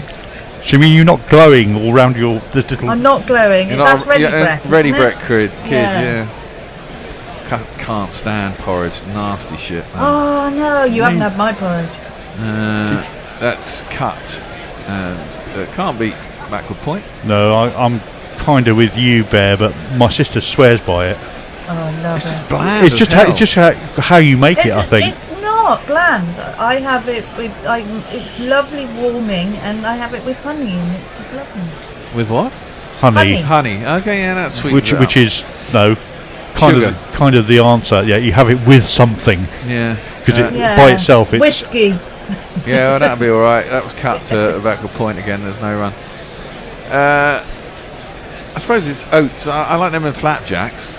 Oats, yeah, good GI material, should keep you fuller for longer. Yeah, that's true. Cut it keeps you out to a deeper cover, and there's no run. Fuller for longer. Oh, right. Glycemic index. But you can't have. This is the thing. I mean, you're like me. I mean, I'm type 2 diabetes, so although that's kind of gone, it goes out the window when I'm doing this bloody thing. Defends into the offside, and there's no run because I don't eat properly, and then I just go home and munch loads of sweet shit, which is really bad. Yeah, that's not good for type 2 diabetes. No, it's not. Well, and then it's coming into Christmas, and there's all the Christmas chocolates. Yeah. And the family goes out and buys them, and I go, no, you're trying to kill me. And they go, well, just don't eat them. And it's just like, well, that's not really going to happen, is it? No, there's a plan to this. I just think he can't eat. He says it's more for me. Yeah, well, no. You're just disappointing them. They're left alone outside the off stump. There's no run. Bit of turn there though. It did straighten just a tiny bit. It was just too wide to tempt. To Trent. There is a little Mind you, bit Shaqeel of got tempted out there, didn't he? I mean, that's where Shaqeel got caught from trying to cut one that was very wide, that turned in a little bit. Apparently, Leach has turned a couple. He's batting in a cap. That's very nice. It is, isn't Roger it? Pineapple would approve. Yeah, Roger Pineapple would approve. They're very old-fashioned with their jumpers and their lovely cream jumpers. And he's got a brand new cap, hasn't he? His first cap. Thought he'd wear it out in the middle as he cuts the last ball out to deep point for a single, and again takes a strike off Babar. 13 off 38 for Shaqeel. Going along at great rate, 338. So when we'd had how many overs was our innings? Our innings 101. 101. We'd scored. Well, so in 7 overs time, we'd scored 656. That's such pace. It was really insane. Nobody's got close to it really. No. I think. I think most of the other innings that have scored over 500 have been done at 5 runs and over or less. This is the only one that's been scored at 6 or more. Yeah. I saw that in that over of Brooks getting 6 fours in an over. Yes, and then yesterday he got an over that was 27. 27. Gosh, had did 2 he? 6s, 3 4s, and a 3. That's off the back foot. Shaqeel plays it up to cover. No one can be asked to get it in quick enough. And they scoot through for a quick single. Was that Mahmood again, getting hammered everywhere? Or was that the other? I think it was Mahmood. The second one, the first one was Saud Shaqeel. He got hit for 6 4s, and Mahmood got hit for 27. The only sort of downer was, I suppose, you kind of wanted to see Livingston come out and smash a quick sort of 60 or something off, 20 balls or whatever. There's an appeal for LBW, but he's down the track as Babar. He's outside the line, and he's playing a a shot. So no. Yeah, not a very convincing appeal. No, and it's left arm around, maybe straightening a tad as well. Leachy round the wicket, straighter, defended by Babar. Back up the track, and there's no run. Just a little bit faster too, to make sure he doesn't come down the wicket quite so much. Yeah, I think he's bowled all right, Leach, I have to say. Yeah, I mean, compare these to the Pakistan spinners, and yeah, okay, they're getting tapped occasionally for a boundary, but or a 6, but it's not every ball. No. It's not consistent. They were bowling. I mean, England have bowled a lot straighter, it has to be said, not sprayed at either side of the wicket, and they've had more fielders in close. It's cut. That one's a little bit wide, a little bit short. Babar just cut it out to the man on the point boundary and get a single. Leach comes over the wicket to Shaqeel. I'm not sure that the close infielders will make any difference to the way people are batting on this wicket. No, that's just defended. Shortman wicket fields it. There's no one. I mean, it's like Grubby was saying. I mean, the thing is, on third day pitch, you start seeing footmarks where the bowlers have been on their follow through, and it's pristine. It's pristine. You can't see anything. It's bizarre, isn't it? Yeah, it is bizarre.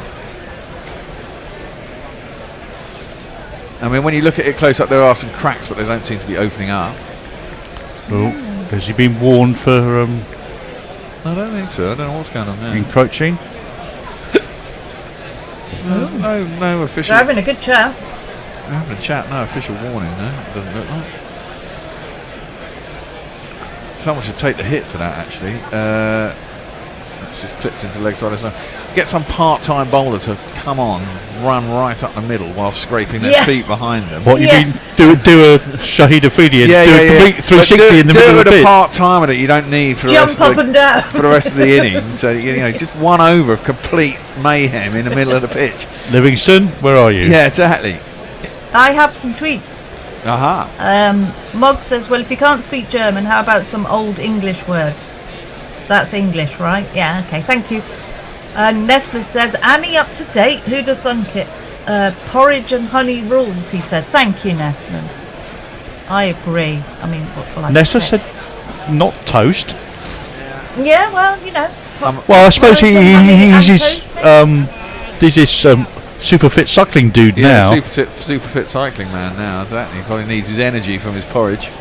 I have crumpets. Crumpets are my breakfast of choice. What is? Crumpets. English muffins for me. I like a crumpet with a Marmite. Well, crumpet is basically a butter delivery device. Yes, and I do like. I used to have margarine for years and years and years, and I went back to butter. That's played into the leg side. Yeah, I know. We can get these sort of ones that kind of butter like Lurpak and shit. Spreadable, yeah. Spreadables. Was it just the spreadableness that you like?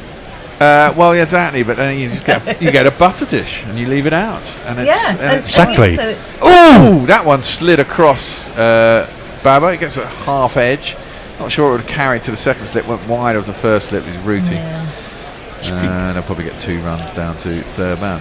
Good bowling by Jacks, because he's gone round the wicket, he's created an angle, and that's the arm ball that's gone straight on. Yeah, well, and unfortunately it's just gone down and just wide of the slip, but no, they're trying things. They're trying to make things happen, and that's good. It is good. I mean, well, they're definitely, that was the criticism with Pakistan, wasn't it? Yeah, very much so. And they lost Harris Ralph as well. and the leggy was poor. That's a poor ball from Jackstone's dragged that down at short. Babar doesn't miss out on that, pulls it square. His man down at long leg, but that's still dead square, and it's 4 runs. 2 + 2 is on man.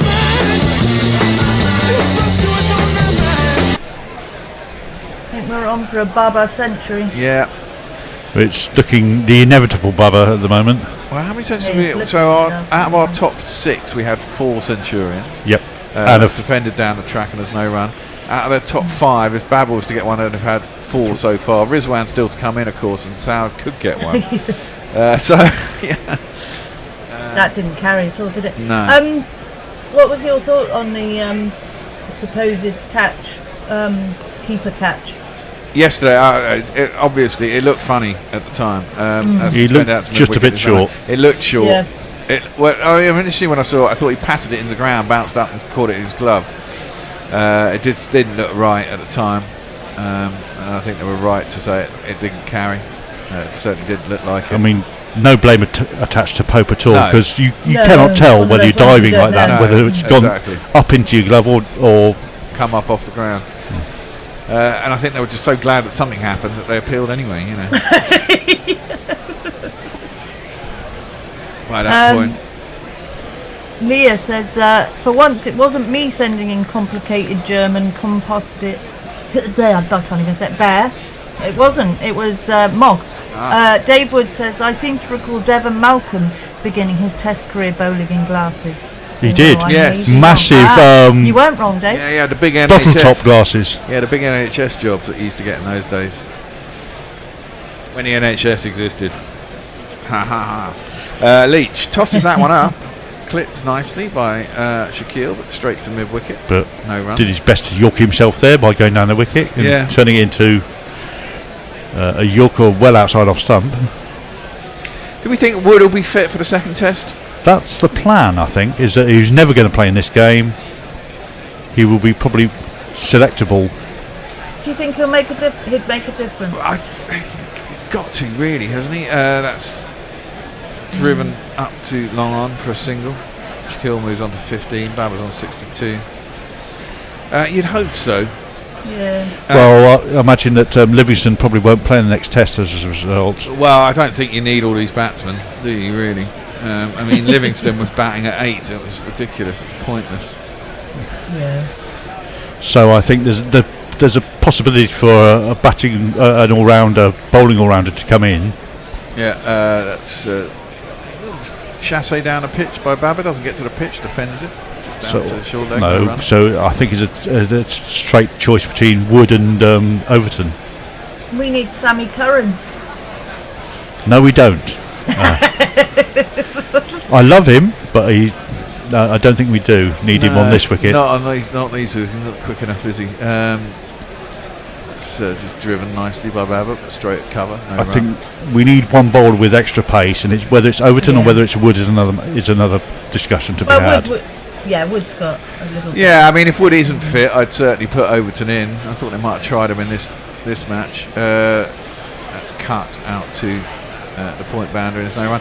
I'd say to Jimmy, I'd ask Jimmy, do you want to plan the next game on these wickets? Yes, and if Jimmy says no, he'd be the one who misses out, and I put in someone for him. And Jamie Overton would be a decent, fit, wouldn't he? If Wood isn't fit, he can clump it about as well.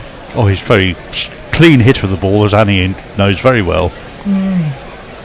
Leach over the wickets, defended by Shaqeel, back down the track. There's no run, and no respecter of family loyalties either. Given that he clanged his brother in a county game this year. Put him out with concussion, didn't he? He did. Then he put Josh Davey out as well, and then he clanged his brother when he came back. Nice. Yeah, really not very. Are we doing a change now? Well, we haven't heard any who's from the green room yet, but who's supposed to be on? Tony, Grubby, and me. Grubby might have fallen asleep, we shall see. He might be having another of his power naps, which he had on Thursday. They're wise things to do. I had a little. Shall I do some tweets then? Yeah, do some tweets. Adelaide Barmy says, speaking of big overs, I managed 21 5 4s and a single to the boundary off and over for our staff team. versus the 5th form many moons ago. Well done. First ball by Babar has been clanged out to the mid-wicket boundary for 4 runs. I'll play a jingle. Tony's going to take over. Morning, Tony. Good morning, Bear. Hello, Tony. Hello, Saint Annie. How are you? I'm okay. Now, does that mean I'm going? Yeah, you're back in half an hour. We are at some point together. Yeah. Okay. You may be delighted or not to hear. I'm going to go and have my porridge. You go and have your porridge. That's dependent up to how appropriate when you're with a bear.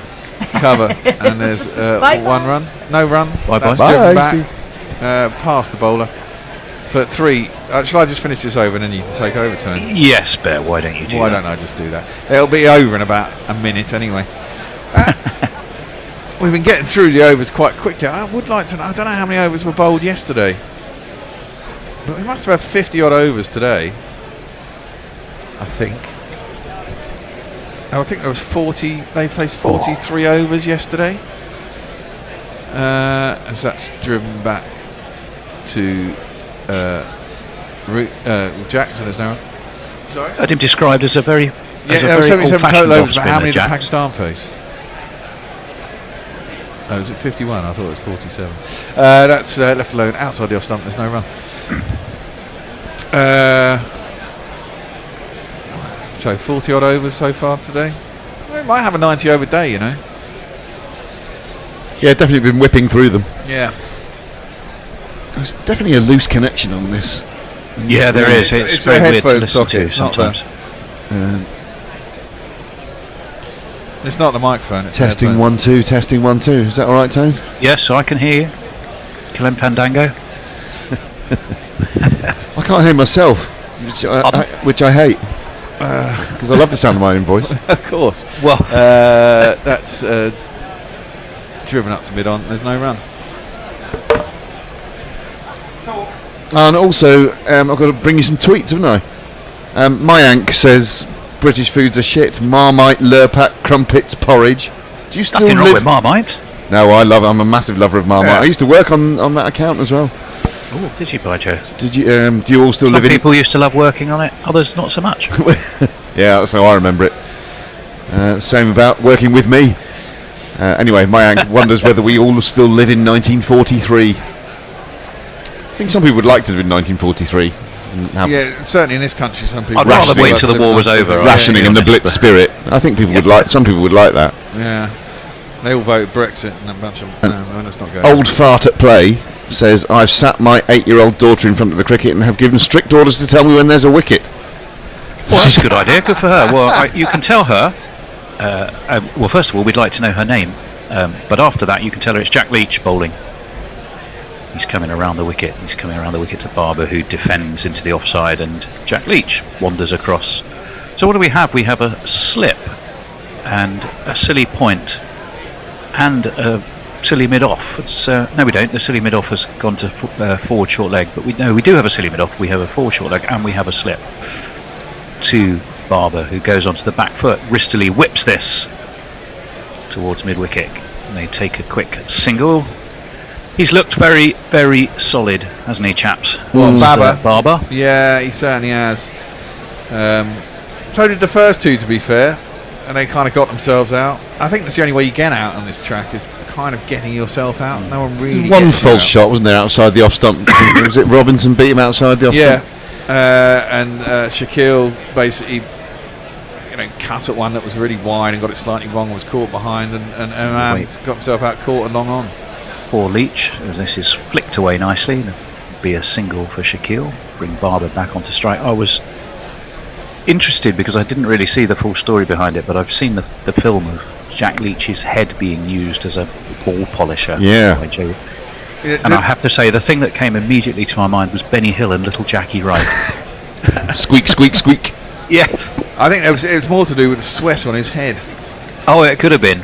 But surely his hair's a bit abrasive, even though he has some, as this one's, again, wristily whipped by Babar. They'll get 2 this time into the onside. With the score on to 357 for 3. 18 overs with this new ball. That Kookaburra doesn't stay lively for too long. Interesting, of course, that England used 2 spinners when they did take the new ball. Yes, and Leachy got a wicket in his first Leach over. got a wicket with it. But you can tell me a little bit about that, because I heard some of it, but wasn't see it because I was in bed. Forward comes Barber. Ollie Pope decides it's his turn for a little stroll behind the stumps to field.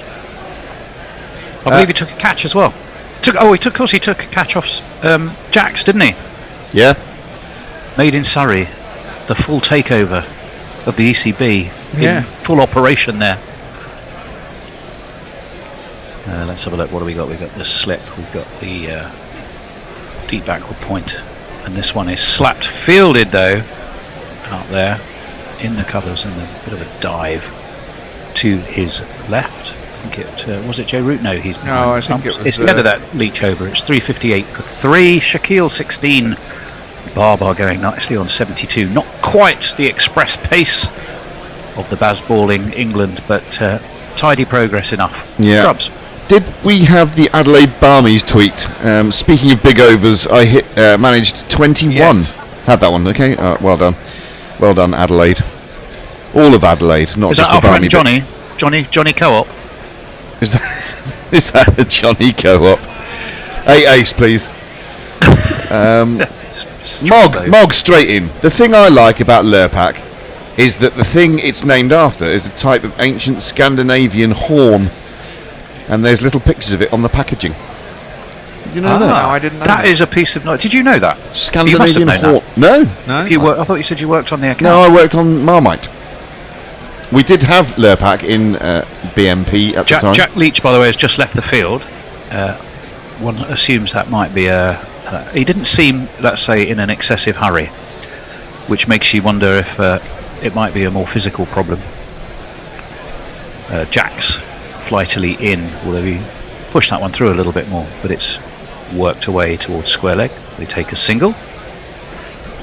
Yeah, had Jack's gone, Jack Leach there gone bustling off with a sort of, let's say, a busy sort of movement, you might have suspected the reason, but that looked like perhaps he was carrying a knock or something. No, I just think. Let's hope all is well. He's doing what fast bowlers normally do. Just do your opening spell with a new ball and then fuck off for a shower. Exactly. Well, he is. Around the wicket comes Jacks. Plenty of air on that one. And Shaqeel leans forward and eases it away towards square leg and gets himself a single. No, Jacks, I heard Jacks described as an old-fashioned off spinner. In that he gives it, plenty of flight and doesn't push it through. The feeling that since the sort of advent of, I was going to say VAR, I'm too World Cupped. I don't mean World Cup, do I? DRS, as this one's tickled round the corner. They take one, they will come back for two. Good running, very good running indeed. No, since the advent of DRS, bowlers have pushed the ball, the slower bowlers have pushed the ball through more, whereas Jacks is kind of a throwback to a real toss it up era, isn't he? What do you make of him? I know what you mean. I don't. His action is not very pleasing on the eye. No. He's got his test wicket though, and that one again is just eased away to long on. It's another single. It's like halfway through the 100th over. It's like he looks like a young kid who's just been taught how to bowl off spin and is doing everything very sort of diligently and mechanically. Rather when you look at him next to a professional. Yeah. Again, that does. He gets that a little bit of loop on that. He's left alone outside of the off stump by the left-handed Shaqeel, to whom it is Jacks pretty coming slow around at 80 kilometres an hour. Yeah, I don't mind the pace. In he comes again. Does whip his arm through a little bit, which I would have thought would have pleased the bear. Yeah, I don't think it's. I don't mind his action away into the too bad at all. I'll tell you one of the interesting things about watching these two as well is everything's. I notice even in my own talking about it, it's eased, manoeuvred gently. It's not a sense of hurrying the game, is there? There's occasional flurries of activity, and then we're back to gently manoeuvring the ball around rather than bludgeoning. Yeah, it's. I guess it's the way they decided to go at it. They don't feel the need to Bazball. Well, where are we? We're after lunch on day 2, aren't we? We're in the second session, day 3. I beg your pardon. Yeah. just about halfway, aren't we, at the moment? You need something to happen. You do still sense that were 2 quick wickets to fall for England. Yeah. I should have done some messages then. It was the end of the over. It's 363 for 3. We are in an attempt to make something happen. It's going to be Joe Root, actually. Joe Root, actually. I'll give him a little jingle, but that's partly because Leachy's not on the field, isn't it? His voice is high-pitched and ginger hair like a picked, but massive runs he has hit, so there's that. Introduce yourself. Joe Root. Introduce yourself. Joe Root. Introduce yourself. Joe Root, actually. For some reason we're zooming, well, I don't know precisely the reason, we were zooming in on an enormous KFC bucket. Were you to be in the Big Bash, you'd have had to have possibly the world's largest head to actually wear it, but there it was. 363 for 3. He's bowling from the pavilion end. Is Joe Root. Tosses it wide, ugly, outside of off stump, and left alone with I would imagine, a fair degree of disdain by Babar Azam. Yeah, don't bowl that shit at me, son. I heard us plugging the the shit gets wickets t-shirts, and quite right too. And that's horrible again by Root. There's a plan. It's even horrible. Well, is there? I mean, yeah, there's a plan to tempt always him. bowl to take wickets is the Bazball mantra. Never mind about giving runs away. This is one-day bowling at the moment, unless Joe Root's got one up his sleeve to surprise Barber with. Well, it isn't that one, because it's even wider. Well, the plan is to try and get him to lose patience and slash at one, and hopefully there's someone out at backward point and he slashes it in the air. Yeah, no, I'm all for trying things. As that one is wide, and again it's left by Barber, who spins around and ends up eyeball to eyeball with Ollie Pope, who looks sort of strangely clown-like under that helmet with the lashings of sun cream on. In comes Pope. Pope. No, it's not Pope. In comes Root again. That one is at the stumps. A little bit of flight and work to mid-on, no run. There's absolutely no turn off the straight, is there? Doesn't seem to be, which is very frustrating. There's still the forward short leg and the slip in place. Root is back to wide of the off stump. And It's a maiden. just sets himself and washes it. It was an over. It was an over. It was certainly an over. It was also a maiden over. It was ugly. Worst but we maiden do ever. have some messages. 366 for 3, and we're going to have a drinks break anyway. So Grubs, take your time. Ravi Nair says that we're plugging one of his favourite books, Felicity Cloak's Red Sauce Brown Sauce, which tries to find out about Marmite and even provides a recipe for a homemade version. Was that where Danny Baker got the idea, do you think? Can you? He's doing a whole tour, isn't he? Red Sauce Brown Sauce tour, which is quite interesting. Oh, yeah. right. Anyway, Ravi says that he adores Marmite, and yes, it is available, unlike pork pies, in India. Anna Forsyth says... I do like Marmite. Yeah, I love it as well. But you grew up in the south, didn't you? South of England somewhere? I did. I grew up, born in London and then grew up near Watford. Yeah. Surprise, surprise. The further north you go, the less likely you are to have had it as a kid, the less likely, therefore, you are to like it as an adult. Is that right? Is that part of your advertising knowledge? This is my historical knowledge, a distribution point about Marmite. Much easier to find in the south historically. And I wonder if there were people from sort of Lancashire who'd put on their cloth caps and big coats and head south on Marmite missions to raid the south and come back with truckloads of Marmite. But this is what it's very difficult if you haven't had it as a kid and therefore you've never really had it. It's very difficult to convert people, as we found in my days on the account, with what we hilariously called the Scottish penetration drive. It's quite difficult. Maybe to get that people should be into part of the SNP's manifesto. Right enough. Anyway, stay attached to the UK, but we don't want your fucking Marmite. Anna Forsyth says Tony making an old-timey pop culture reference. Mark that off your bingo cards. I don't know which reference it was. I've forgotten it. Annie just sends us a load of lovey, sort of cuddly type emojis. Back at you, Annie. And messes his cross about something. He says, so Will Jacks bowled 264 overs for Surrey in first class cricket in 2022 and averaged just 47 with the ball. What the fuck is he doing as England's fourth bowler in a test match? Well, he's there because Wood's not fit, because the other one who you'd probably complain about just as much, Liam Livingstone, has pulled up and I don't think will play again in this test, and we were, I think, a little bit worried about the series. And England don't have a front line decent second spinner. spinner. So ergo, there he is.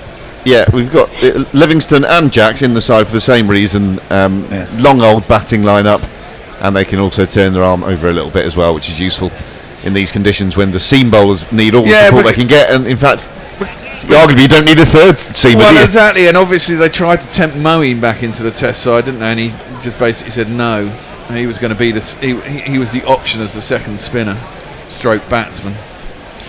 Well, indeed, he'd be very useful, you'd think, in a game like this. But also, do I detect just a small crack in the Bazball armour of doing something a bit conservative in having such a long batting lineup on a pitch like this where you don't need it, whereas actually you could pick some proper bowlers? I thought that was as much to do with the fact that they were the people who could bowl sort of half-rate spin as the need for batting. They just happened to. And it just happened to lengthen the batting order because they decided they wanted a spinner, a second spinner, to go along with Rooty. And they had Livingston and Jacks, who obviously they thought neither one of them was good enough to be a full-time second spinner. So they put both in because they thought spin would be the way to go. And you'd only need, if you had Stokes, you had, and you only had two other fast bowlers. And as we've seen, they've hardly bowled a thing anyway. So you wanted to pack your side with spinners. And they were the only spinners available, and they just happened to be decent bats as well. So it kind of worked out that way. I don't think it was purposely they tried to, load up on Gary, the I might take issue with not only spinners available, because I think he's got one. Well, yes, he was available, but just not selected. Which is madness. It is madness. He's just not very good. Well, you got to give him a try, Bear. He's averaging 22, 23 in first-class cricket. Well, they did give him a try, he is. didn't they? On English wickets too. Yeah. Got to say that's he really bowls not wicket-taking deliveries. We're back into action. It is Will Jacks who we've just been talking about, and it's pleasingly guided to Jimmy Anderson at mid-off, and there is no run by Shaqeel. He's stylish, Shaqeel. I quite like the look of what I've seen of him so far. Well, the other option that you had, of course, as in comes Jacks. Again, it is defended. 27 is Saad Shaqeel from Sindh, Karachi in Sindh. And if you wanted to go that way, why don't you just fucking shove in Rayan Ahmed on? Only played 3 first I think games, we but will, but I think we're likely to see him as we'll just wait for Jacks, who brings Shaqeel forward again into the offside. No run. I just have a feeling they do fancy giving Rayan Ahmed a go, but they're going to wait until they head the furthest south, and then that might be the point at which you see him, as this one is half fielded by Root, but he doesn't quite get hold of it and it dribbles away, but still fielded. They may have thought that before the twos have started, but having seen what this is like, and if the next wicket is going to be similar, you might as well just shove them in the next game. But I don't think the next wickets will be. I think if you look at that Australian series, I know there is one ground difference between the 3 that Australia played, but when you moved a bit further south, Australia nearly won the second test and did win the third, and it was on the back of reverse swing actually largely that happened, but the ball also turned and got wickets for Lyon as forward comes Shaqeel away to short extra, and there's no run. 363 for 3 as a squirrel. I get all that, but if Livingston's done his knee, for example, well, that could force a rethink, as injuries can often do. Or indeed make careers. This one is fielded off his own bowling. Look at Marnus Labuschagne. But for that knock on the head, how different for Steve Smith, how different might Marnus Labuschagne's career have panned out? I mean, I'm sure he got there in the end, but it did not come at the right time. Labuschagne's luck's got to change at some point in his career, and he's going to have a whole string of ducks, because that man is fucking lucky. A couple of tweets to bring you, by the way. Mog is obviously watching us on the screen, says Grubby rocking the Freddy Krueger jumper today, I see.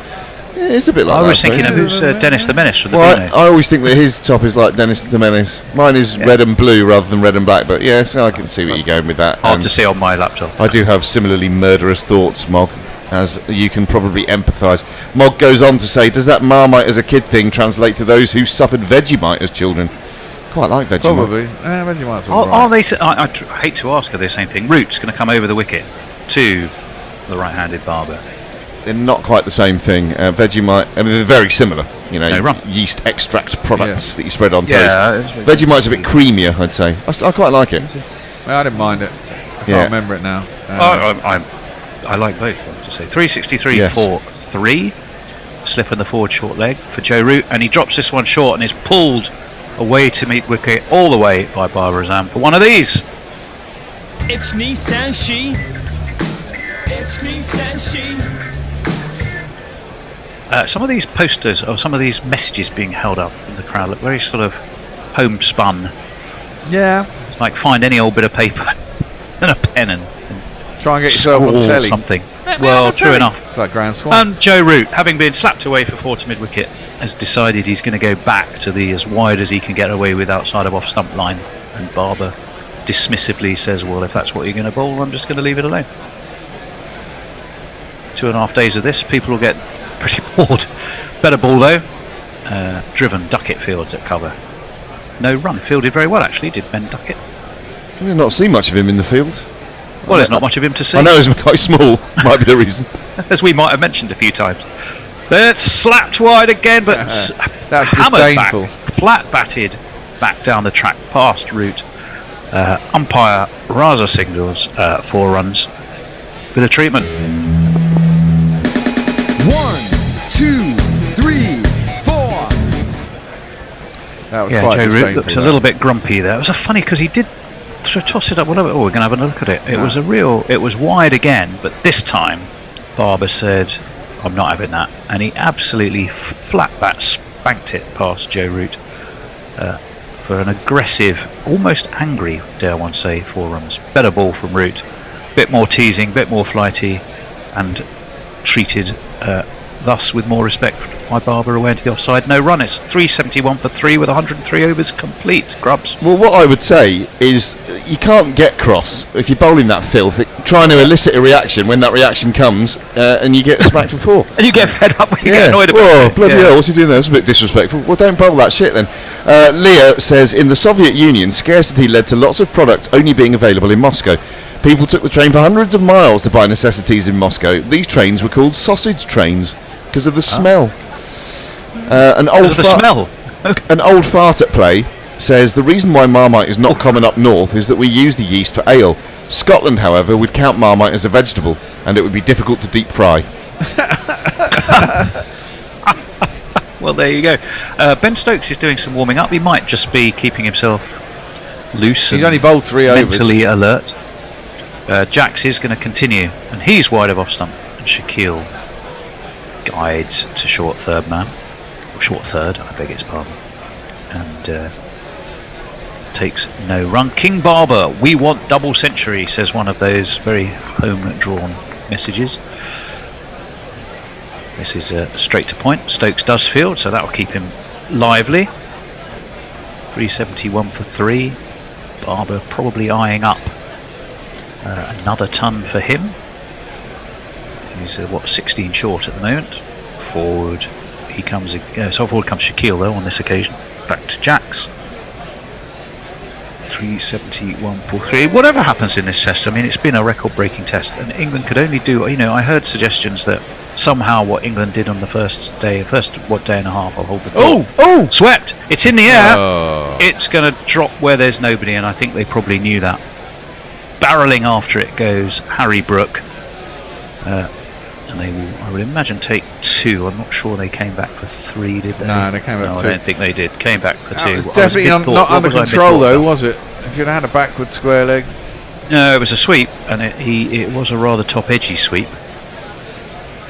Jimmy Anderson's giving a point of view on it. He's kind of describing its arc in the air, I think. Describing the line, it was the arc of the diver. Arc of a diver. There's another musical reference for you. Jax in, defended. Now that was a good ball. Had a little bit of everything, bit of loop, little bit dip, not any turn, but was treated very correctly by Shaqeel. He's edging towards his century though, sadly, Jax, but he's hardly alone in this game. This is pushed into the onside. No run. 373 for 3. They are getting through these overs quickly, and I'll finish that thought. I was halfway through after some messages. Yep. Messages writing back to Mog says that he converted from Marmite to Vegemite in his 20s, but maybe, he says, I was simply trying to virtue signal my attachment to my new homeland. Fourth. And No, that's Messrs. Oh, sorry, Messrs. Yeah, and Colin Souter is picking me up on. He says Grubby with the bad Scottish accent and admission he worked for the BNP. Perhaps he should have been named Nigel. Wait, fuck off! Listen, Colin. Stop your greeting, you glut. Yeah, That exactly. we saw this morning. That was Stop like your Starship greeting. Enterprise. That's what You House clutty TV wee should look bastard. like. Can you imagine if I had to come and turn those on every morning, Bear? Yeah, well, you know. Leah says goat or mutton pies are superior anyway to I think to Ravi's pork pies. Peter Ward says Al Murray does a great skit on anthems, tears into all of them including Advanced Australia Fair. I'll be looking that up later on I think. Mark says I'd assume the folk up north have much better taste and realise that Marmite is basically a yeast infection in a jar. Well, Ben Stokes is going to Ben Stokes is going to be, what a horrible thought. Ben Stokes is going to be back to bowl his 4th over. And Joe Root has an enormous red sweaty patch on his lower back, which is where he seems to have been deciding that that's where you're getting most of the sweat from. So that's where he's, the part of his body he's using to shine, or not shine, to get something on the ball.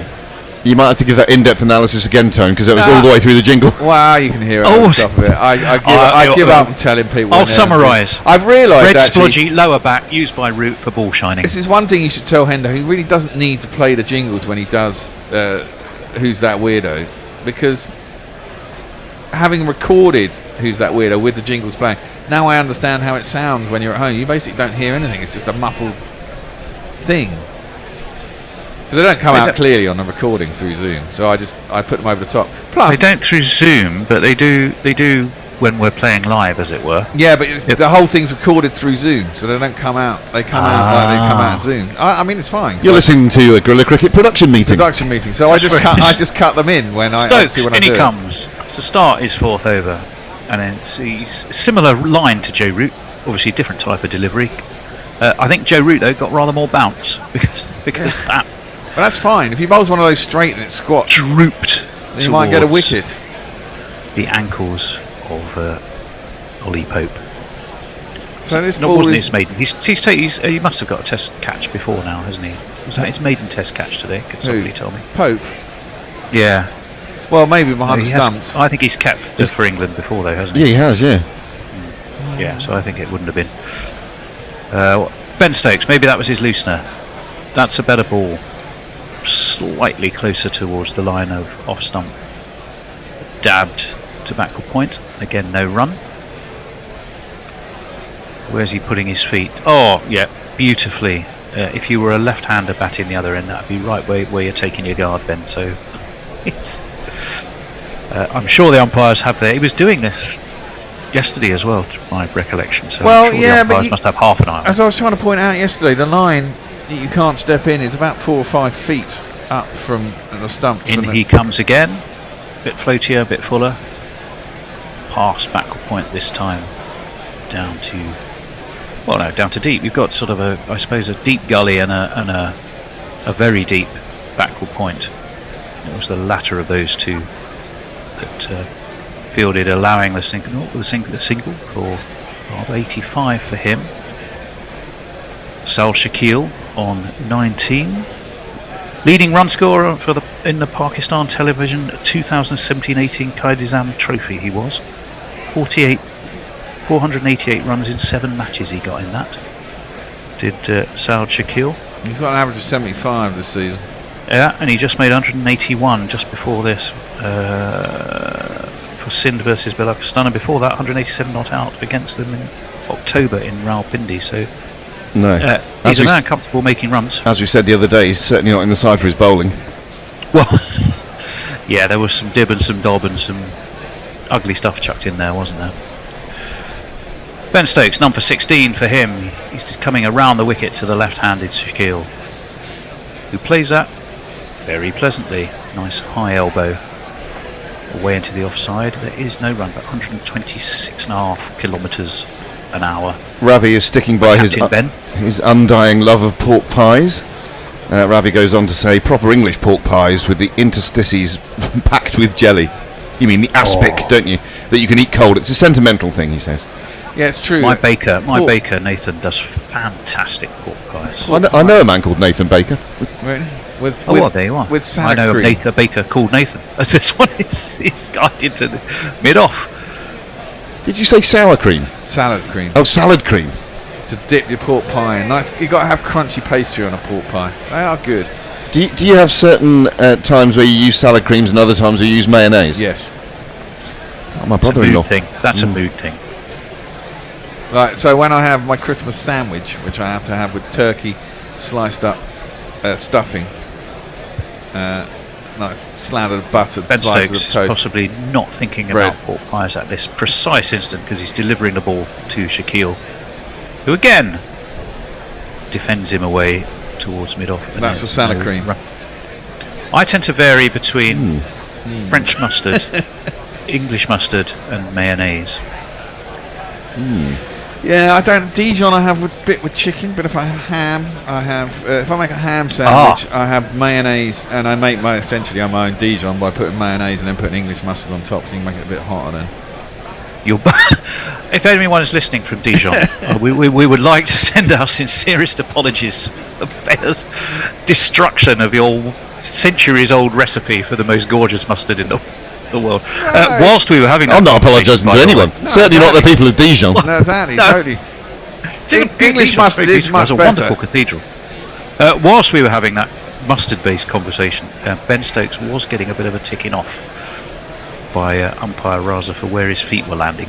Was it an official warning though, or just a little? I don't think it was an official warning, Right, but carry let's on just describe going. it a lively discussion. In other food news, Anna Forsyth says, "Do I have northern sensibilities, or am I just eminently more sensible because I know Marmite is disgusting?"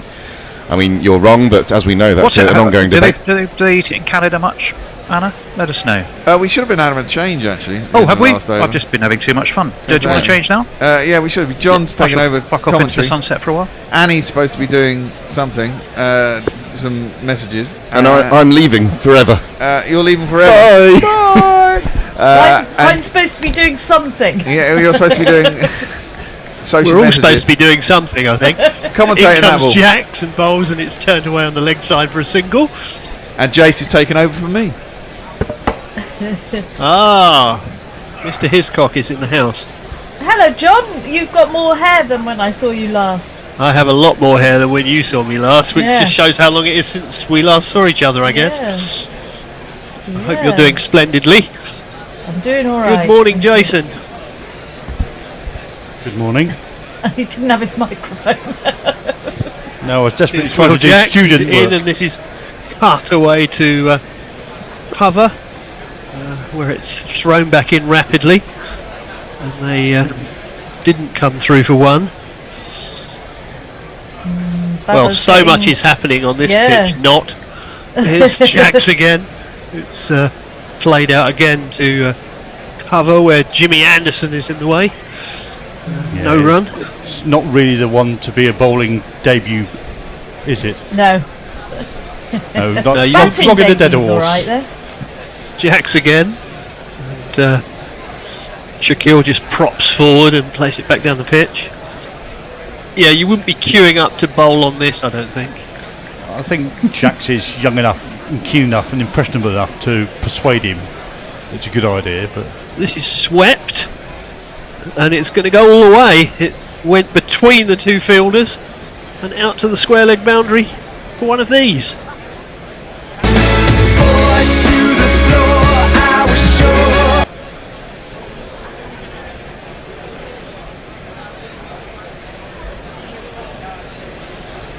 So tell me, you two, am I the only pessimistic Englishman that thinks Pakistan might make 800 on this road?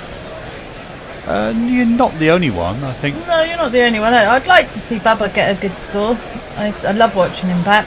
Yeah, you can get 100 and then get out. That's fine by me. Yeah, he's good to watch on anything, isn't he? Yeah, he is. Shaqeel's just played that one down to short third for no run, and that's the end of the over. 379 for 3. Oh, that's me. Am I tweet? You are. Yeah, I think your something is probably tweets. My something is tweet, yeah. Well, I'm not quite sure where we were because I'd only just come in, but so I'm going to go for my ank, which was only 2 minutes ago, saying NASA on commentary noting that Ben Stokes is limping and doesn't have a full follow through. Well, he's never really had a full follow through since he did his lower back. He's always looked a bit compromised ever since when he's bowling. I'm actually wondering whether there's ever an occasion where he's not limping, actually. Well, he's always strapped up somewhere, isn't he? He seems to Yeah. be. Yeah. Where else were we? The Ravinair says the bear having turkey for Christmas is just wrong. Anyone having turkey for anything is wrong. The only mustard is Coleman's. Anyone making a case for Dijon is wrong. Basically, you're all wrong about food. I do like English. Ravi, you've got very definite opinions about things. I'm not talking about county cricket, not at all. But I mix my mustard up. You know, I love mustard, but I like all types of mustard. I presume you mean serially, not in parallel. that would just be wrong. Get very messy, this conversation, couldn't it, really? But I wouldn't worry about Ravi. He's been in militant mood all day, so he was cursing me about 5:30 this morning. But bless him. I did say hello. Here's Stokes. He's in again, and this is a bouncer, which goes through to Ollie Pope. No run. It's kind of a waste of an effort ball, that, really, because it's not straight enough to worry the batsman, and you're just expending energy that you could better use elsewhere, I think. He's just trying to get some big footprints. I think he's just trying to get his back loose. That was the reason I was taking from that, to try and get him loose for the extended session he's going to have bowling now that he's got into his second spell of presumably more than 3 overs this time. So, well, I guess he figures he might as well bowl all sorts on this pitch. But there we go. Here's Stokes again. This is an attempted pull, almost from a sort of standing position. It just goes out to mid-wicket, no run. I do wonder whether he's decided to bang it in for an over or two just to see what happens. Yeah, I think he has already. It's a Stokesy tactic, isn't it? It is, and no, I don't think there's any pretense in trying to pitch it up on this. Well, it's not doing anything, is it, if you pitch it up? So I guess he thinks if he bangs it in short, he might sky one. But he's not interested in that one either. That was another short ball. He just ducked it. Went through to Pope, no run. I mean, we haven't seen the field, but I imagine there is a deep square leg and a long leg for this bowling strategy. Yeah, there's certainly not many round the bat because there's no slips at all. No slip, one gully. Third man. Leachy. He's back on the third. Pitch. Yep. But Robertson has gone off, I think. Has it? Yeah, that's ominous. And Here's Stokes again. This is pulled. Off, isn't he? And it's pulled down through mid-on, and it's gone for 4. That was a strapple, really. And if you kids can't listen, then you bound to see the way you get shot for crossing a boundary, That was just a stand and deliver job, wasn't it? Really? Yeah, it wasn't beautiful. No, it didn't. No, it didn't look his normal elegant thing. No. It was more a sort of swat smear through mid-on. But it went for 4. Here's Stokes again. That's another short ball through to Ollie Pope. Yeah, I think we know what's coming. I think everybody knows what's coming. All I can say in this innings is thank God for Shaqeel scoring at a relative pedestrian, well, extremely pedestrian, 23 off 71. Extremely compared to the England when pace. When all the other Pakistan batsmen really have been sort of scoring about 75 to 80 runs 100 balls. Yeah, they'd really be motoring along if Shaqeel was in gear. But yeah, England's lead is short. How dare he have a test match innings? Yes, indeed. how dare he play properly in red ball cricket? This is ridiculous. You know, crazy days. Hasn't he heard of Bazball? Right, Leah says, are you disgusting culinary barbarians talking about approximating Dijonnaise by mixing English mustard with Miracle Whip? I don't know. Were they? I hope not. Well, I think that sounds horrible. I think Bear was talking about mixing English mustard with mayonnaise. Right. Okay. In an attempt to sort of create some sort of Dijonnaise concoction. Anna Forsyth says, thank God Marmite isn't much to be found in Canada. Lots of Aussies though, so far too much Vegemite. Mercy Jess says, today's time-consuming quiz. Nathan Lyon currently has 99 second innings wickets in tests. Only 4 bowlers have exceeded 100 wickets in the second innings. Who are they? Oh my goodness. Warren, obviously. Makes me brain indeed, hurt. yeah. And probably Muralitharan as well. Yes. After that... After that, it's a struggle. McGrath? Yeah. Well, I think we're about to have a change of bowling, and I think it's we going to are. be this guy making a brief return, I imagine, to the bowling crease. Jimmy, Jimmy! Jimmy, Jimmy! Oh! Jimmy, Jimmy! Oh, little Jimmy, wouldn't let go! Yes, it looks like Jimmy Anderson is going to grace us with his presence. This new sort of ball shining methodology is really like I'm trying to describe it on Leach's head. Yeah, I think Root's just trying to be entertaining, isn't he? He's just it's a spot shining it on his sweaty back and on Leach's head. It's a spot the ball competition. Where we go, on what part of the body you're going to trying to shine the ball. Well, I dread to think. Yeah. Keep it clean, everyone. We know one place where it won't be being shined then. Well, indeed, yes. Here is Jimmy Anderson anyway. It's in and he bowls, and that almost bounces twice going through to Ollie Pope. He's not looking particularly jolly, is He's he, old looking Anderson? grumpy Jimmy at the moment. He's not Grumpy Jimmy. not happy. Yeah. I think he thinks this pitch is a bowler killer. Yeah, I'd love to hear what they really think of it. I think that's the polite version, isn't it? That was for the PG-rated version of that. Yeah, indeed. Yeah, for the family show version. Yeah. Here is Jimmy. It's in, and Shaqeel is forward. Jimmy does a little bit of football work, but passes the ball on. No run. Yeah, no, I mean, he's not. Let's be honest. This is a shambles of a Test wicket, isn't it? He's not exactly rushing back. You've got to have the bowlers in play, otherwise it's it's a real shame not to. More in play than this. Let's put it that way. Yeah. Well, I was saying at 5:30 this morning. The problem is this isn't a contest. No, it's not. This isn't a contest, and therefore is it sport? In my mind, not. Here's Anderson again.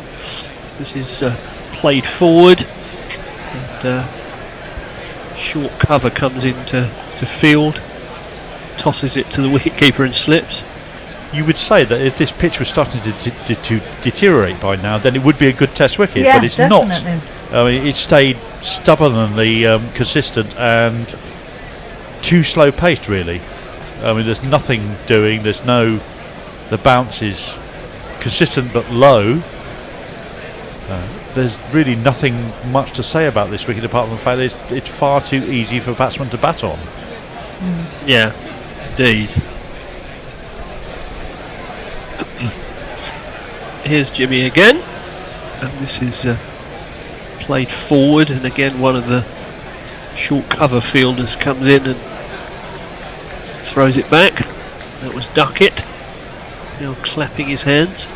Now, the beauty of Test cricket is the difference in the days and how things change, and all those sort of things, and it's just not happening, is it? Well, no, you're not getting the variation in it, are you? I mean, let's face it, we have enough forms of cricket at the moment where bowlers have no chance. Yeah. So to create a red ball wicket where they have no chance as well is pretty miserable, really.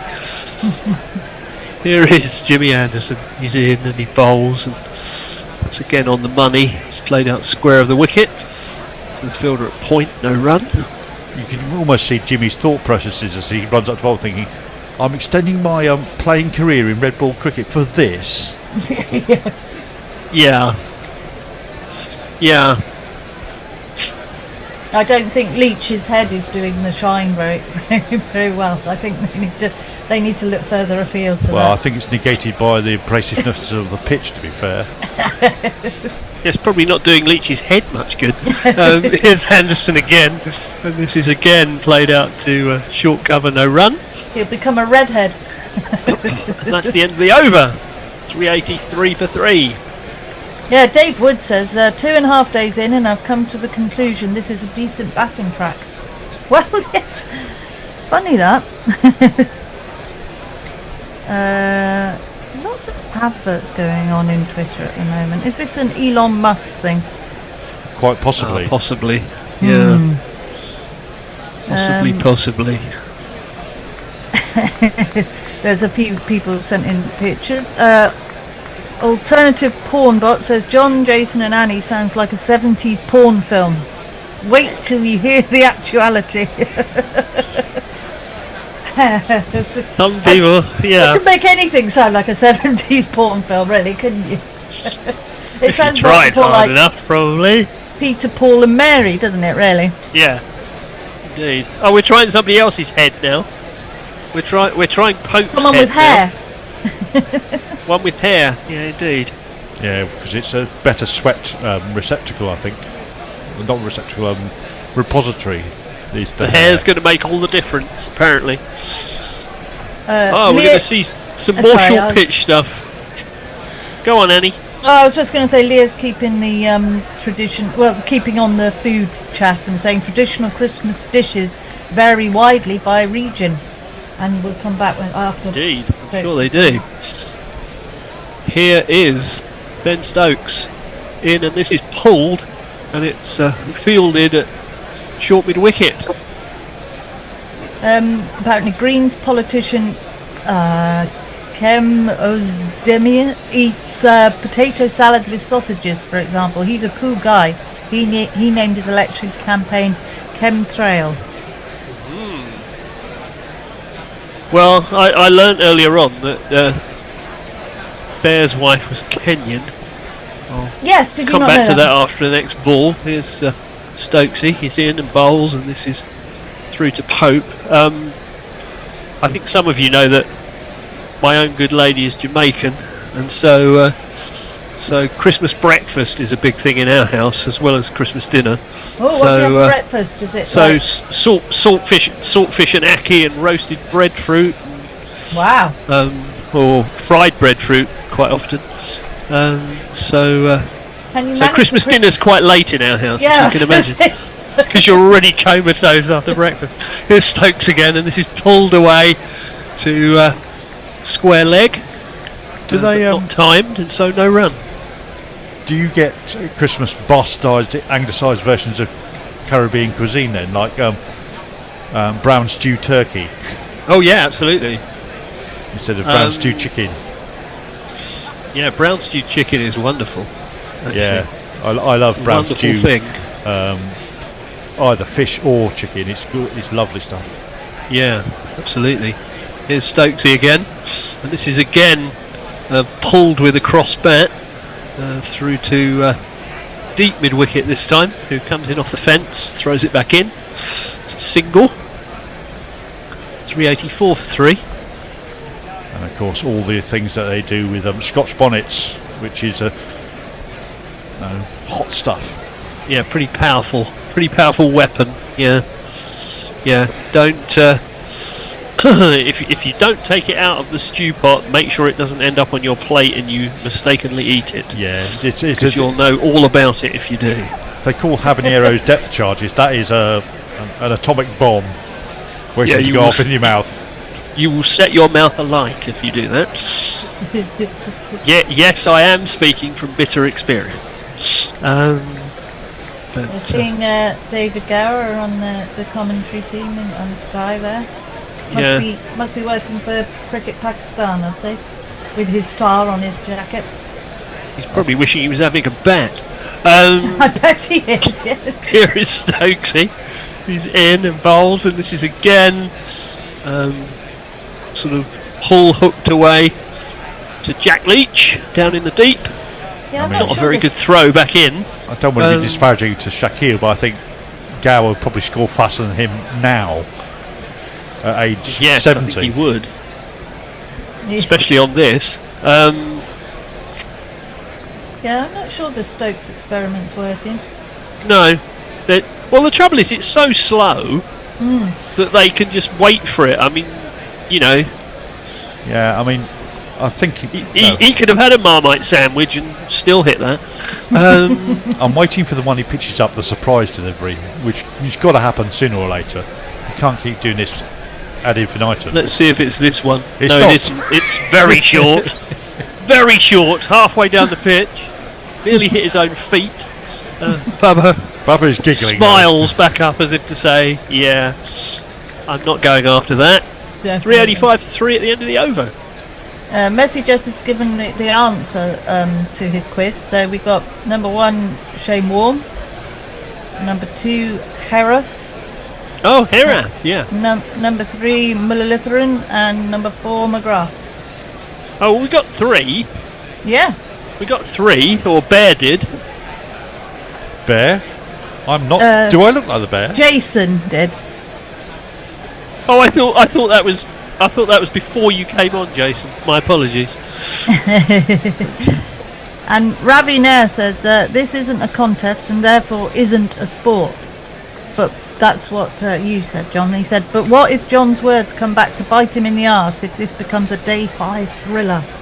Oh, well, let's hope it. Yeah, well, let's hope it does, does. Ravi. Let's hope it does. I'm not saying that I don't want that to happen. I'm just saying that thus far there's every indication that it won't. Here's Jimmy Anderson, and, played up to mid on. We were saying earlier on that we all have nemesis on Guerrilla Cricket, and Ravi is mine. Ravi is mine and I am his. And you know what? That's all right. So I was expecting Ravi to fire back at that, but no, it doesn't matter what sport I'm watching. I like it to be a contest. Yeah, it does feel a bit like they're going through the motions at the moment, and yeah, I was searching out for a particular jingle, and if I find it, I will play it. Here's Jimmy. He's in, and this is stoutly defended by Shaqeel, out to point. No, I just think sport should be a contest, and yeah, we are going through the motions at the moment because England are waiting for something to happen that might happen or might not. Well, to be fair to Stokes, he's trying different things. I like bringing himself on, and he's bowled root and jacks and heats. He's tried all his permutations, hasn't he, pretty much? Yeah. Here is Anderson again. In, and this is driven, and it's beaten the infield, and it may run away for 4. No, it's losing its legs, and they've overhauled it, thrown it back in, and I think they've come back for 3. Yeah. They have indeed. Yeah, he beat the infield with that one. Lovely shot. Oh, it actually went straight through Duckett. Straight through Duckett's hands, all the way along the ground, I might stress, but went straight through him. He's probably fallen asleep, I should imagine. Well, no, I think he did everything right, but apart from putting his hands together at the crucial moment. Yeah, he sort of had a barrier, but yeah, it's not a long barrier, it's a very short barrier. It was a short barrier, but it didn't quite work. Yeah, 388 for 3. Yeah, if Jimmy Anderson was more thick set, he could be mistaken for Angus Fraser this morning. He's in and bowls, and that's driven to mid off. I don't think so. I mean, he's nowhere near tall enough. I know he's. No, he's grumpy enough though this morning. That's what I'm saying. He's grumpy. The thing that always surprises me about Angus Fraser is how can a man who's 6'5" have such a hunch, and he looks like wizened old man now. Oh, it's all part of his grumpy persona. I guess if you're that tall, you do hunch a little bit, though, don't you? I always try and stand on my tiptoes all the time, so Here's Anderson. My neck. Oh, that's a good ball, Nice. right on the money, which is played back to him along the pitch. I mean, he's just sort of a hunched Grinch, or if that's sort of hunch Grinch. I know. I don't think he'd appreciate that. No, he would. No, he wouldn't. Knowing Angus as I do, he wouldn't. No. No, he's not a Grinch. He's Here is quite a Anderson miserable again, old bastard, and this but- is played out square on the offside, no run. That's the end of the 110th over, 388 for 3.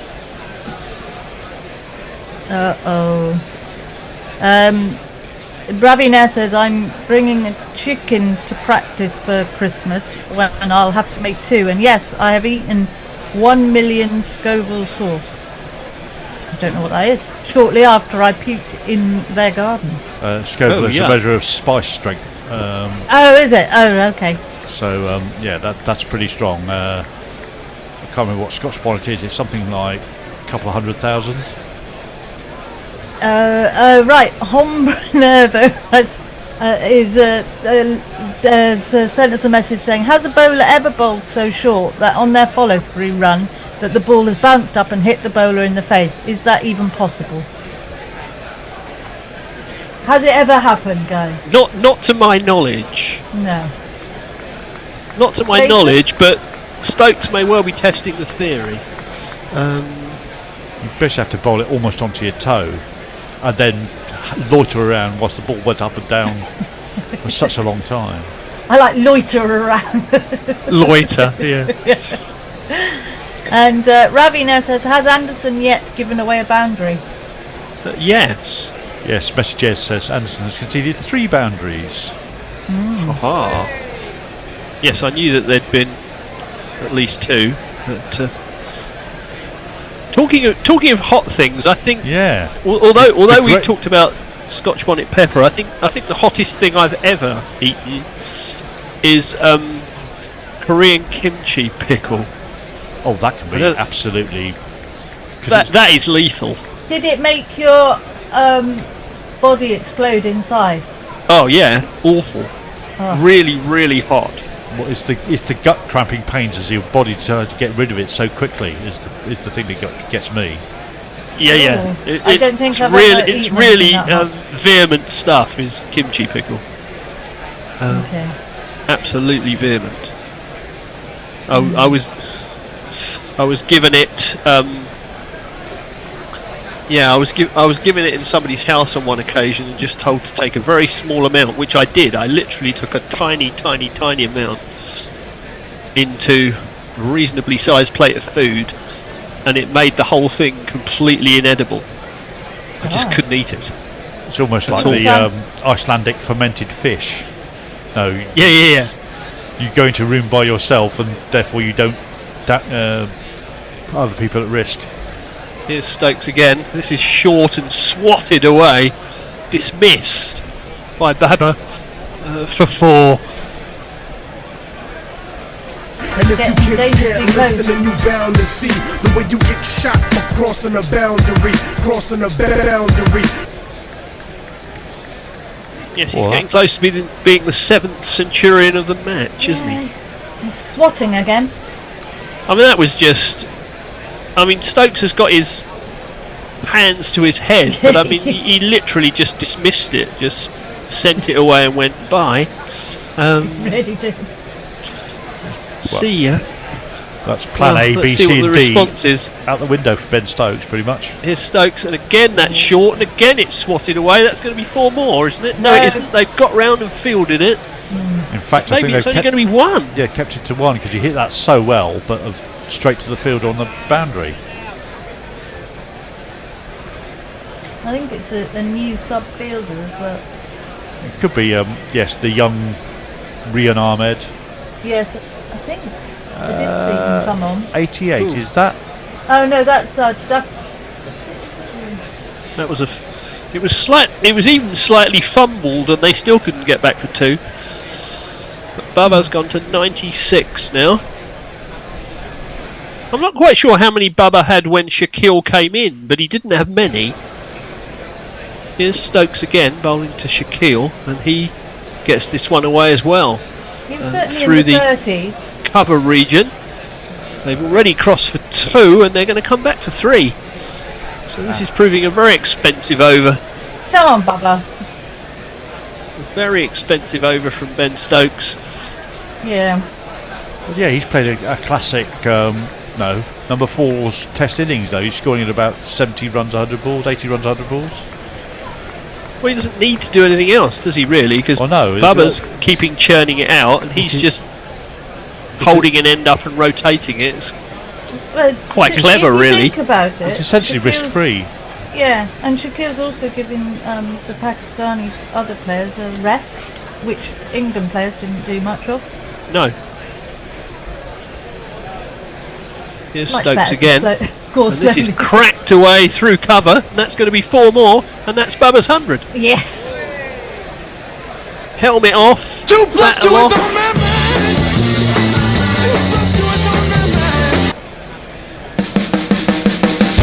20, 40, 60, 80, 100. Congratulations, sir. You are a centurion.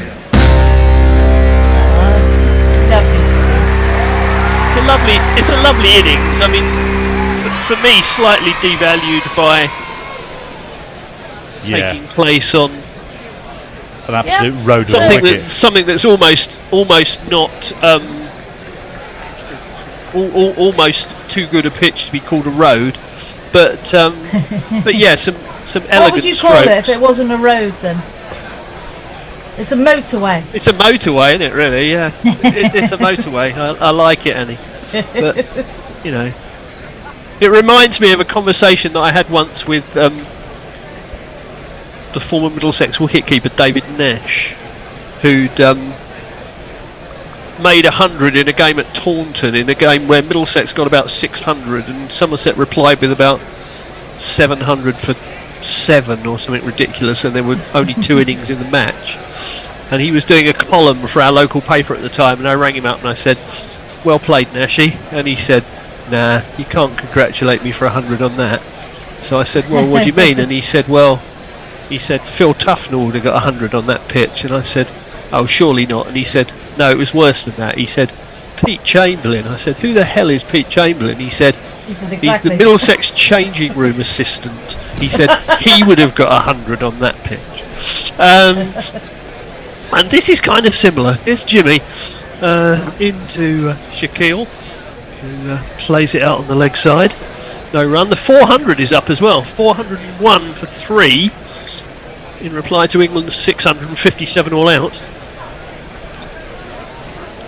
I'm still fearing that 800 is in play here, which could make life interesting for England on the last day. Yeah, because they're not great when they're set a defensive score to get. No, not at all. They tend to go back too much into their shells and then get out and compound the issue. Poking around, yeah. Here's Anderson. This is driven, but it's fielded by one of the 3 fielders in very close proximity in the covers. It's almost throw a blanket over. It's the funky fielding side. There's all of them. They're virtually standing side by side. There's a point. There's a forward point and a cover. They're all within about 10 yards of each other. Yeah, they are literally almost standing on each other. But, I mean, this is harking back to the period where they had 2 mid wickets and 2 covers, short covers, a couple of games ago. Yeah. Because there's doing nothing through the air, so you're trying to catch people on the mistimed drive. Yeah, all indicative of a very slow pitch. But yeah, if they did get 800 and England went all defensive, I guess it would give us the potential interesting finish that Ravi was hinting at earlier. That's still only day 3. We've got another 2 days to go. Anything can happen. It could. It could because of the time that England took out of the game on day one, I guess. We're having a break, by the way, because is it Babar is having some work done on his hand? No, sorry, it's Isn't it? Shaqeel who's having tea something time, done on though? his hand. I thought. Yeah, it's changeover time. We should have had a changeover, shouldn't we? We should have had a changeover probably an over ago. So I'm not quite sure who's on next. No, it's I don't think we have a change. next. Oh, it's tea. It's tea next, Yeah. but I think we've got at least an over to go. Oh, right, okay. Well, we'll keep going until the interval. Perhaps till Well, the I end. will do Perhaps some to the end of tweets. this over. Yeah. Ravina says, so Annie has not just tiny feet, but is tiny in person. That is correct. I am tiny. Did she get Charlotte Edwards out by man-caddying her? No. I got her out by getting her caught on the boundary. I didn't man-caddy her.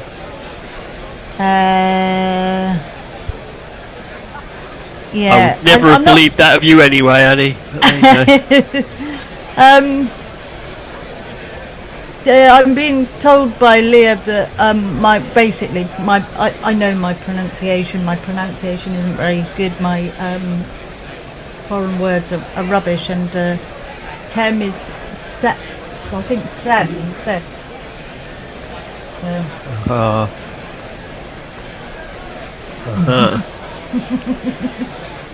It's pronounced ch sound apparently. Shem, I think. Chem.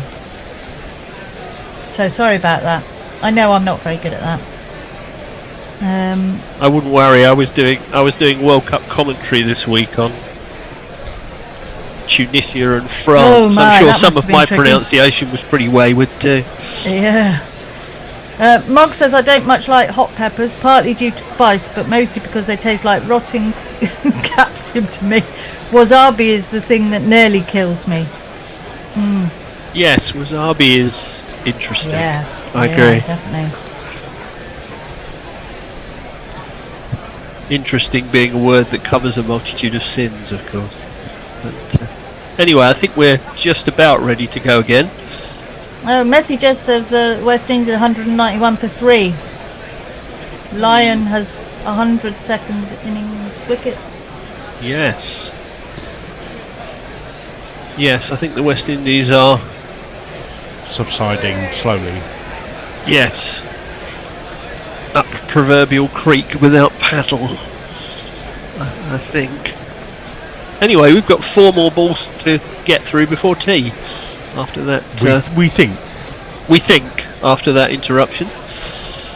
It kind of makes you wonder why that interruption actually occurred. Yeah, well that's why I was do 4 balls There and seemed get to be off. an injury or anything, so I'm not sure what it was about. But anyway, Anderson's in, bowls, and this is played back to him along the pitch. I just need to go and plug in my computer. Ooh. Oh, so Saint Annie may disappear for a short time, or even perhaps for a longer time, depending on whether she can find her power charger, which is a problem that I think one of the TMS BBB people had.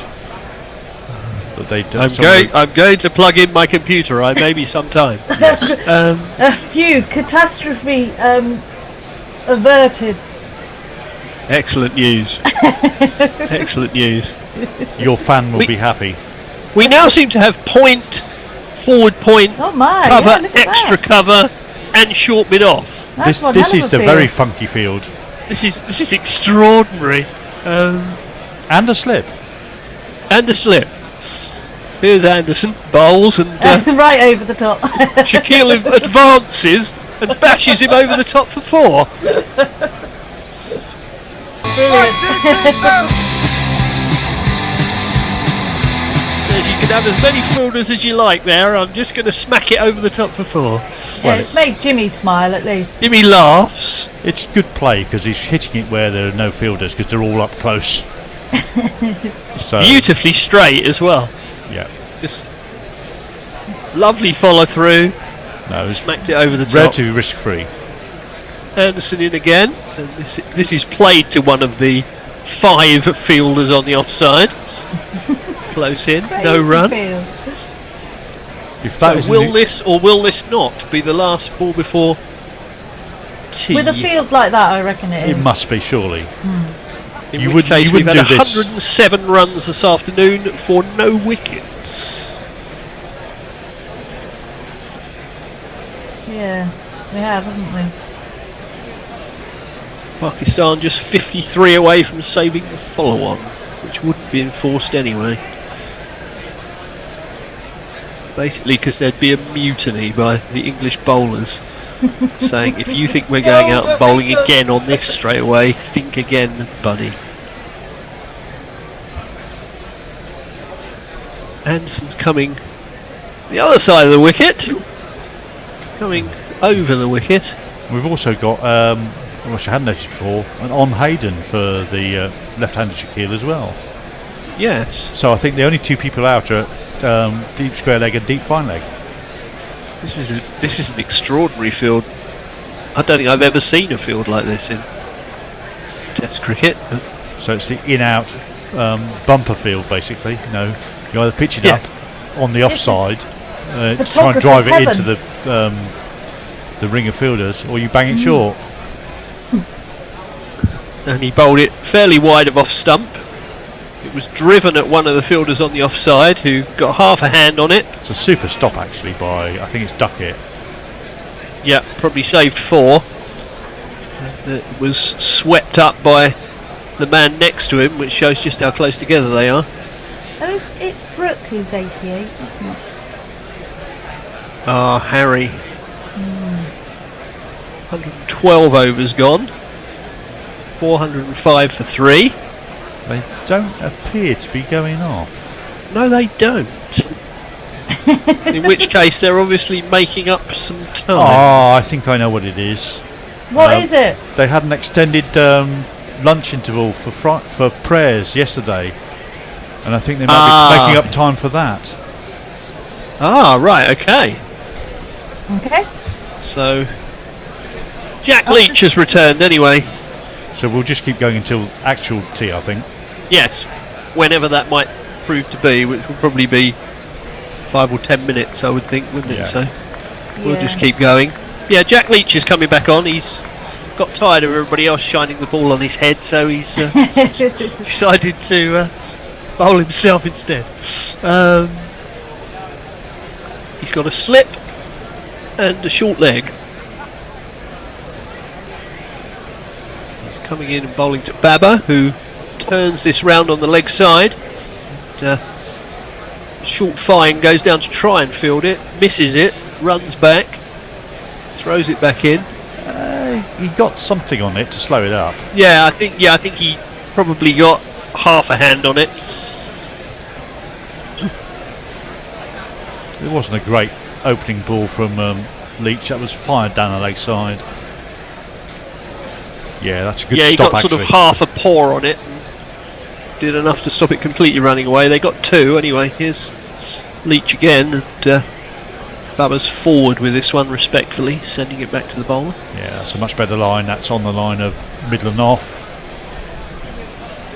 Straightening. There's not a lot you can do with that apart from bunt it straight back down the ground.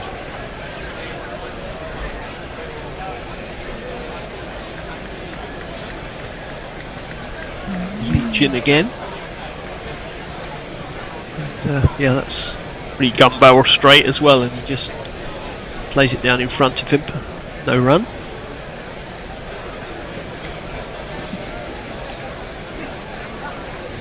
We're having another advert on Sky for sensitive teeth. There are some very strange adverts in this series. Yeah. With people drinking cold drinks, which would, Yeah, I think it's to do with Pakistan TV and Sky. I don't Indeed. think it's, yeah. That was played defensively once more for no run. Well, presumably Mind the you- host broadcaster is Star, is it not? Star. Here is Leach again. And this is pulled away. That was a rank long hop, and it's pulled through mid wicket for 4.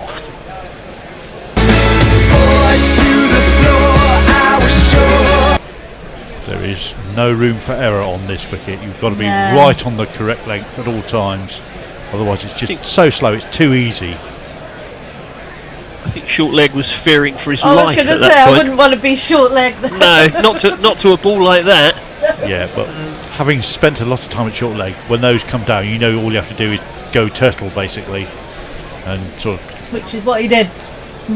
wind your neck in and make sure that everything's. Here's Leach again. That's much better. Fuller. Played Yeah, back but to he Leach. can't No afford run. He can't afford these loose balls. It's not right. It looks like T might be 5 minutes 2-3 because they Yeah. keep showing the clock. They do. And in fact, I think that might be T, mightn't it? Because they look like they're Yeah. walking off. Yep. So there we go. T on day 3. I'll just read a few tweets quickly. Ravi Nair says, "What's the least edible thing you've ever made? I once made microwave tuna dal for my sister and her boyfriend. He ate one spoonful and remembered he'd had a huge breakfast and couldn't eat anymore. But he later gave me his abandoned Volkswagen Beetle." There you are. Wow. That's a pretty good response to an edible meal, really. To be fair. Oh dear. I don't think there's much else really. There's one about wasabi, sort of wasabi in the UK being basically dyed horseradish with green dye, which is definitely Nice. true. Quite horseradish. This is Leah. So yeah. Wow. There is a high probability you've never had real wasabi. Quite hard to get out of Japan and costs an arm and a leg. You get those wasabi, I don't know, a bag of wasabi nuts or something, don't you? Yes. Yeah. You get one bag of them and then you don't get them again, basically. Yeah, yeah, that's right. Well, hey ho, it's 411 for 3 at T anyway. Babar 106, Shaqeel 35. I think on the current rate of scoring, by the end of the day, there'll be about 100 behind. 525, 530, so there'll probably be 120 adrift. 2 days to go. If they're 530 for 3, England are going to be slightly worried, I would have thought. And they may well be. Has anybody ever got 600 in the first innings and lost? I don't know. That's one for Twitter, the Twitterati to find out for us. Yeah, Twitterati. Let us know if somebody's ever scored 600 in the first innings of a test match and lost. I do remember that talking about high scoring dull games. Well, okay, it was not dull for one reason, but Brian Lara's 375. They made 593 for 4, and England replied with 593 for 4. Oh really? I think so. Wow. Ouch. Right, well, I'm going to go and have some more food now. I am going to put on some dice cricket for the interval. Fabulous. And we will all see you in a while. Yep. Yep. Back in 10-15 minutes, I imagine. They come back as that way goes away through mid-wicket. And it brings Ian Austin, the left-hander, down to face Valentine back over the wicket to the left-hander. And he's going to be 3 more as he chops that fine. A lot of chopping going on out there. But David Steele's not involved in it. And they've picked up another 3. One to come in this over of lumberjackery. And this is going to be 4 this time. That was Dwayne Leverock this time smearing it away rather agriculturally over mid-wicket. And it's gone to the boundary. 1, 2, 3, 4. Well, that collection of good running and mighty smiting, 334, 334, 20 runs off that over, 313 for 8 after 17 overs. Leverock is 21 off 7, Ian Austin is 24 off 7. And it's going to be Ian Austin to face up to... Clive Lloyd, captain. Clive He's Lloyd, had enough. He's seen enough. Too little, too late, but he's bringing himself on. So Boycott's cap didn't do the work.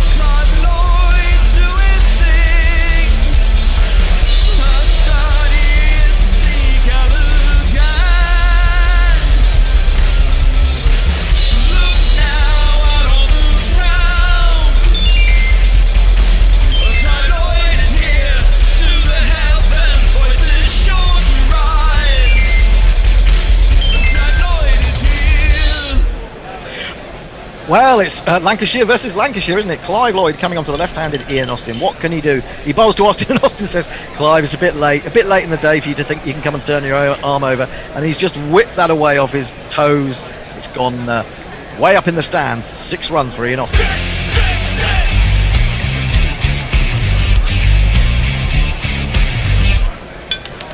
I don't know what happened there. The dice seems to have come off the plate.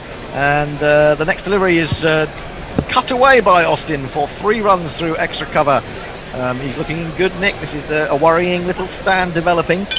In he comes, bowls to Leverock, and Leverock uses all his leverage to take that up and over extra cover. 4 more runs. It's a very glum looking Tony now. Yeah, that stand has worried its way to 51 off 15 balls. Wow, what a performance by this lower order from the Fat Boys. They've got runs in them everywhere. And that's, well, I won't go into that. Oh, now there's a big appeal against Ian Austin, and he's bowled. Leverock, I'm afraid it is, who's gone. He's been castled by Clive Lloyd, and that is a big relief to the huge West Indian.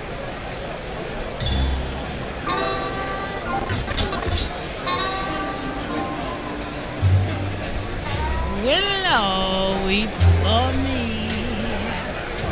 Willow, weep for me. Then your branch. Antigua and Barbuda does for Bermuda. 25 off 9 balls, 3 fours and 1 6 by Dwayne Leverock, bowled by Clive Lloyd. 326 for 9 off 17.4 overs. The record score in this tournament, which the Fat Lot put on against the How the Fuckers, is 334. So records, what a time that would be to break that record in the final. Yeah, and can it be this man to do it? It's going to be the man all the way from Euroa in Victoria. We know him well as the man known as Merv Hughes. Mr. Hughes, thanks for joining us. Can you tell me what you think of Mike Atherton? Arsewine. Eddie Hemming? Arsewine. Martin Moxon? Who? Ian Botham? Fucking arsewine. Devon Malcolm? Yeah, he's a big fan of Devon Malcolm, is Merv. He made 18 in the semi-final, very useful runs at number 11. Can he support Ian Austin as they look for that record score? It's going to be Merv Hughes facing up to Clive Lloyd, and yes, he swings the bat in again, very agricultural fashion, but the ball has run away. It's going to be chased by Eddie Barlow. He's going to slide. He's going to fling it back to Alf Valentine, and they've come through for 3. Want to come. Final ball of the over, then in he comes, bowls to Austin, and Austin has got an edge on that as he aimed the drive. It's flown away down to third man. They're going to come back for a third. Austin will keep the strike, and that has made them level, I think, in terms of scores. Is that right? No, 332 for 9, too short of the record after 18 overs. That record came off 18.1 overs, so scoring a little bit slower than on that occasion. Ian Austin will keep strike. He's 36 off 10. Merv Hughes is 3 off 1. Decent over-ish from Clive Lloyd. 1 for 19 off it. Jeff Perkins informs us that Captain Bligh also had a mutiny when he was governor of New South Wales. North Stang Gangwankade says today in cricketing history, Lord's 1963. Ted Dexter's England and Frank Worrell's West Indies go hammer and tongs at each other in a dramatic test. It's a draw at the end marked by an act of bravery from Colin Cowdery, who went out to resume his innings with a broken arm. England was 7 runs away from a win with 1 wicket left. I have a story about that game. For that game, Britain briefly didn't have nuclear defences because all of the screens in Mission Control were tuned to the test match. Well, I think you've got to get your priorities right, haven't you? Absolutely right. And good for them. So it's going to be Valentine to continue, Tony? Yes, it is, Hendo. Yep. Valentine's going to be bowling to Ian Austin. Left arm over the wicket. He bowls to Austin, and Austin has cut him again. He's been playing these crossbat shots extremely well. It's got away between backward point and cover, and it's 4 more runs. Record breakers. Into bowls to Austin. That comes off the plate. And so we go back to bowl again. In comes Alf Valentine, bowls, and Austin whips that away over mid-wicket. He played it with the turn, and he's absolutely clobbered that. He's launched it, and it's 6 more runs. Alf Valentine raised the ball, 100 up for him, 5.2 overs, 4 for 101. Wow. Interesting stuff. He's bowled quite well, but a couple of no balls have let him down.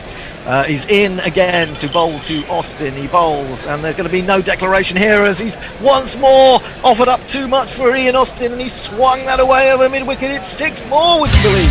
And 50. Hey! 52 off 13 balls, 1 4 and 5 sixes. What a knock from Ian Austin. My goodness me, no wonder he's one of Wisden's Cricketers of the Year in 1999. Scoring at exactly 24 runs and over, 4 runs a ball. In comes Valentine again, the very expensive Valentine, even though he has picked up wickets. And this is, well, that's just clever from Austin. As everyone went back to the edge in the deep, he just dropped that into the onside and ran through for 1, exposing Merv Hughes, and no one wants to expose Merv Hughes. In he comes, bowls Merv Hughes, but there's no point, there's no worry in exposing Merv Hughes because he sees Valentine. He says to Ian Austin, if you can hit him for 6, I can do the same. It's a horrible, smeary slog, but somehow it's gone all the way, 6 runs.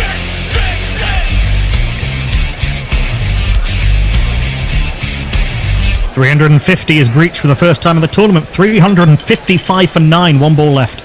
And 3 more runs for Merv Hughes. Again, it was a horrible slog. He got a horrible inside edge, but it's going to run away from the fielders. It's just some momentum with the fat boys at the moment. 3 more. 3 more. Ends the 19th over. 358 for 9. Merv Hughes is 12 off 3. Ian Austin, 53 off 14, 1 4 and 5 sixes. I think this is, yes, it is the longest innings of the tournament thus far at 19 overs. Durban Oak says Hendo grinding out an unnecessarily high total and spoiling the game. Yes, no bonus points on offer in the final. Well, no, I'm just quite enjoying the fact that the longer this innings goes on, the harder it is for Tony to get to see Watford tonight. Well, I'll declare, so you'll win anyway. Oh, you can't declare, you can't. No declarations no declarations in the second innings. That's pathetic. That tells you all about the attitude of the unbeaten bespectacled 11. Really shocking. It's shocking. Next victim, bowler. Clive Lloyd. Disgrace to cricket, Tony, I'm afraid. Anyway, here comes Clive Lloyd to bowl to Merv Hughes, and Merv Hughes has smacked him off the back foot for 4. Wonderful stuff. The 400 is in sight.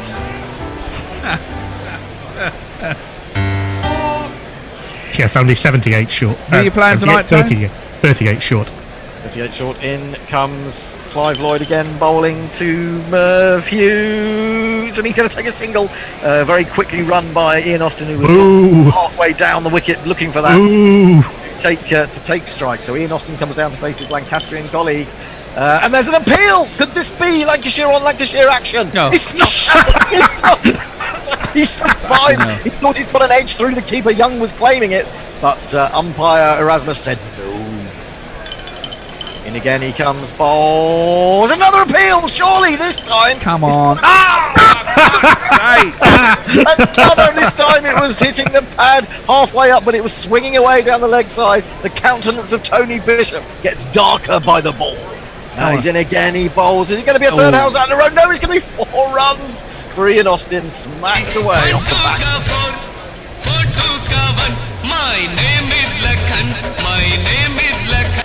One to come. Will be over. And it's going to be 6. Oh, smacked again. This is just embarrassing for the bespectacled 11. They've come through undefeated, but they're taking a bit of a battering. Well, 20 overs gone for the first time in the tournament. 373 for 9. Merv Hughes will be on strike on 17 off 5. Ian Austin 63 off 18 balls, 2 fours and 6 sixes. Clive Lloyd hasn't been this miserable since he was stuck in a traffic jam on the Manchester Ring Road in the summer with the Bear. To be honest, if he's stuck in very happy then. He would be very happy when he's stuck in a traffic jam because he won't be going at 300 miles an hour. Anyway, well, hang on, I've just seen Warwick Armstrong come out onto the balcony, and it looked for a moment as if he was thinking about declaring, but he's seen Tony's countenance and he's thought, no, this is quite good fun. I'm going to continue. You're evil. I'm very evil. So, in he comes. Bowling. Bowls. Who is bowling? It doesn't matter, it's an appeal. It's an appeal. Could it be out? Paul Allen's back. And it's... Oh, what's happened there? Didn't see it. Went flying off. That's surely not out. It's not out! It's not This is wonderful, wonderful entertainment for everyone apart from Tony. In comes Paul Allett again, and it's going to be three runs this time too. I don't know who. Merv Hughes probably. Hughes. Yes, indeed. It brings Ian Austin down the face. In he comes again. Paul Allett again. It is a Lancastrian battle. It's 2 more for Austin. So it's guided away into the offside. He's in again. Bowls and another appeal. What's going to happen this time? Surely it's all over now for the Fat Boys. Let's have a look. What's going to happen? Is it out? Can't see. It's gone off the plate. He's in again. Yes! Finally, the agony for Tony is over. Well, partly over. He's still got a bat, of course. Hopefully, this time he's going to get 200 wicket last wicket stand, 200 run last wicket stand. Well, we know what he did. He's going to. I mean, it would be terrible for his fans if he was to leave early to go to watch Watford when we know what they can do low down in the order of the bespectacled 11. But bring us up to date on that innings at the end there. Yeah, Paul Allett bowling a punishment over, really, but gets a wicket, gets his first wicket of the innings. Last man out was Ian Austin, gone for a fantastic 65 off 20 balls, 2 fours and 6 sixes. So I will run you through the scorecard very quickly. Mark Cosgrove, LBW to Devon Malcolm, 15 off 7. Mohammad Shahzad, bowled by Devon Malcolm, his highest score of the tournament, 32 off 12. Warwick Armstrong, the skipper, caught by Dick Young at the bowling of Alf Valentine for 20 off 7. Arjuna Ranatunga was LBW to Alf Valentine for 22 off 8. And Summit Patel, after putting on a good stand with WG Grace, was stumped by Dick Young at the bowling of Eddie Barlow for 37 off 12. Then WG Grace was remarkably stumped the very next ball in the next over by Dick Young at the bowling of Devon Devon Malcolm. Innings top score 72 off 24. At that point it was 201 for 6, but then Messrs Botham and Cornwall put on another fantastic partnership. Ian Botham, 1985 to 1992, was LBW to Alf Valentine for 28 off 11. Rakim Cornwall doing fine work again, LBW to Valentine, also 36 off 13. Dwayne Leverock gave it a smash and then was bowled by the skipper Clive Lloyd for 25 off 9. The last man out, as I said, Ian Austin, bowled by Paul Allett for 65 off 20. There was a partnership of 52 for that last wicket. Merv Hughes ending 20 not out off 7. 6 no balls, bringing the total up to 378 all out in 20.4 overs. The bowling figures. Devon Malcolm, 5 overs, 4 no balls, 3 for 90. Paul Allett, 2.4 overs, 1 for 43. Alf Valentine, 6 overs, 2 no balls, 4 for 117. Percy Fender, 1 over for 22. David Steele, 1 over for 20. Eddie Barlow, 2 overs, 1 for 34. Geoffrey Boycott, 1 over for 18. Clive Lloyd, 2 overs for 34. 379 for the making a spectacle of themselves 11 to keep up their unbeaten record and win this final. Tony, putting the fat lot in didn't go as planned. No, it didn't. Very abrupt from Tony. I think they've still got a chance. We've got Devon Malcolm, who scored 80 low down in the fantastic last wicket stand. We might be here till about 8 o'clock if that's going to happen, but there might be an empty space. Tom Kerson says this is just cruel at this point on YouTube. Durban Oak says, why would you want to watch Watford getting smacked by Burnley? The championship beckons. And Lennox Lear says, wearing glasses myself, of course my heart is with Tony's vaguely academic looking boys. Right, well, let's see if the academic boys can pull it back. If they can remain undefeated. Let's get on with the second innings as quickly as we can. Okay. It looks like the bear disappeared somewhere to have a little. I'm still here. The fat things of doom are still. So chasing 379. Of course, it's Boycott and Barlow you'd want opening. It is indeed. And who are they going to face, Hendo?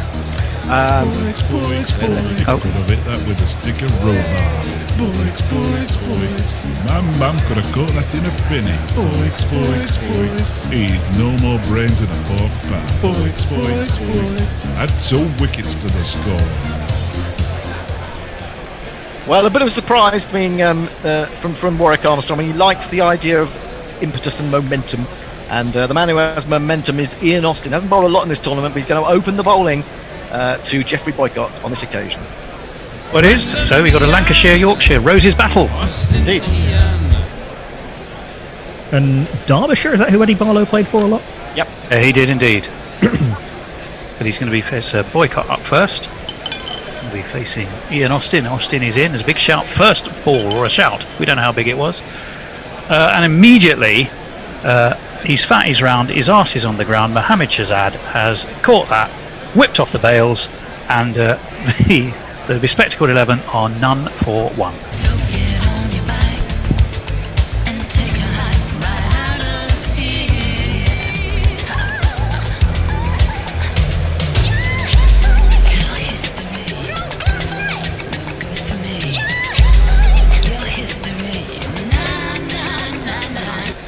Fine work by the big Afghan up to the stumps, stumping Geoffrey Boycott for a golden duck. I think not for the first time we've seen an early wicket fall in a huge chase. Does this presage absolute disaster? Yeah, he's not really done his team justice so far in the tournament, has Geoffrey. And no change, I'm afraid, today. 27, I think, is his highest score. What he's done for already, and he's going to be to the steal comes to the crease. Comes, of course, the bank clerk who went to war, David Steele. Doesn't matter that he's great or he's specky, cause he can play. It's David Steele. It's David Steele. Going to be facing Ian Austin, the man who's whose cricket entry says that he had a waistline somewhere between Billy Bunter and Friar Tuck. Well, I appear to be replacing myself, as this one is slapped immediately away to the deep cover boundary by Shaqeel, off the bowling of Ollie Robinson, back into the attack, and Pakistan rolling immediately, as they have been very comfortably so far, it must be said. 413 for 3, they were 411 for tea at lunch. Jason, hello to you. Good morning. Good morning. And no, not as good ever, moaning. Not good moaning. You're not moaning. You're quite happy. No, my French is probably better than that, but not by much. Oh, très bien. Bien joué toi. Robinson, arrivé, and left alone outside of left-handers. Off stump, through it goes to my ecclesiastical brother, the Pope, and there is no run. Speaking of those who are anointed with saintliness, it is none other than the wonderful Annie, the chuckling Annie. How are you, chuckling Annie? I'm okay. I'm bloody freezing. Are you? Yeah. Are you keeping the old heating off? Well, frugality it's off reasons. At the moment, yeah. You know, we are here as best we we have can. a log burner, which we Do we? put on in But you've given him the day off? yeah, he's off for the day. Robinson in now. Some interest behind the stumps. Oh my lord. Well, it looked. First of all, I think that grazed the off stump. We will have another look at that. You heard the. No, it didn't. It was so close to an edge. We're going to have several looks at it. The one behind the stump will be interesting. It cut away. And then Pope has a shy at the stumps after. Pope had a shy at the stumps, as you're absolutely right.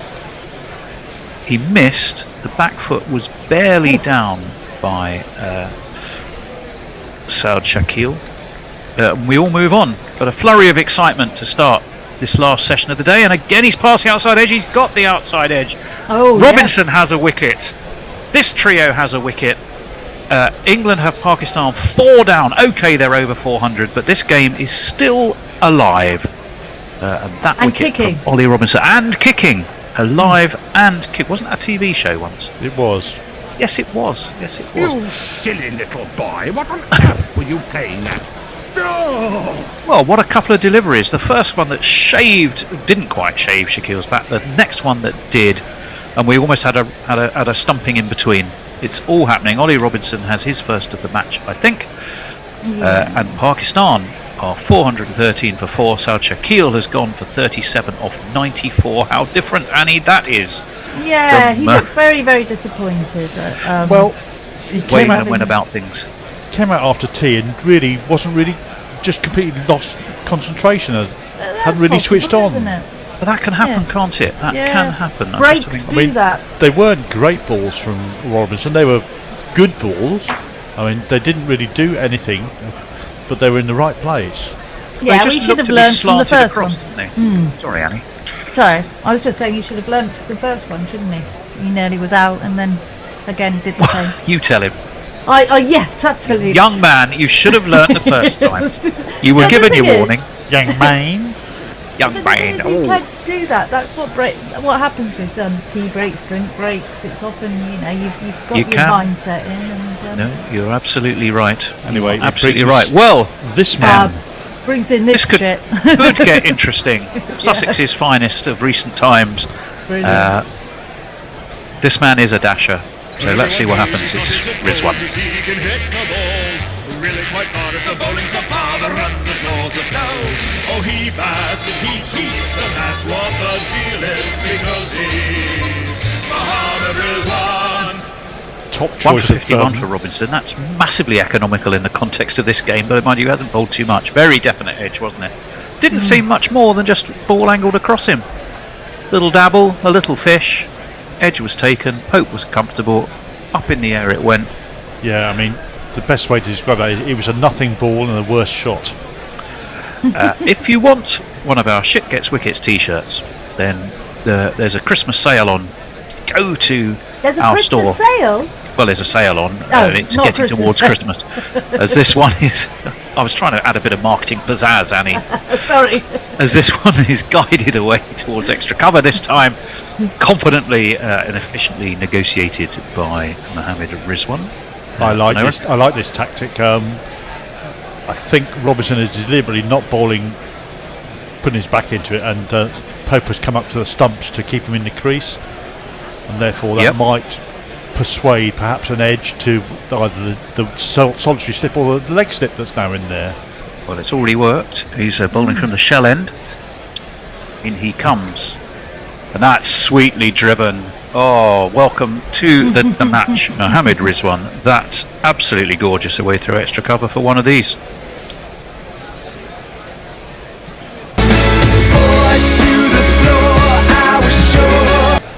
And he should have stayed up. That's opposite. He'd gone back for that ball. Yeah, he went slightly shorter in length. Yes, you're right, but beautifully driven. Everything was right about that shot. It was one of those you could just watch on the eternal loop in heaven, because it was I could do that. Well, there's other things I might I think think about there's other were things I floating on my cloud. I think it's However, fair to say a sweet cover drive. If I had to pick 5 things in heaven that I might always want to recall to my mind, it wouldn't be the only one, but I probably have on that list the most perfect of cover drives played by. I could pick any number of players, possibly not Mohammed Rizwan, but it's such a beautiful, beautiful shot. 417 for 4, Pakistan. England are trying everything, and what they're going to try now is Sussex's finest, Jack Leach. Sussex? What am I saying? Somerset. I get that. What are you saying? I've got Sussex at one end with Rizwan, although only comparatively briefly Somerset, of course. I was going to say, do you know something I don't? No, Annie, I'm sure were anything like that to happen, you would be, if not the first to know, possibly in the top 1. Yes, I can't believe that Jack Leach would ever be tempted to run away from somewhere spin-friendly as Hyderabad. Hey. Oh, careful. Enough of that. Oh, she gets Enough very of that, uppity. Jason. She doesn't like that accusation, I don't think. Never mention rakes are dirty. Annie doesn't even have rakes in her garden because she's so upset by the very thought that they might have been used in any capacity for skullduggerous motive, as this is padded away by Barber outside of his leg stump, so why not? By the right-hander. 2 for 134 for Jack. What did you make of Jack Leach's head being used as a ball very, very odd dampening technique or I don't shining? think it worked. Well, no, I don't think so. Shy at the stumps. I think it's short extra, but all to no avail. There 2 was no words: inventive and ineffective. Yeah. Well, this is, but you see, I think, honestly, one of the things I genuinely think characterises this, someone's moving, it's a bloke in a suit and a dangly lanyard It's is jogging running. across He is running.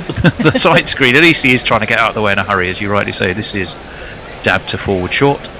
There is no run. Is that ducket under the helmet? Possibly. I presume Squat that and guy. short-legged. I suspect it probably is. Presume that guy was some sort of Pakistan media wonk. Well, he looked official, didn't he? I hope he's not the bloke who's organising the timings. Because if he is, someone should have caught him and thumped him. Because this one is pushed back out to the track. Yeah, he's to tearing your hair out, Leach, isn't he, no run. Tony? Well, what little hair I have has turned A, grayer, and B, become even less. As we wait for Leach. Oh, padded up again by Barber. Away it goes to short extra. Who is that? That's It's Rian Ahmed. We got young Rian Ahmed on. Yes. I thought we had. He must be on for Livingston. They must be rotating. Yeah, he was on very Subbing for briefly. Livingstone duty. That's pulled away beautifully over square leg. Did it go all the way, Jason? What view did you have of that? So. I think it was just short. That's a But one it bouncer. was a beautiful shot. Picked it up magnificently, and to celebrate that, we're going to watch a man in an aeroplane, because we are. Hugging. And if you kids can't listen, then you bound to see the way you get shot for crossing a boundary, crossing a boundary. Yeah, Jack Leach had been throwing it up, looking for that turn back into the right-hander. Barber had just thumped a big old front foot forward for the first two to pad away, but that one he decided he'd had enough, and away it went. It was For 4 runs, 4:21 for 4. It was a definition of step and fetch it, wasn't it, really? It was. What was I saying? It was in the middle of a thought. England, one of the things that characterises this England, I've heard the word funky. I don't think funky's quite fair, but to try and be inventive and always try something in the field, always look like you're on the front Did you foot. see that field just before lunch? I mean, it was I did, as this one was pushed towards short mid-wicket. No run like on something. this occasion. But it certainly had John Batham up in apoplectic mode. But then again, it doesn't take much. He went from sort of slow and super relaxed to ever so slightly less super relaxed, did he? Yeah, it wasn't a case of going through the gears, it was straight from first to fourth, I think. Blimey. 0 to 60 in next to no time. 4:21 for 4. Trailing by 2:36 are Pakistan. Robinson is going to be back, is back into the attack, has been for the first ball already, and this one is forward, defended by Rizwan and way into the offside. Somehow we missed social media there, Annie, so Yeah, we did. if you didn't we? want to skip in between balls, as it were, please feel free to. Well, Old Fart at Play says, "What have I missed?" and then tweets, "How ironic! My treat was ironic. Then England get a wicket, which is ironic in itself." That's a lot of irony in there. And Warren says, "Morning all. Always good to get a morning all from Warren." Oh yeah, well, feels a Test match day is not complete without one. Forward again comes Rizwan into the offside. No run. What was my thought? Yes, I think I completed it. It was just the ability to try things in the field, and that people use the phrase "funky fields." It tends to imply trying something vainly, forlornly, and a bit pointlessly somehow when you use that phrase. I always think, but in reality, I just think England are constantly, consciously, never trying to let the batting side settle. That was just wide of off stump, but absolutely died and was taken down by his toes by my ecclesiastical cousin. Yeah. And there was no run, but it was a terrific ball and an ugly old dabble of the bat. When you're not in form, you get an inside edge on those, and they clatter into the stumps. I mean, that crouched quite a lot. Well, Ben Stokes, you're absolutely right. He's proudly wearing his England cap as well. I think is the captain Stokes there, looking very, very good in it too. He is. He is. Or 21 for 4. In comes now wicket taker Ollie Robinson. That's slightly outside edgy, but away to cover where it is fielded in lively fashion. We will just get a single. Harry Cherrington Brook, the man who was down to save that. That wicket early on in the final session is probably the best thing that could have happened for the turgid test, because it brings Rizwan to partner Babar, and he will certainly get on with it more than Saud. Well, you've got your World Cup opening pair here. haven't We you? have, yes. And And they it might really are lovely cause to something watch. of a acceleration. In comes Robinson. Oh, that was left, and by Oh. Jove, it was a well-judged lead. And in fact, Rizwan, I think, is looking at that. He does one of those little sideways Got away tilts with of the that. head that makes you think he realised he'd been fortunate. It means still Pakistan are 424. It's the end of that over, and we can go back to Annie. Ravi now says, ethical question. Should I roll around a foil ball for my cat, or should I recycle it immediately? You should roll it around, allow the cat to rip it to shreds, and then recycle it. Doesn't sound like a binary choice to me. You use it, then throw it away, and delight the cat in the process. Warren says, maybe the Imodium should have been rationed if shit does take wickets. Well, that's true. If shit did take wickets, England would have had them all out by now, to be fair. Yes. But nonetheless, 421 for 4. Jack Leach, there he is. And Old Farter Play says, Root rubbing his ball on the Pope was worse than Leach's head. I think that would be punishable by something. Punishable by the pawn bot, I Beheading. think. Yeah, as this one's wide of the right-handed Barber's leg stump, which he duly leaves. We have the slip, the forward short leg, and a silly mid-on all in place. The silly mid-on, Rayan Ahmed, who's into the international action, which is exciting in itself just to see. That was nudged away towards What an experience for him. short fine leg. Did you see? Did you see much of him last season, Annie? No, not really, no. I mean, we went to a Leicestershire game, as I recall. Maybe I dreamt that. I think you dreamt it. Oh, maybe I did. Mm. Forward again. Comes Barber, defended. There is Rayan Ahmed, who sort of almost drops it as he's doing a spot of ball juggling, but the ball is now back in the hands of the doom-headed Leach.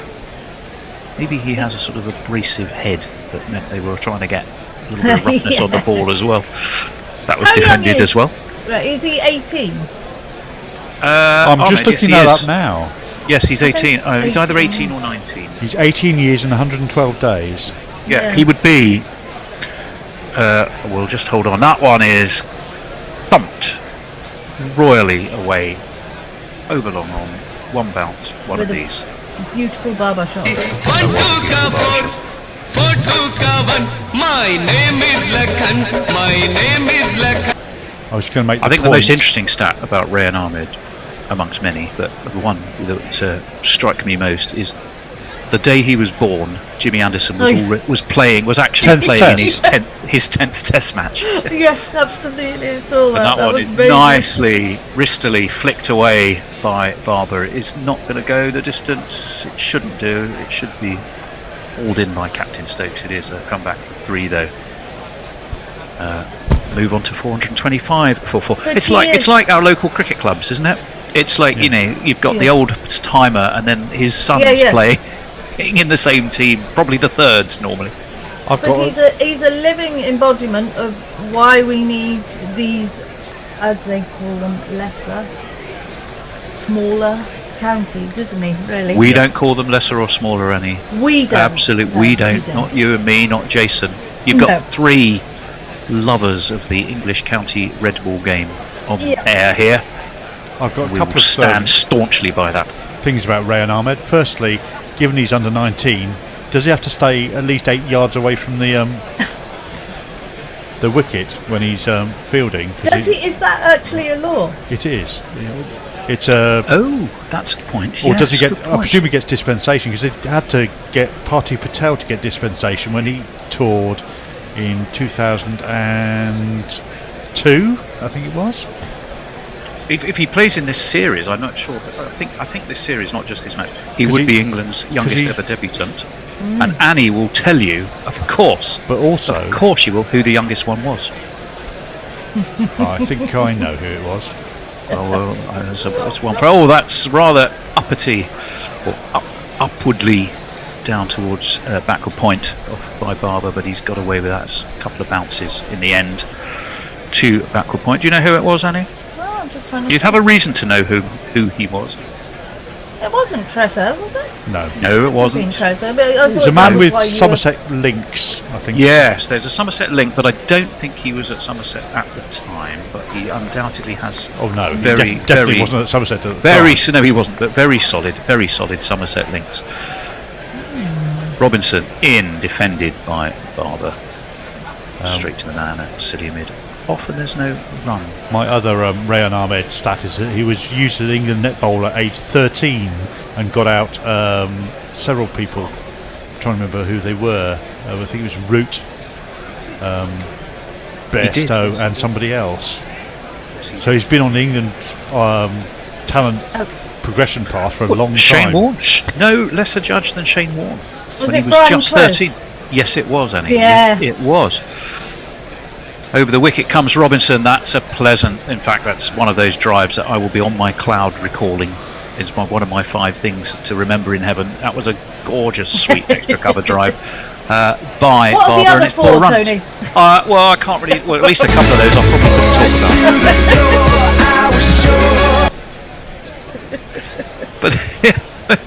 But so let's just focus on the cricket ones, and that was delightful. Absolutely delightful. Well played, Babar Azam. Gorgeous shot. He's got fabulous captaincy stats, I'll tell you, Babar Azam. Well, not bad. This one is defended away, back towards extra cover, but no run, short extra. Before this game, he's won 8 and lost 3 of his matches as captain, which is not really bad, is it? That Yeah, really most is people, if he bad. could keep that going over a career, everyone would put him in the all-time greats list. Won't be yes, that easy to do. Certainly won't be easy to do on this wicket. To add one more to it. Yeah, this is an atypical Rawalpindi wicket, isn't it? Because it doesn't look like a result wicket at all. There's both the. Oh, that's horrible. That's horrible in so many ways from Robinson. It was wide. It probably swung a tiniest bit, but rather late. But it scuttled along. It was wide, and it bobbled through to Pope. So instead, we're going to watch a replay of that sumptuous extra cover drive from Barber. Oh, just look at that. Gorgeous. Number Suits three you, in sir. your number 3 in your 5 things that you want to watch in heaven, I reckon. You reckon? Well, I wonder what you've got. Well, now I'm intrigued as to what you think my numbers 1 and 2 might be, and whether that would arouse the porn bot so much that we don't. We don't want to arouse explode the its porn bot. circuits would just start smoking as that's pushed towards mid-on. No run. At the end of the over, and perhaps to distract us, you ought to read us some social messages. Yes. Right. It keeps Have I thrown you? jumping. Okay. In your own time. We'll just. Yeah. Sorry. We'll just hum gently. Stop it. Messi just says, in response to Jason's query, the highest losing total in a test is 595 by Bangladesh against New Zealand in Wellington in 2017. New Zealand won by 7 wickets.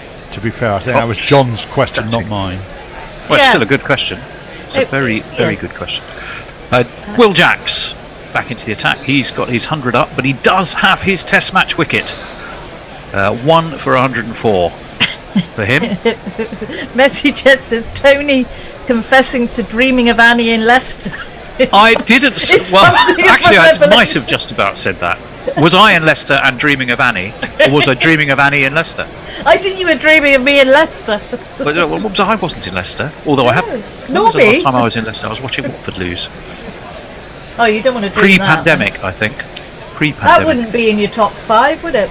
Watching Watford lose, it wouldn't. It absolutely wouldn't. I'll be in the other place if those are coming up in my dreams, as this one is nudged away by Mohammed Rizwan. Leicester is the ground where I've actually played to perhaps my biggest audience ever, on the old Leicester electricity ground, which is the old county ground after sport. Yep, in comes Jacks. Oh, that's a flamingo shot, and it's high and handsome, and it's a couple of several bounces short of the long on boundary, but it's 4 runs for Rizwan. It's Nissan She. It's Nissan She. It was a full toss in the end. He'd come down the track. His back leg was cocked up in the air, and Like a he flamingo. slapped it. Not pretty. That won't be on my cloud-based recollection. but it was effective. You've got to say that, and it's 4 more to the score. I think we should ask the Twitterati what they think Tony's fine. Oh, I dread to think what's going to come up there. That's short and horrible, and pulled by Rizwan. That'll be 4. Again, it wasn't pretty. It didn't need to be. It was a horrible ball by Will Jacks, and it's 4 more.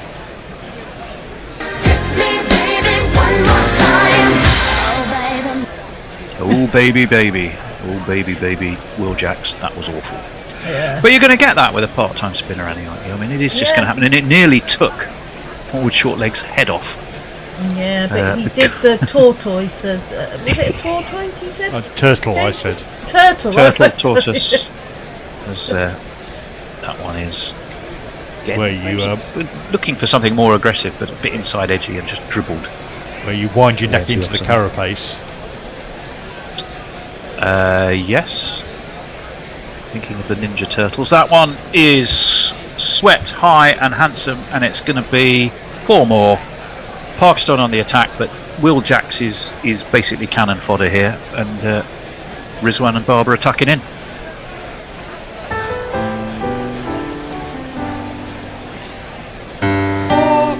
There's nothing wrong with the ball, it's just a very good shot. I think you're being kind to your Surrey boy there. I think there just might be a bit of the south of the river bias in Jason, your analysis, Jason, that one. 444 for 4. All the 4s for 4, but now it's 448 for 4.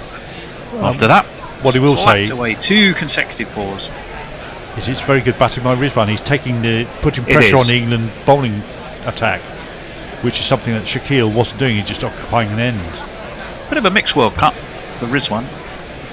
Made 49 in the final. He made 50 versus 49 versus Netherlands, 57 versus New Zealand in the semi-final, but not too much apart from that. And it was a very disappointing World Cup, really, for Babar as well. It really was, yeah. So between the two of them, they weren't that great over in Australia, but they're having fun now. Rizwan's moved on to 20, Babar on to 121, and at the end of that horrible Will Jacks over, we'll try and distract ourselves with some messages. And in fact, we be disappearing now? Yeah. In next over, I think, perhaps. End of next over. Okay, we shall do that. I do the bloody rotors. I can't even remember what I've told people. Well, they do change a little bit, don't they? Well, the timings are, though. Don't get me started. We did have a little bit of a confusion before lunch, didn't we, Jason? We were sort of saying, aren't we supposed to be going off? And there we were, still there with the extra 20 minutes or whatever. This one is away to the offside from Babar, off the bowling of Robinson. There is no run. We will be waiting for Ajit, who is already there, I can see. Yeah, I've just admitted at Ajit. the Golden Gate Bridge, in fact. As ever. It's a bit like a stopped clock principle. He's just assuming that one day there will be a cricket match in San Francisco, played under the Golden Gate Bridge, and he'll have just the right picture. Well, until that point, it's just beautifully random. I'd be interested to see where they actually play the next World T20, which is, I think, is in West Indies and America, Robinson in. Oh, they're just shoveled away round the corner by Rizwan. He moves on to 21. Pakistan will bring up their 450. 450 for 4. One suspected will be in Florida in the main, the fixtures in the USA. But no, Hollywood has a famous cricket club. It does, very famous. Who was the famous Englishman who went on to be? Was it McLaren? Jason, He a who was the racing driver? No, Archie. Was it Archie McLaren who went on? Don't think so. I think it was Aubrey Smith. Aubrey Smith, thank you. Yes, it was Aubrey Smith. I know Archie McLaren is on the top 10 first-class run scorers, just above Sam North East, as this one is eased gently into the offside. They take another single. Because when I was chatting to Sam North East, he was laughing, saying after his magnificent 400 whatever it was, and he said he was massively disappointed to realise that he wasn't even the top scorer from his school. His own school. He was still he still hadn't caught up with Archie McLaren, who was I think 1 or 2 runs ahead of him. How frustrating. Well, yeah, there you go. He's on that record list. McLaren got 424. I think didn't North East get 410? Yes, he did. Robinson in again. Aggressively defended, if such a thing can be done, by Rizwan. Fielded at short extra cover. And if I remember correctly, from the match during the summer, was declared on, and then they won. That is true. That is true. Did we say we was changing at the end of this over? I think we are. Yes. Yeah. Was that our decision? Yeah. I'm waiting for the bear to appear, which will probably be imminent. You never know. You never know. You may be ensconced in the woods. 4:51. Nope, here he comes. There's another image that isn't going to be on my cloud with me. I can absolutely assure you of that. 4:51 for 4. Don't think it's anyone. 2 balls left for the over. Turned away backward of square by Rizwan. I would imagine they'll complete a single, will they, or will they come back for 2? No, just the single. It'll bring Barber back onto strike. He's been purring along on 123 off 152. Good runs at a good lick, and some of them exquisitely watchable too. 4:52, 4-4.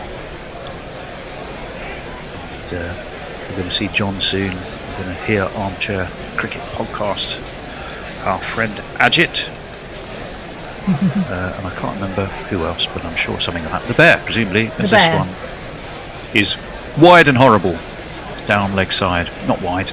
We're not watching one-day cricket, are we? It's the end of that over. It's the end of me. I will hand you over to the new magnificent trio, and I will see you tomorrow. Take care, all. Bye bye.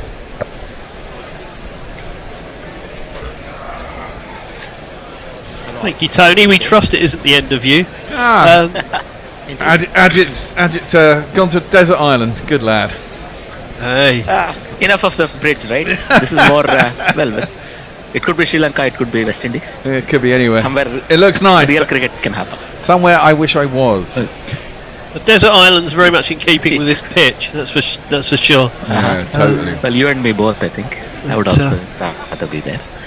Pakistan's progress towards 800 is going very well. I'm not sure they're going to get there.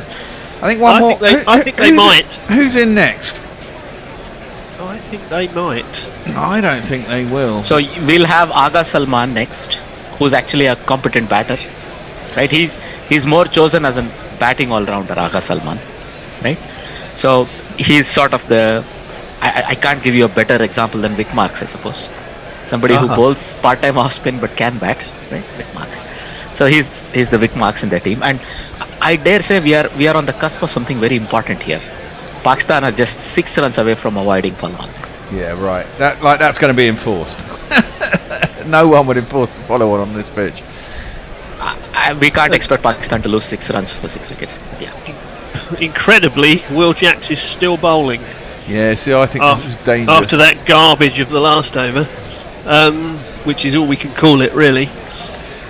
Well, as long as they stuck someone out a deep cow, then I suppose he's in again anyway. And this is cut away to cover. I think it was a bit of a low bounce on him there, but he got it away to cover, but no run.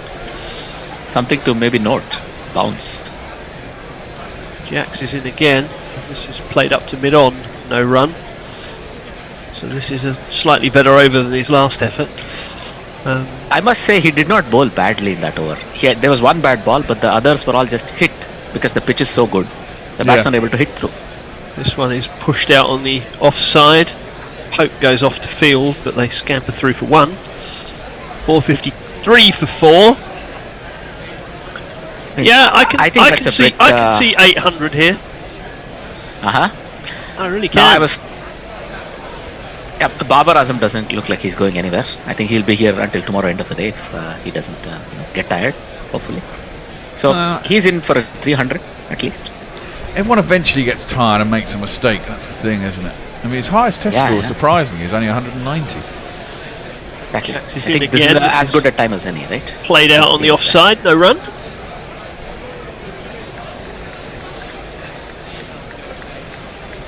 It's very interesting here also that I think Rizwan will do the scoring. Rizwan is also very proactive. He's a good T20 player, so I think he'll do the scoring. Cut, and it's got through. It's beaten point.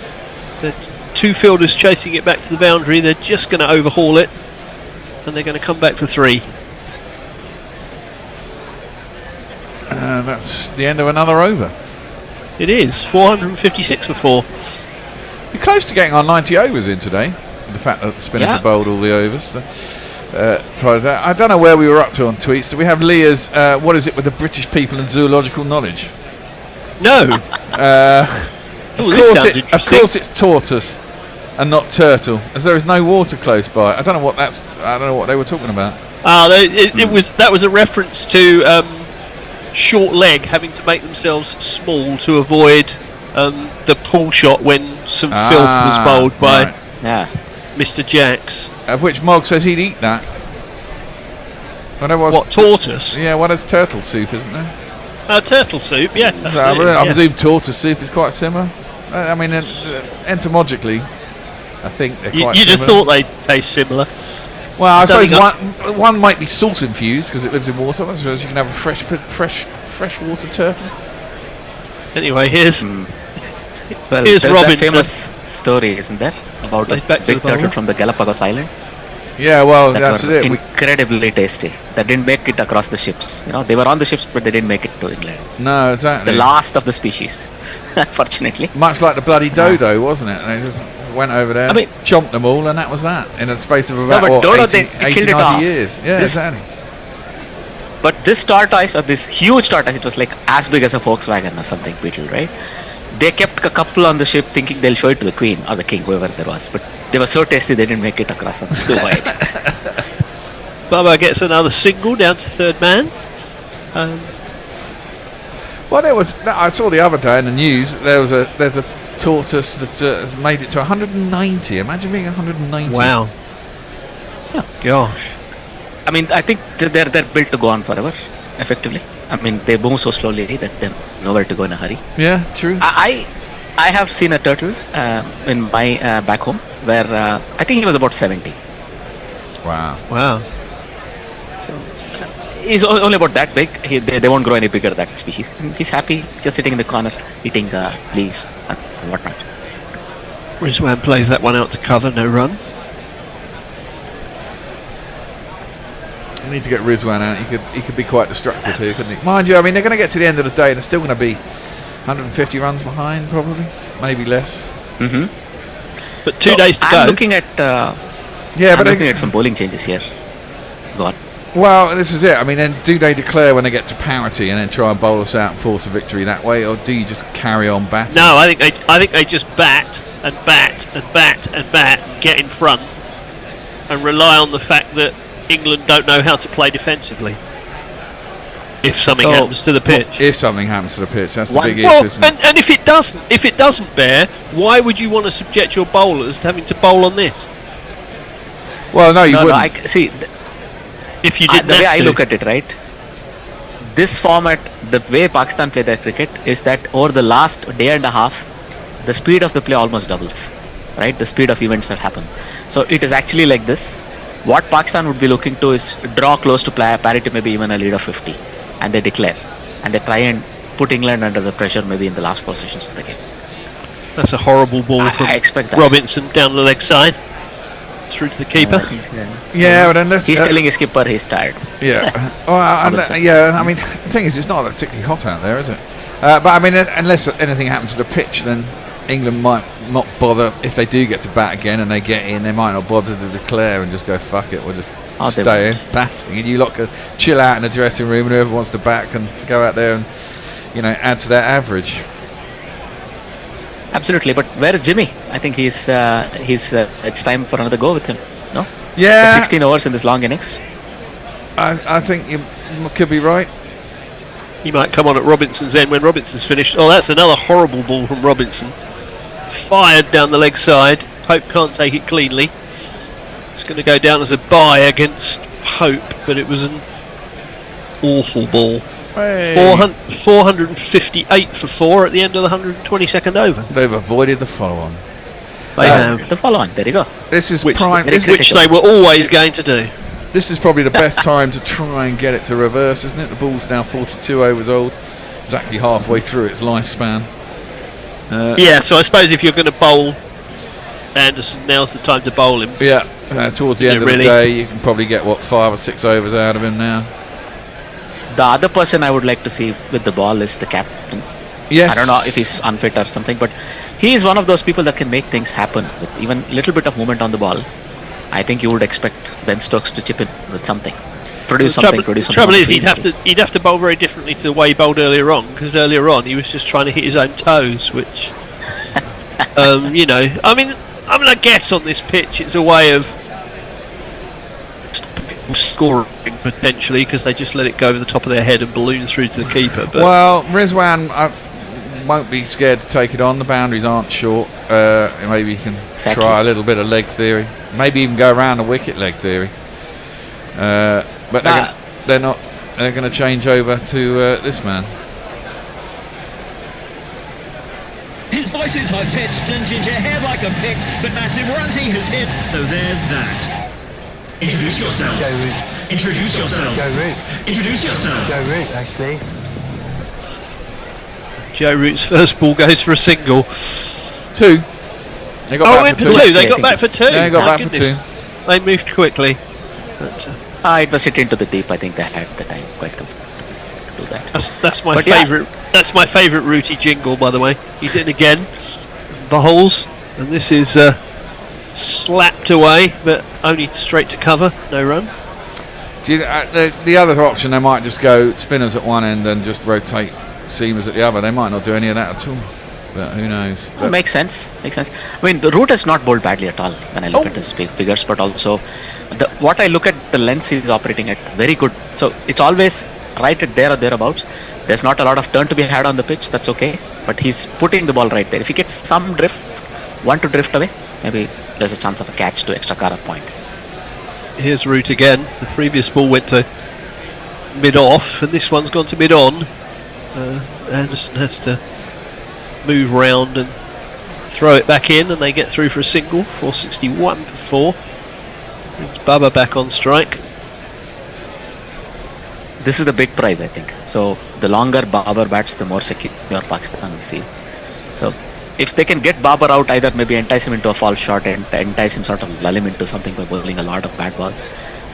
You know, there was this bowler called Andy Blignott, I don't know if you remember, from Zimbabwe. He once got a 5-4 against India in a test by bowling 4 filthy balls every over and 1 good ball and another decent one. And somehow he used to get the 5-4 simply by lulling Indians into that sort of a, he's not going to bowl anything at the stumps, then one comes and hits you on your bat and you're out. Something like this. That's another good ball by Root, which is played back to him. It's a decent over that. 461 for 4. He just bowls flat. This would be the way, I think. Yeah, quite. Not a lot of flight loop. It's just trying to get the drift away from the batsman. Today, by the way, in the other game, on a pitch that is not particularly helpful for spinners, I think Lyon put on a real masterclass. He used drift to get a wicket, actually. Just get a batsman caught at slip by the drift. It's very nice to see. What? He was bowling faster. He was a lot of top spin though, doesn't he, Lyon? You know, he's used to. Yeah. I mean, he wouldn't call it a dusra though, but there were a couple that slid across the batsman almost like that, right? A lot of topspin, overspin, and a lot of topspin, and you saw the ball almost like it was seaming away almost. And I think the guy that got out, he was really surprised he had nicked the ball to the slip. Right. Well, I think you've got your wish, because I think Jimmy Anderson is coming on to bowl. There comes Jimmy Methuselah Anderson. Okay, let me give him a jingle and then I'll give you some tweets. Jimmy, oh, Jimmy, oh, little Jimmy, let go. Right, so after Mog would eat that, I'm presuming that was a turtle, Leah says it's like Tuffers claiming he was attacked by an iguana in Sri Lanka. There are no iguanas endemic to the sea. It was a monitor lizard. Very different thing, he says. Yeah, but you know, you can't expect an Englishman who sees a fucking lizard to go, that's a monitor lizard or an iguana. Someone like Tuffers comes from South London, you know, he's never seen either in his life. Probably doesn't even watch David Attenborough. Old Fart Play says there is Leonard Cohen's song with the words "Guys like me are mad for turtle meat." Not as popular as Hallelujah. Yeah, maybe.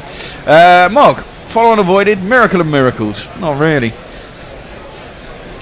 I shall carry on. Jimmy Anderson, anyway, he's in, and this is turned away on the leg side, and they're just going to jog through for a single. As a long leg comes in. 462 for 4. Speaking of iguanas, I was in California during the 1994 World Cup, and we were invited. The team I was with were invited to a reception at which the Brazilian fullback Jorginho was speaking, and I spent most of the reception thinking there's a bloke over there wearing a very funny hat, only to discover that he actually had an iguana on his head. Here is Jimmy Anderson. He's in, and this is on the leg stump, and it's been just driven away square of the wicket for one of these. I've got to say, 1 2 ka 4 4 2 ka 1. My name is Lakhan. My name is Lakhan. they're clearly trying something. I mean, they've all got a plan here. You know, they're trying to get in swing or reverse swing into the pads. Jimmy, no? And this is Jimmy. Even the right hand. You know, all the bowlers. If you're going to bowl full and at the pads, and you've got a man out in the deep, I don't know why he's behind square. Really, no. The pitch is really slow, so he should be out of deep mid wicket. I mean, I don't mind them not having two people out there and not being really defensive. That's a really good ball. That's a much better ball from Anderson. Wow. That's a Yorker, which is dug out. Very well dug out by Bubba. That actually in swung. That did swing a lot. That. Wow. That reminds us well of, outside off onto off stump. I mean, 10 kilometers faster, that could have been a Wakar Yorker. Really. Wonderful in swinging Yorker. That was a good ball. Well, can he follow it up though? Reverse create swing. Any sort of pressure? Here he is again. This one is wider of the stumps and played out on the square on the offside for a single. This is probably the one country where Jimmy has not got a wicket. I don't know if he played in that series when he was. I think he was out there as 12th man, wasn't he, in 2005? I don't think he really played a lot. So the one thing I find it a bit irritating is how easily Pakistani batsmen are able to rotate a strike, especially if you're the field. That's irritating for you because all your best laid plans, especially in a test match, is about keeping one guy at least 4 to 5 balls, maybe a whole over. This is swung away. This is down to long leg. That slipped out. That wasn't. That was like waist high. It was nearly a no ball, wasn't it? Yeah, I don't think that was what he intended at all. No. Oh yeah, very nearly turned into a full beamer, didn't it? And then he carried down to the man out there. So is that Jennings down there? Where's man's down? Is that a no ball? I don't think it was, because I think it was. He's quite a short man. It didn't seem that high, but. No, I don't think it was a no ball. I don't think it would be called a no ball, but definitely not what Anderson intended. He's in again now, bowls, and this is another swinging ball. He's played up to mid on, so that was a bit of a curate's egg of an over, really. One that slipped out, one leg stump half volley, and a couple of Yorkers. 468 for 4. Right, Messi just said presumably the 90-year-old. It was a 190-year-old tortoise would be the place to go for a valid comparison of Queen's Victoria and Elizabeth if they do keep learning each year. They should be incredibly knowledgeable the time they die. It's true, and apparently it was around. So it was born around the beginning of the proper industrial revolution, and it's still alive, and it's seen 2 very long queens. So there you go. Wow! If it could talk, eh? But it's a tortoise. You could make it your prime minister then. Yeah, exactly. It'd be very wise. Mog, the minute hand on the clock looks like a big Bronze Age sword, right down to the holes for pins to attach a handle. Yeah, maybe it was. Messi says the last time Pakistan batted here, they took 162 overs to make 476 for 4 declared. Be thankful. Be thankful they have been about 40 overs quicker this time. Here's Root. That's played back on the pitch. Certainly a 190-year-old tortoise would certainly impart more wisdom than at least the last 4 prime ministers, I would think. All right. No, but I think I like. Mind the you, most strategy. of them haven't been in situ enough to have gleaned any wisdom. You wouldn't have thought. But, there we are. I like the strategy that England are currently employing here. Here's route again. This is rather two-leg side, and it's worked away through the mid-wicket region. I mean, there's also room if they can crack open this partnership and start getting a little run. I mean, England, the last 5 wickets got 100 and something runs. So I mean, there's a chance they get close to parity anyway. But if they can crack this partnership open, they might be able to roll them out for another 60 or 70 runs and have a 100-run lead. With 2 days to go, or the best part 2 days to go. I mean, look, they scored 200 runs in 27 overs in the first innings. If they bat like they did in the first innings, they could be 400 ahead by just after tea tomorrow, theoretically. Here's route in and bowls, and that's played back along the pitch. Go run. Give themselves 3.5 sessions to try and roll out Pakistan for a second time. I mean, you can't see it happening, but there's a story for the test match. There speaks the optimist. Yeah. Here's route. And this is So lofted. that's what England are planning. This is lofted by Babar. I lost the flight of that, chap. It bounced short of the boundary. It's just. It's a 4, right? It's 4, yeah. Gone for 4. 1 bounce 4. It's me, Sanshi. It's me, Sanshi. I think they're wise to it, Pakistan. What England are planning here, to bottle up runs from one end and have Jimmy have a crack at maybe Babar, try to get him out. Here's route again. That's played out on the onside for no run. And this is where they really miss someone like Woody, because Woody can reverse swing it, but he can reverse swing it at 90 miles an hour plus. Yeah. Or Jofra Archer, mind you. A Jofra or a Woody on this pitch, just to bowl 3 or 4 shock overs would be, That was the interesting part. Pakistan have 2 of those, or had 2 of those, right? They didn't use one of those. At least Haris Rauf, I thought he could be used like that, Come in, 4 overs, bowl as fast as you can, try to get some sort of swing, maybe nail a batsman in front, or maybe get him bowled or something, right? Yeah. Probably, they just conceded too many boundaries all the time. That was the thing. Well, they kept bowling both sides of the wicket, didn't they? And they also let the field out real early, so there was loads of spaces everywhere. The outfield is really quick. You beat the infield, or you're in slightly the wrong place, and someone times it well enough. It's going to make. I like that. I like the fact that the outfield is quick. It gives you value for your shot. But you've got to bowl to a plan and try and get them to hit it to at least where roughly your fielders are, so you're not leaking masses of runs and boundaries. But Pakistan were terrible. They were all sides of the wicket. I dare say England have been a little bit of that over the last 5 overs that I have seen more closely. Yeah. You have to bowl at one side of the wicket, doesn't matter which one. Now that the ball is reverse swinging and there's an off-break bowler bowling, pack your leg side field. Yeah, try to get the batsman bowl to straight. play there. Here's Anderson. That's played back to him. No run. Anderson has looked to be warming up a little bit in that over back there, where he got a couple to swing in, but they went easily into the pads of the batters. I expect him to pose a bit more of a challenge from here.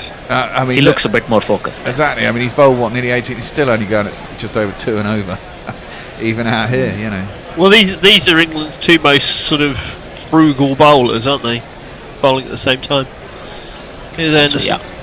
And again, that's right on the money. And, they also have a back cheeky. On the offside. Sorry to interrupt. They also have a cheeky leg gully there. For any ball that sort of slides down but has taken a nick is going finer of the keeper. Yeah, well, they had a chance earlier, didn't they? One went to hand of Crawley, who was on a leg slip early in the day. Actually, Crawley couldn't hold on. Couldn't hold on to it. It went quick, and it was to his right. He got a hand to it, but he couldn't hold on to it. That was wide, wasn't it? Yeah. Here's Anderson again. Oh, that's a beautiful Yorker. He did stab down on it, but that's the 3rd Yorker he's bowled in a couple of overs. Also, you see that swung a lot. Yeah, wow. in swing, but it went quite early. quite easy to. The other problem with if you're trying at every ball, batsman does get used to it, and this is where you've got to pack your leg side field, because if they do get used to it and it's full, it's quite easy to clip off the pads. Yeah, exactly. It just disappears. Yeah. Through mid wicket. Here's Anderson again, and again that's sort of angling in towards the pads, played up to mid on, no run.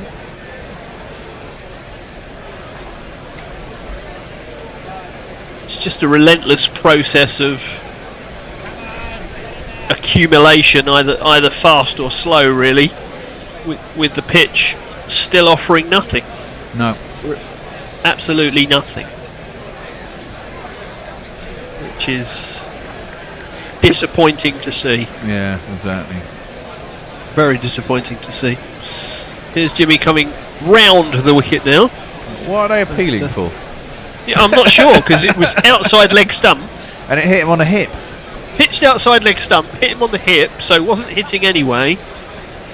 Sheer excitement of something different. That's just called desperation. Okay. Desperation.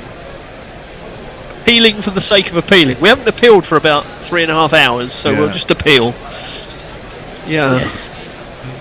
No, but I see this. He's gone back over the wicket now. He had one ball around the wicket, gone back over the wicket. Let's see if he could get it to do it from around the wicket. Clearly he couldn't. Driven back to him.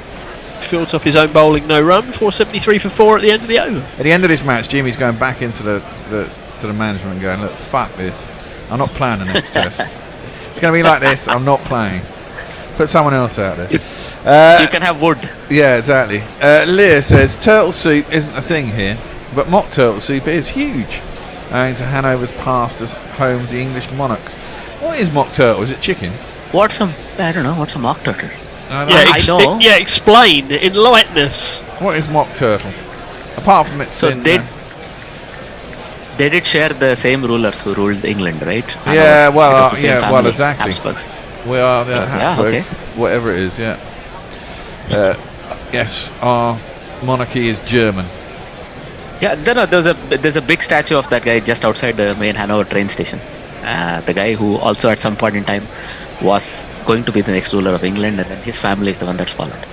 Right? So yeah, but that's okay. They call themselves the Windsor. Yeah, Habsburgs would have been. Because they didn't think that we'd like the German name, so they basically changed it to an English name. Yes. That's okay. Here is Will Jacks back on. And that's out! Slapped straight to backward point! Babar as well! Oh dear, oh dear. Babar is not going to be happy with that. Oh man.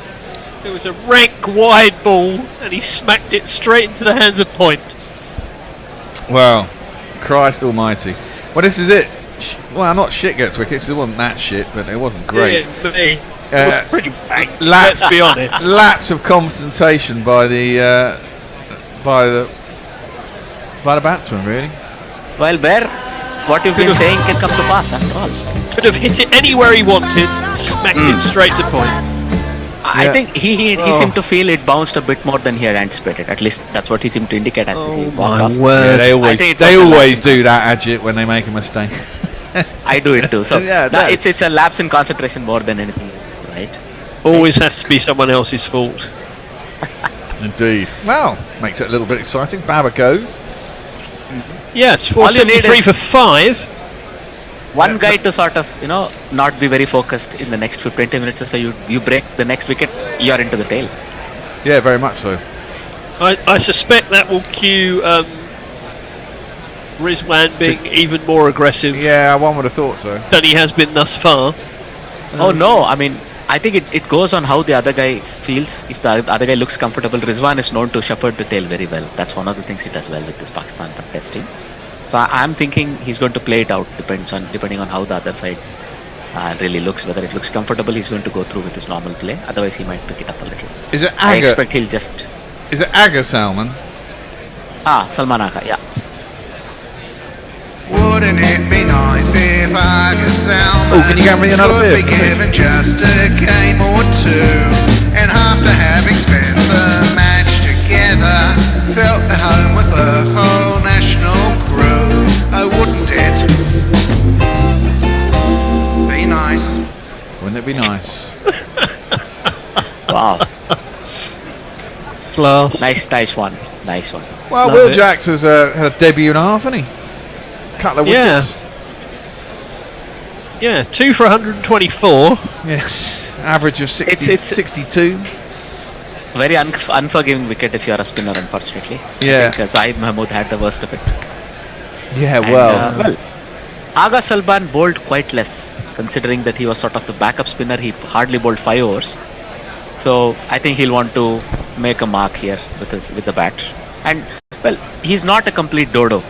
So he's already played 2 tests. He has an 83. He has a 62 not out as his highest score. Okay. So I would put it past him to, as I said, Rizwan may just get another guy who can keep him company for another 100 runs or so. So not a lot of changes, but well, England have something. They have 4 people around the bat. This is a bit exciting.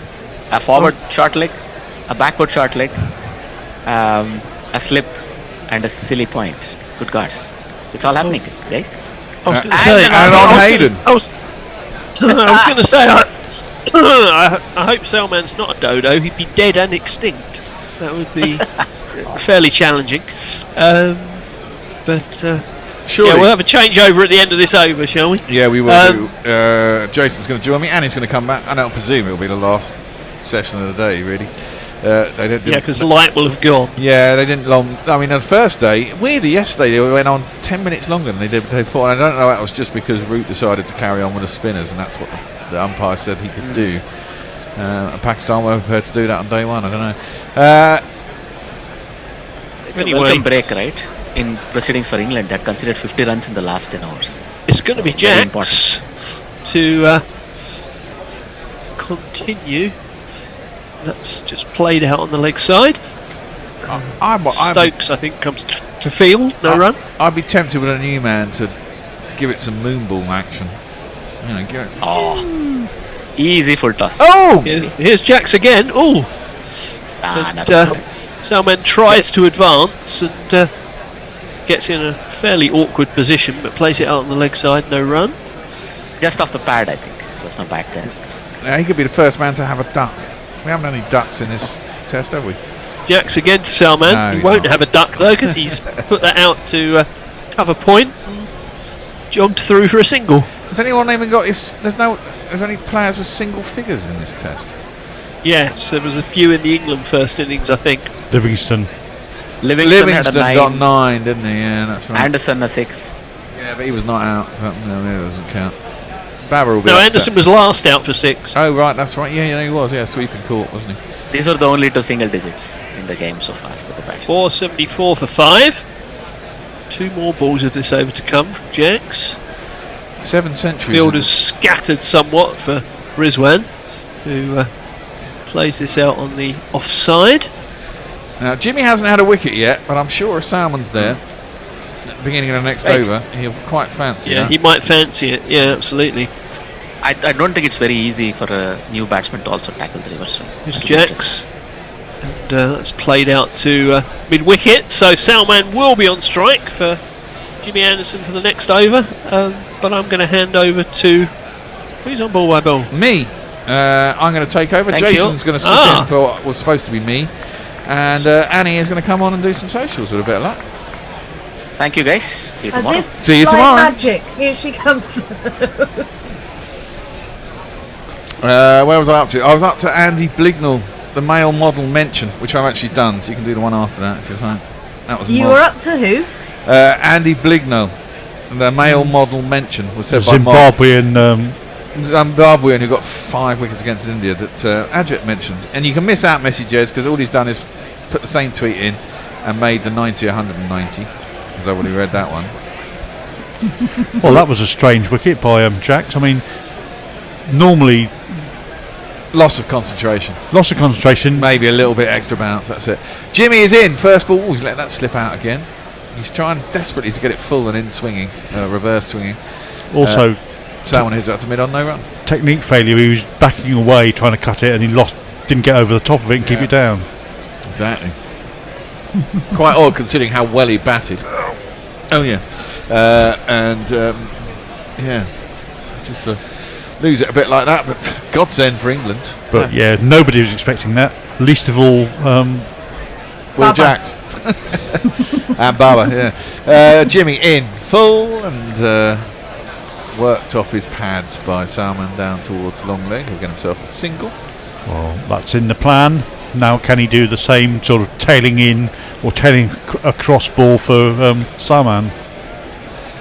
Well, yeah. Well, that was Salman. So now he's bowling at Rizwan.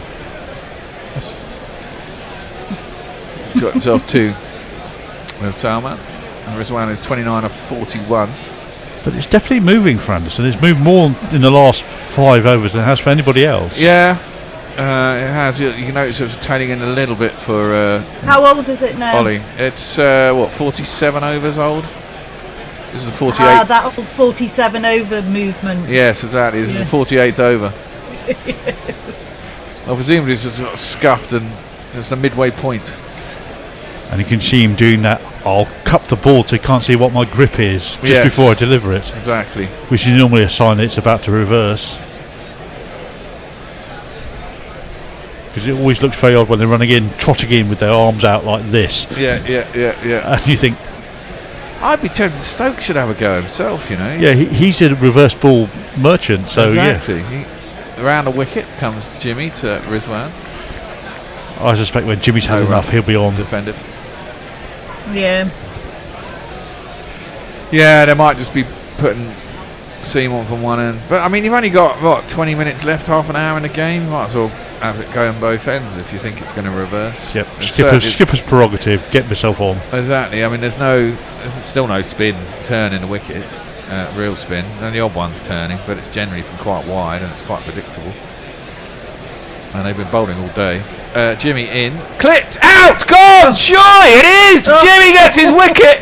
Rizwan scoops it straight to Stokesy, the skipper, who catches it at mid-wicket. Oh, the game's broken open. What a surprise. 475 for 6. Pakistan still trouble, 182. All batsmen gone now. We're into the tail. Gee whiz. Maybe, just maybe, we could have a game. Yeah, no, that was a surprise. All of the dreams that I dreamed were mine are gone, gone.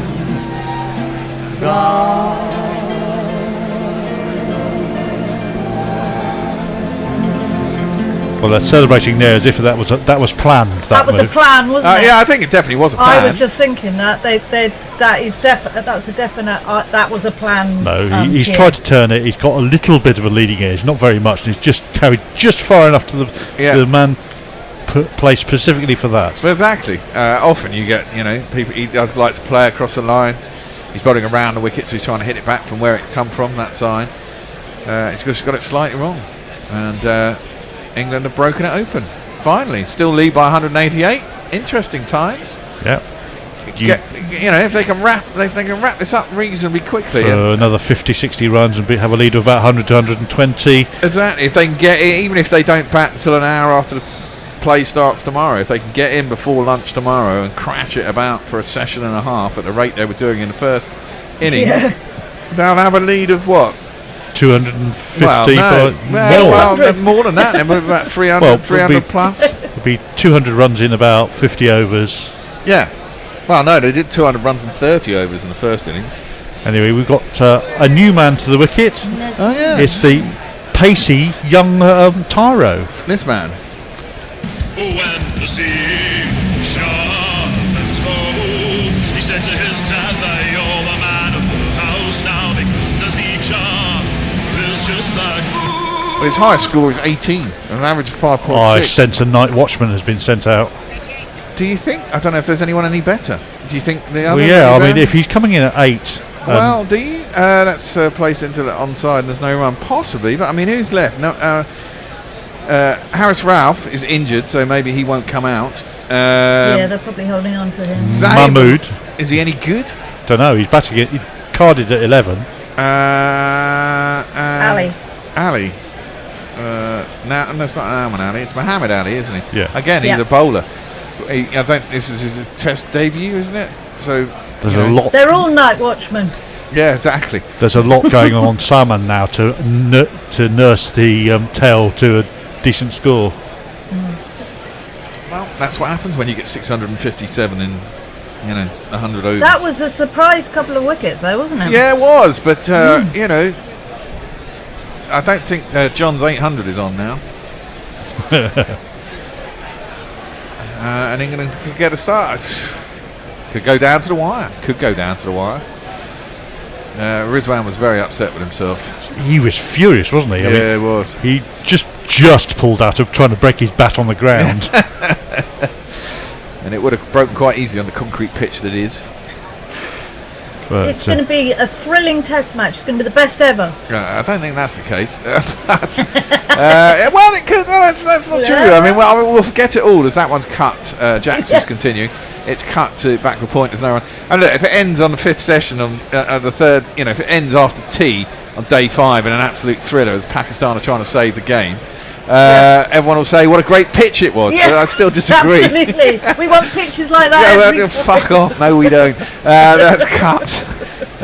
Did he go for a single? It did. He did go for a single. Salmon gets on to 3. That first ball wasn't very far short of Leach again, I don't think. He was getting a little bit of purchase, Jacks. It was just coming a little bit and cramping. Yeah, well, it's very wide, isn't it? It is very wide, but it does tempt the cut. Tossed up, 2 full, nicely driven by Nazim. Gets himself off the mark with a 4, 2 full. And if you kids can't listen, then you bound to see the way you get shot for crossing a boundary. Considering he's only 20, 21 now. What, Will Jacks? Is that what he is? No, Naseem. Oh, Naseem. I thought he was 19. He seems to have had a lot of experience going in the last 2 years. Yeah.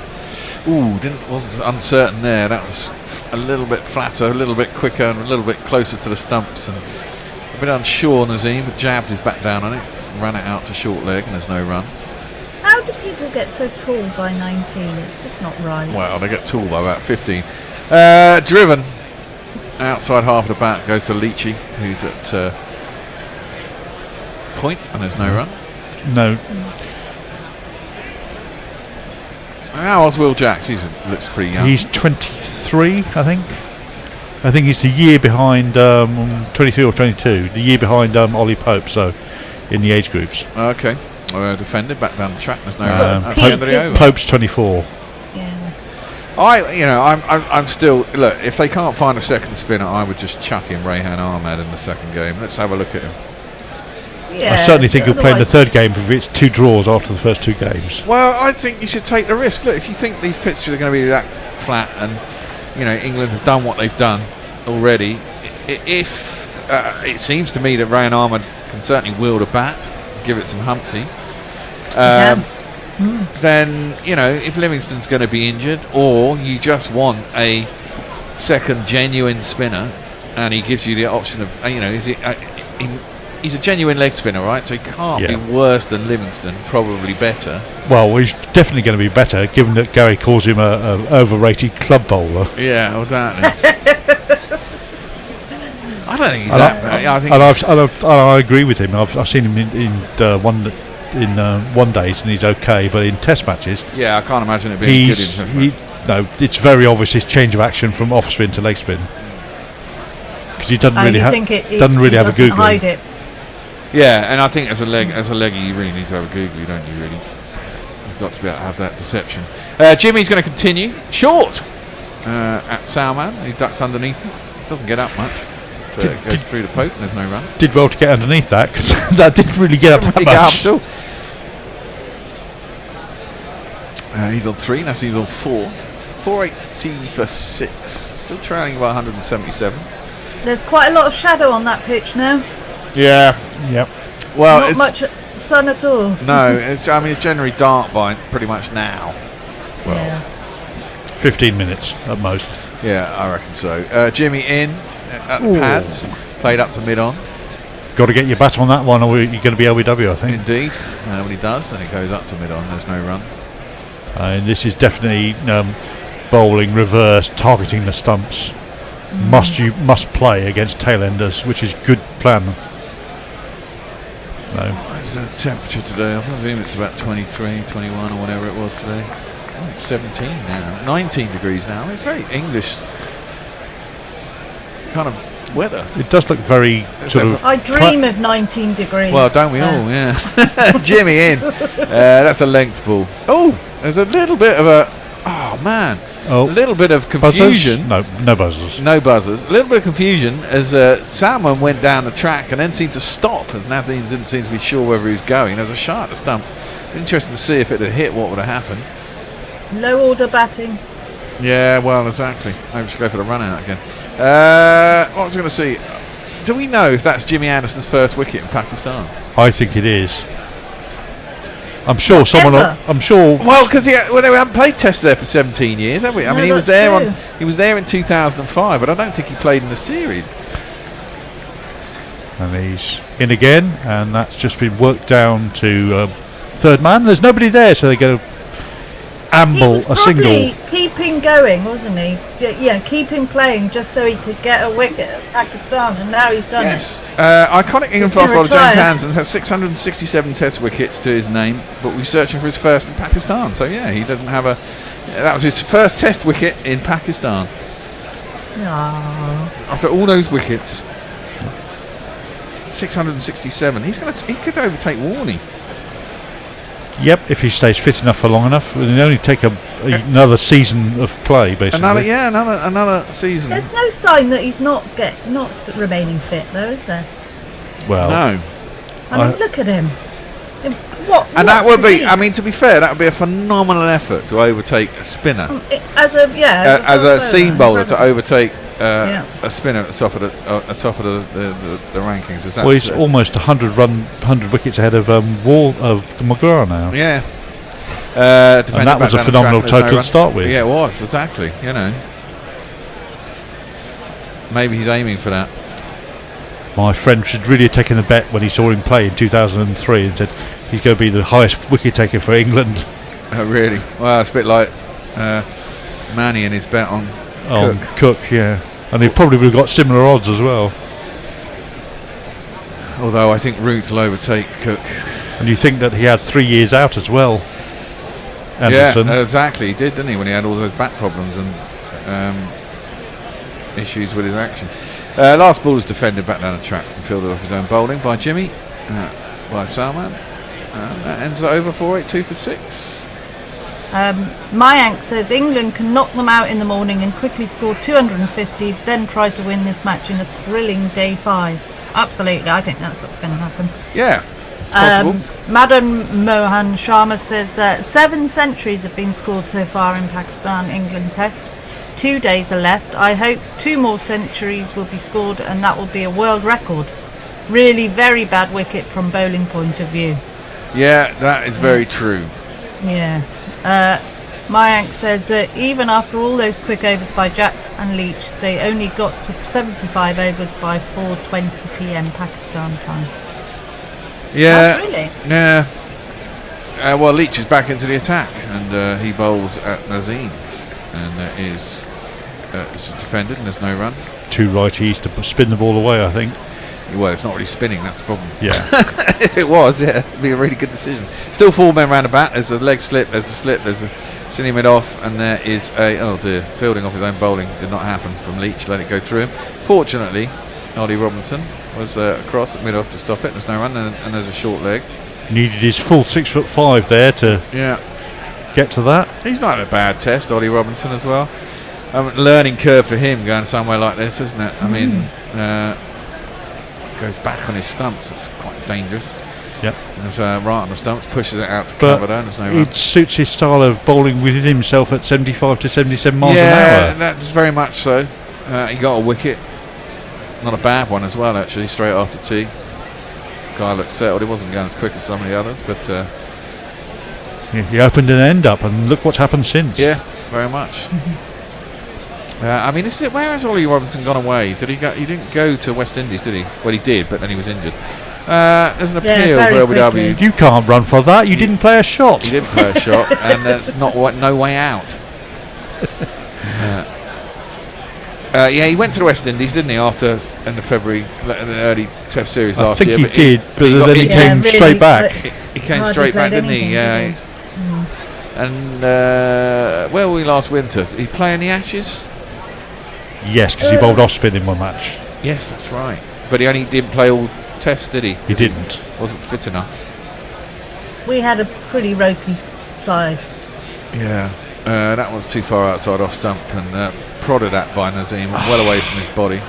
It's the difference between an 8 and a 5 or 6. That is the ball that Rizwan or Babar would have cut for 4. Yeah.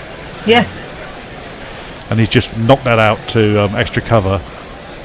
I'd be tempted. That's better. Give it a bit more flight. Humpty. He's gone. What were you saying, enough on Jason? it? Has he got enough on it? Has got enough on it for 6, but there's no one out there anyway. Nazim just gives it some Humpty. I wouldn't worry about that if I were Leachy. I might be tempted to stick someone 3/4 of the way back, not all the way on the fence. Let him think that he can hit it over him. It's a good shot. I mean, he's picked it up cleanly. Looks like he's a good striker of the ball. Yeah. He's got confidence. He's 19, 20, whatever which he is is. presumably why he's at 8 rather than 9. Yeah. I mean, Pakistan generally, their tailenders like to give it some. They can be a bit chaotic. They can be a bit chaotic. They usually hit it quite hard. Armchair Cricket Podcast says it's what Geoffrey Boycott keeps reminding us, isn't it? Add 2 wickets to the score and you see the real picture. Well, yeah, that's 4, 8, 8 for 8. Ooh. Madam Mahan Sharma says Pakistan have just lost 6 wicket and England is 182 runs ahead. If they get a lead of 100 runs and score another 250 in 50 overs. Exactly, down the leg side, poor ball by Robinson, who's back into the attack. Then the test will be very juicy on 5th afternoon. Yep, potentially. But England will need to get those breakthroughs. Yeah. I mean, they've lasted 131 overs so far. Yeah. Presumably, if you only get 78, 80, maybe 90 overs. I mean, if they can get them in tomorrow, at the end of tomorrow, they'll have about 100 overs at them. Well, they've been doing. If there's any deterioration in the pitch at all, which it really doesn't look like, attempted work down the leg side by Salmon, doesn't get anything on it. And, well, this is. We've had more overs today than we had any other day so far because we've had.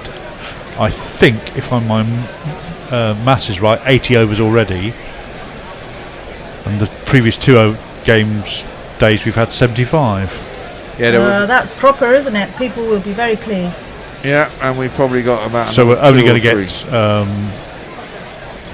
We're only going to be 7 or 8 overs shy today, rather than 10 or 15. Oh, that's trying to work on the leg side. I thought it had gone finer and it was going to go towards Crawley, who's at leg slip, but actually it just bobbled out square on the leg side and there's no run.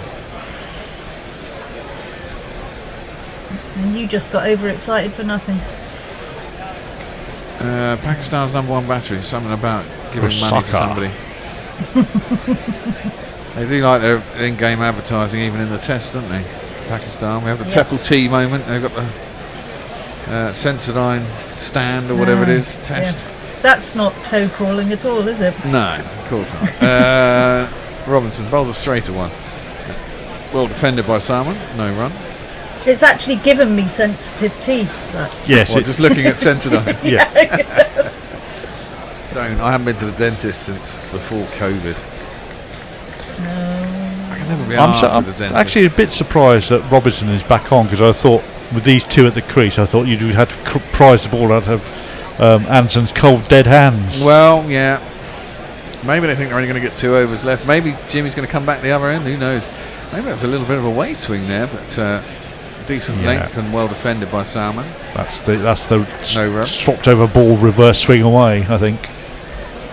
Yeah, exactly. Robinson deep in thought there, isn't he? Yeah. He's thinking, how can I get these last 4 wickets quickly? I think he's thinking, is it time for me to go in and bowl big booming in swingers full pitched? Maybe they should try that first thing in the morning. That's big drive by Salmon. Inside half of the bat goes out to short mid wicket and there's no run. I mean, natural light has been overtaken by the lights in the stanchions. Yeah, it's not long for it's not long for this day to continue, one would think. Anyone last Anyone still with us on the Twitter? Not really. Colin Suter's talking to Mercy Jez on Twitter, but nothing else there. And I'm afraid I haven't got YouTube up. That's okay. Colin Suter saying this picture isn't going to deteriorate unless it gets hit by mortars or tractors run all over it, which I think is about right. Nice. If they run a tractor over it, that'd do it some favours. Jack Leach is going to continue. Well, 40 overs, 5 maidens. Well, 2 I hope it's got 51. sufficient security so we don't have a free George Davis moment. Yeah. Or maybe someone just pour a few litres of water right on a link. That could make it quite interesting. Nazim is going to face up. There's a slip, there's a short leg, there's 2 very short mid-offs, covers, whatever you want to call them. Basically on a second cut strip across from the pitch they're playing on. There's 5 cut strips in the middle of the square. Shall we call them a double duvet? A double duvet, oh I like that. Left alone outside the off stump and there's no run. Yeah, that's not the length for those placed fielders though, that's too short for that. We need to be getting them to drive on the up.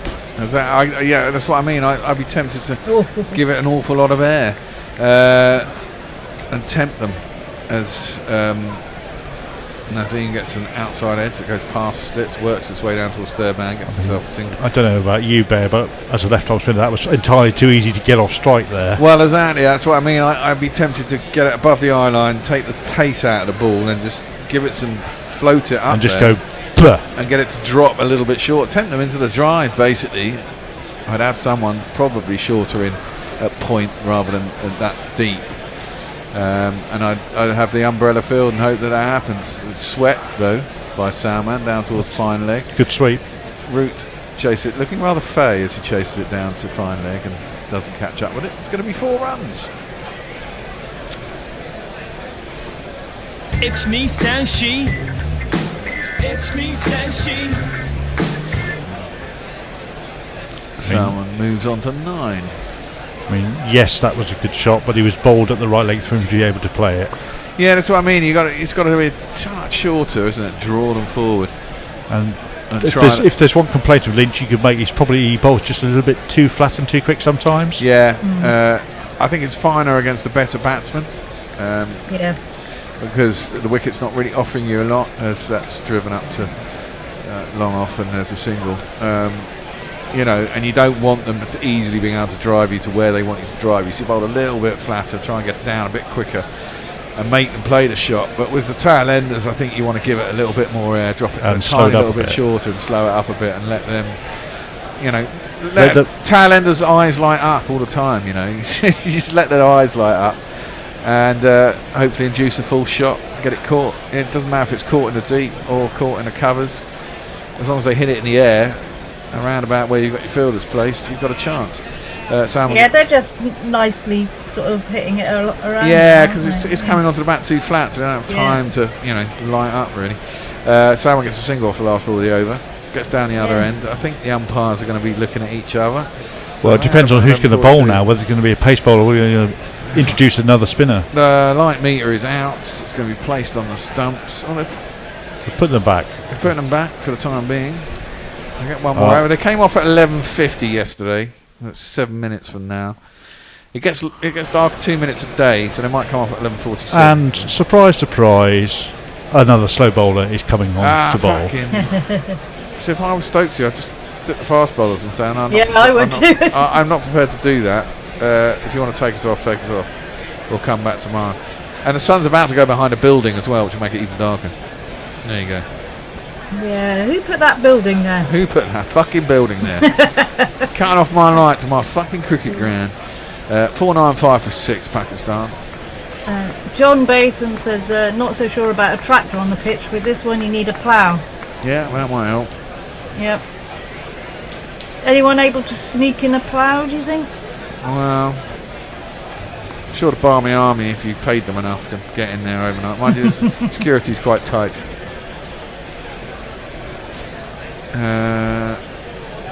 Oh, come on, Will Jacks. You don't need to have 3 practice balls to the fielder to warm up. He only came off about 15 minutes ago. The bats. Why does the batsman don't even need a cap? Why do you need a cap? There's no sun to fucking. They're all just faffing about. It's all time wasting, basically. It's time wasting. They're trying to make this probably the last over, then they've lost a minute, 2 minutes there already. And he's not even fucking facing, for crying out loud. What is it? Salmon's down at the wrong end. Why are you letting him do that? It's nice to see batsmen banning in caps, though. Jax tosses that up. It comes in. And Nazim goes back and punches it up to cover. I still think I know it's defensive field that they've got in the main, but I'd rather have someone in front of him to in his eye line. Yeah. On the offside. Yeah. And the only place there is spin is actually outside the off stump, so I can see why they brought Jax back. It's coming back into Nazim. He's jabbed his bat down on that. It's bouncing a bit as well. Yeah, it's bouncing a bit. This pitch, it's doing all sorts, isn't it? It's not really doing all sorts. But the leg slipper's gone. I'd have him at short leg. Sitting it off. Sitting it off, I'd probably have a little bit of sitting it off in. I think short legs are definitely in play. That one, it's a pretty horrible shot when I've seen. He's just gone back, pushed it out past point. He's going to get back for 2. Safe shot. There's nobody at gully or backward point really to stop it. No, but if that's the sort of shot where it could slide off a little bit of an outside edge, get it slightly wrong, gets caught by Pope, or dropped by Pope, possibly. Who knows? Nazim facing up. Flat into the pads. Square leg comes into field. No run. I mean, that was fizzed through, but I mean, that was always going to turn down the legs. Yeah. He does get a bit of turn when he wants to. Yeah, he does, and especially when there's a little bit of that rough out there. It's not a great amount of turn, but it's better than nothing. That's full. That's hinked in the air. Is there anyone out there? Is anyone out there? Yes! Yes! It's Jack Leach comes in from Cow. Nazim's gone. Can't believe it, Nazim. He's upset with himself, and he should be. It's towards the end of play. I mean, that may be the end of play because there's 1 ball left in the over, 2 minutes to go till the man comes out. Umpires will confer and probably put the light meter on and go, is it fair to get someone out? Nazim can't believe it. He didn't get hold of it. It's a toe end, really. It's gone straight up in the air. He's watching it. He's watching it. He's watching it. Good catch. Good catch by Leach coming in. Leach is a good fielder. And Will Jacks gets a 3rd. He's got 3 wickets. Well done. I'll give him a jingle to say goodbye. What should I give him? I know which one I give him. What? Not that one. Please fuck off, you useless twat. Not that one either. Oh, he needs Fazeering. Fazeering? Yeah. Why did he do that? Oh, right. No, I don't know that jingle. Why did he? Well, that's true. Why did he do that? Got him! Why did he do that? Unbelievable! All he had to do was bat out 6 balls, and that's the end of the day, pretty much. More probably, yeah, very true. Well, it's exactly what you were saying, Bear, that the tail enders' eyes light up, you get it, so, you know, they do, you know. Yep, play the shots. And it's almost instinctive, isn't it? You know, yeah, look at that, bang. Oh, shit, I'm out. I've done that many a time in my career. Well, he's still a young lad, and he's still not experienced enough. No, and it's still going. Zahid Mahmood has come out. Maybe Harris Ralph isn't fit enough to even bat. Well, I wondered that. The way he walked off straight after the end of an over yesterday does suggest that. Well, they're saying it's his quad, isn't it? Yeah. So, and you're not allowed runners these can't days. have a run anymore, so. I mean, it looks fucking pitch black out there, to be honest. That one is worked into the leg side. There's no one. I bet he puts the light meter on top of the stumps, which he's exactly doing now. And if he goes off, why the fuck did he come out? Not that I mind. They had an extra ball. They finished the over. But it looks really dark. It looks like they're playing under lights to me. And I think the standard has been set in day 1. It should have been.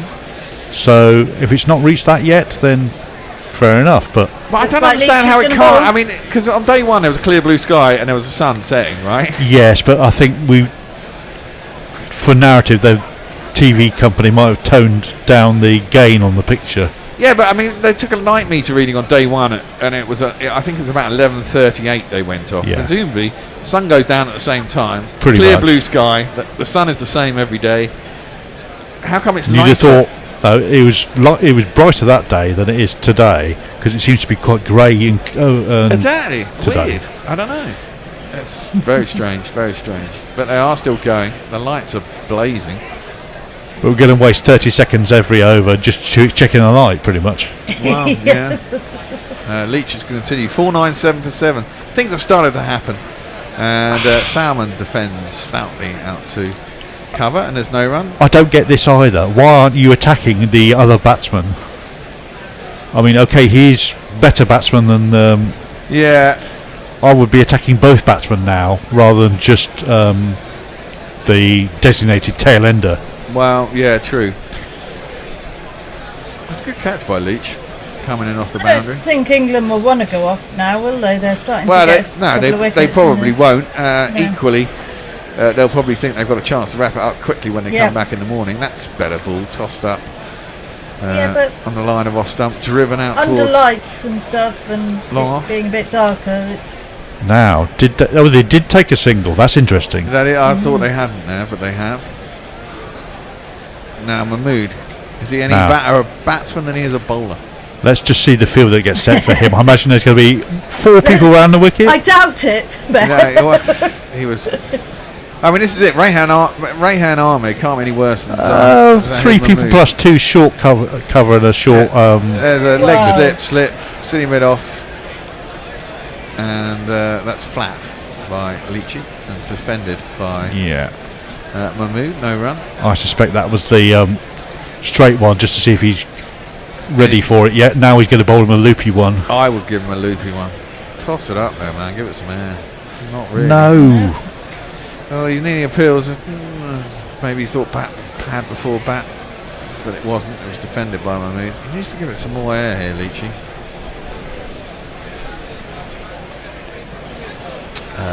Last ball of the over. It's flat filth. Don't bowl that. They're taking a single. They're taking a single. Well, at least let Jaxel get to bowl at him. If there's another over. If there's another over. So we should have had a change, really, but it was me doing it anyway, wasn't it? It was you, me, and John was coming in for John Annie. was going to come in. well, I'm happy to go. John's So- not there anymore. Oh, he is there. You can go if He you is want to, there. and they might Okay. just well go off. Are you going to come back, John, for like 2 minutes if they have another over? See Yeah, there you, you John. See you guys. See you later. Have a next good time. day, Annie. See you next Yeah. time, indeed. Yeah. See you later. They're all And standing they around. are They're going to go going- anyway, aren't they? They might be going anyway. No, they're not. They're going to continue play. They're going to continue playing. So welcome, John. And Will Jacks gets another over. If another Wicket falls, that wicket should falls be in, it. That should be it. You imagine that Pakistan might be a bit upset that they're not going off.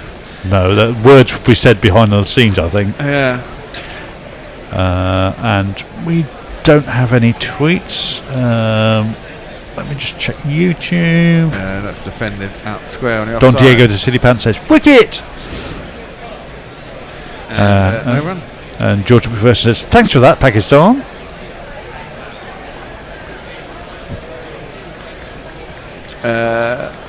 Mahmood facing up.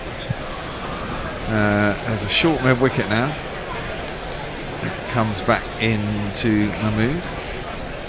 He doesn't look like he's got any intention to do anything other than block it out at the No, moment. indeed. Defender back down the track, and there ain't no run. They've not been great this last session, Pakistan, it has to be said. No, they've given a few runs away, a few wickets away. You have to say that Babar and Rizwan kind of gave it away. Plans were set. Well, no, actually, Babar's plan wasn't set. He just managed to screw it up. He just lost concentration, did a bad shot. It's all Saud Shaqeel's fault for getting out just after tea. Yeah, well, he fished at one outside off stump. It was interesting, wasn't it? Because they bowled around the wicket at him, but then decided to bowl across him. He didn't seem to know where everything was, and fished at one that he didn't need to fish at. Rizwan, definitely a plan, wasn't it? I mean, they bowled into his pads and set the short mid wicket for the clip, and he clipped it airily and was caught, and that was the breakthrough. There's an extra man in there. There's 5 men around about now, so that's gone to leg gully. I like this by Jacks, but he's bowling around the wicket, angling across him now, so he gets outside edge in play as well. Yeah, if only it was turning off the actual wicket, that's the problem. If it's not, he can still be quite confident about where the ball's going. He's also walking right across his stumps every ball as well. Yeah. So if he could get one to straighten, that would be... well, this is it. I don't think it's straightening off the main part of the wicket, is it? Oh, now that's squatted. No, he got his bat down on it. If he hadn't, that would have been bloody close. That's exactly what we're saying. He just walks across in front of the stumps. Yeah. I think they've given it up. Well, the light meter's come out again. I mean, they had a reading on day one. If you tap it like 1 millimetre, I don't think it's going to make that much difference. I think that looks like that it. is it. That looks terminal. He's shown it to his friend and says, "That's it. Off." They're off. That's it. Well, that's good. I mean, England got 5 wickets in that session. Is it 4? 4 for 88. 4 for 88. That's a good session for England. It was always going to happen. They're not going to get 800, John. No, they're not now. No, they're not now. They're not now. And England, Babar a very loose shot, as we said, and Rizwan fell into the trap. It just proves that nobody can get past about 120 apart from Brooke. Everyone else has got to 100 and got out. Yeah, exactly. Everyone's got them, and no one's gone for a big ton, have they? Apart from Brooke, who got from 120 to 150 in about 8 balls. 8 balls. Yeah. Some stupidness. Yeah. It's been a strange test in that sense. It's like everyone's lost concentration, maybe because it's just too easy. I just thought, just carry on, bash it about, and then lost a little bit of concentration. But it's been a mistake that's got them out. But England lead by 158. They only require 3 wickets. One is an injured Harris Rao. Salmon looks who may or may not bat. Who may or may not bat. Certainly won't be coming out to bowl anyway. So they're a bowler light too. Mahmood is probably going to have to bowl a lot of overs on a wicket that's still not doing much, and he got tumped for 260. It's going to be interesting, isn't it? I mean, England are going to have the best part of a full day with a bit of luck to get however many runs they want, and probably have a little bowl at them at back end of tomorrow. If they can get these wickets quickly, lead of 120, score 200, 250 in quick time. That's been a really good day's work, I think. Even allowing for the middle session where they got no wickets. We still could get a result. There's been more wickets 17 wickets in this test so far, which is more than the entire test that Australia played at this ground. Yeah. And there's 2 days left. So, interesting. I'm not in tomorrow. Tomorrow's my day off. I'll be back on Monday to, I doubt, watch the end. Well, it's going to go to Monday, we think, down, definitely. No, it definitely goes to Monday, yeah. Unless something fairly extraordinary would have to happen for it not to go to Monday. Exactly. Yeah. England would have to be rolled for virtually nothing, and Pakistan either win or England get rolled themselves. Or England get rolled for virtually nothing and then roll Pakistan for actually nothing. You look at that bowling setup with Leach getting 2 for lots and Jacks getting 3 for quite a lot, and you think, who's the best bowler of the day there? Arguably, it's Will Jacks, but... Well, I think it's all about... But he seems to have been lucky with 2 wickets. Well, yeah, I mean, it's all about getting the wickets, isn't it, really? Doesn't really matter how many runs you go for. Clearly, it's a pitch with a hell of a lot of runs in. It's about actually achieving getting the wickets. I wouldn't worry about how many runs you went for. It's not going to look good on your stats in the end of the day. Your average is going to be high for the test, maybe 50 runs per wicket. But and you also look at that and think, no, if Ben Folkes had been 2% fitter, he might not have played. Yeah, well, exactly. Anyway, that's it for the day. Any last tweets? No, I don't think there are, is there? There aren't, no. Which means probably no one's listening, in which case let's just get out of here, right? See you all. Are you in tomorrow? Good to see you guys. I'll see you when I see you. I'm in tomorrow. Okay. Tony's running the show tomorrow. He's going to wake me up at fucking 4:30 just to get him on air, the bastard. So I can go back to bed, but what the hell. I'll make sure you're there. So until then, goodbye. Goodbye. See ya. Guerrilla crickets. Whoa. Guerrilla crickets. Whoa. Guerrilla. Take guard, man the barricades, patrol the cover boundary. At last the time has come, this is a cricketing emergency. Hear this call to arms for every cricket revolutionary. Take up your bats and stumps for the test match insurgency. At first they tried to silence us, but we would not be silenced. They threatened us with lies, so we threatened them with violence. Che Guevara, Sangakkara, Joseph Stalin, Douglas Jardine, Robespierre, Darrell Hare, Vladimir Lenin, O'Brien Kevin, guerrilla cricket.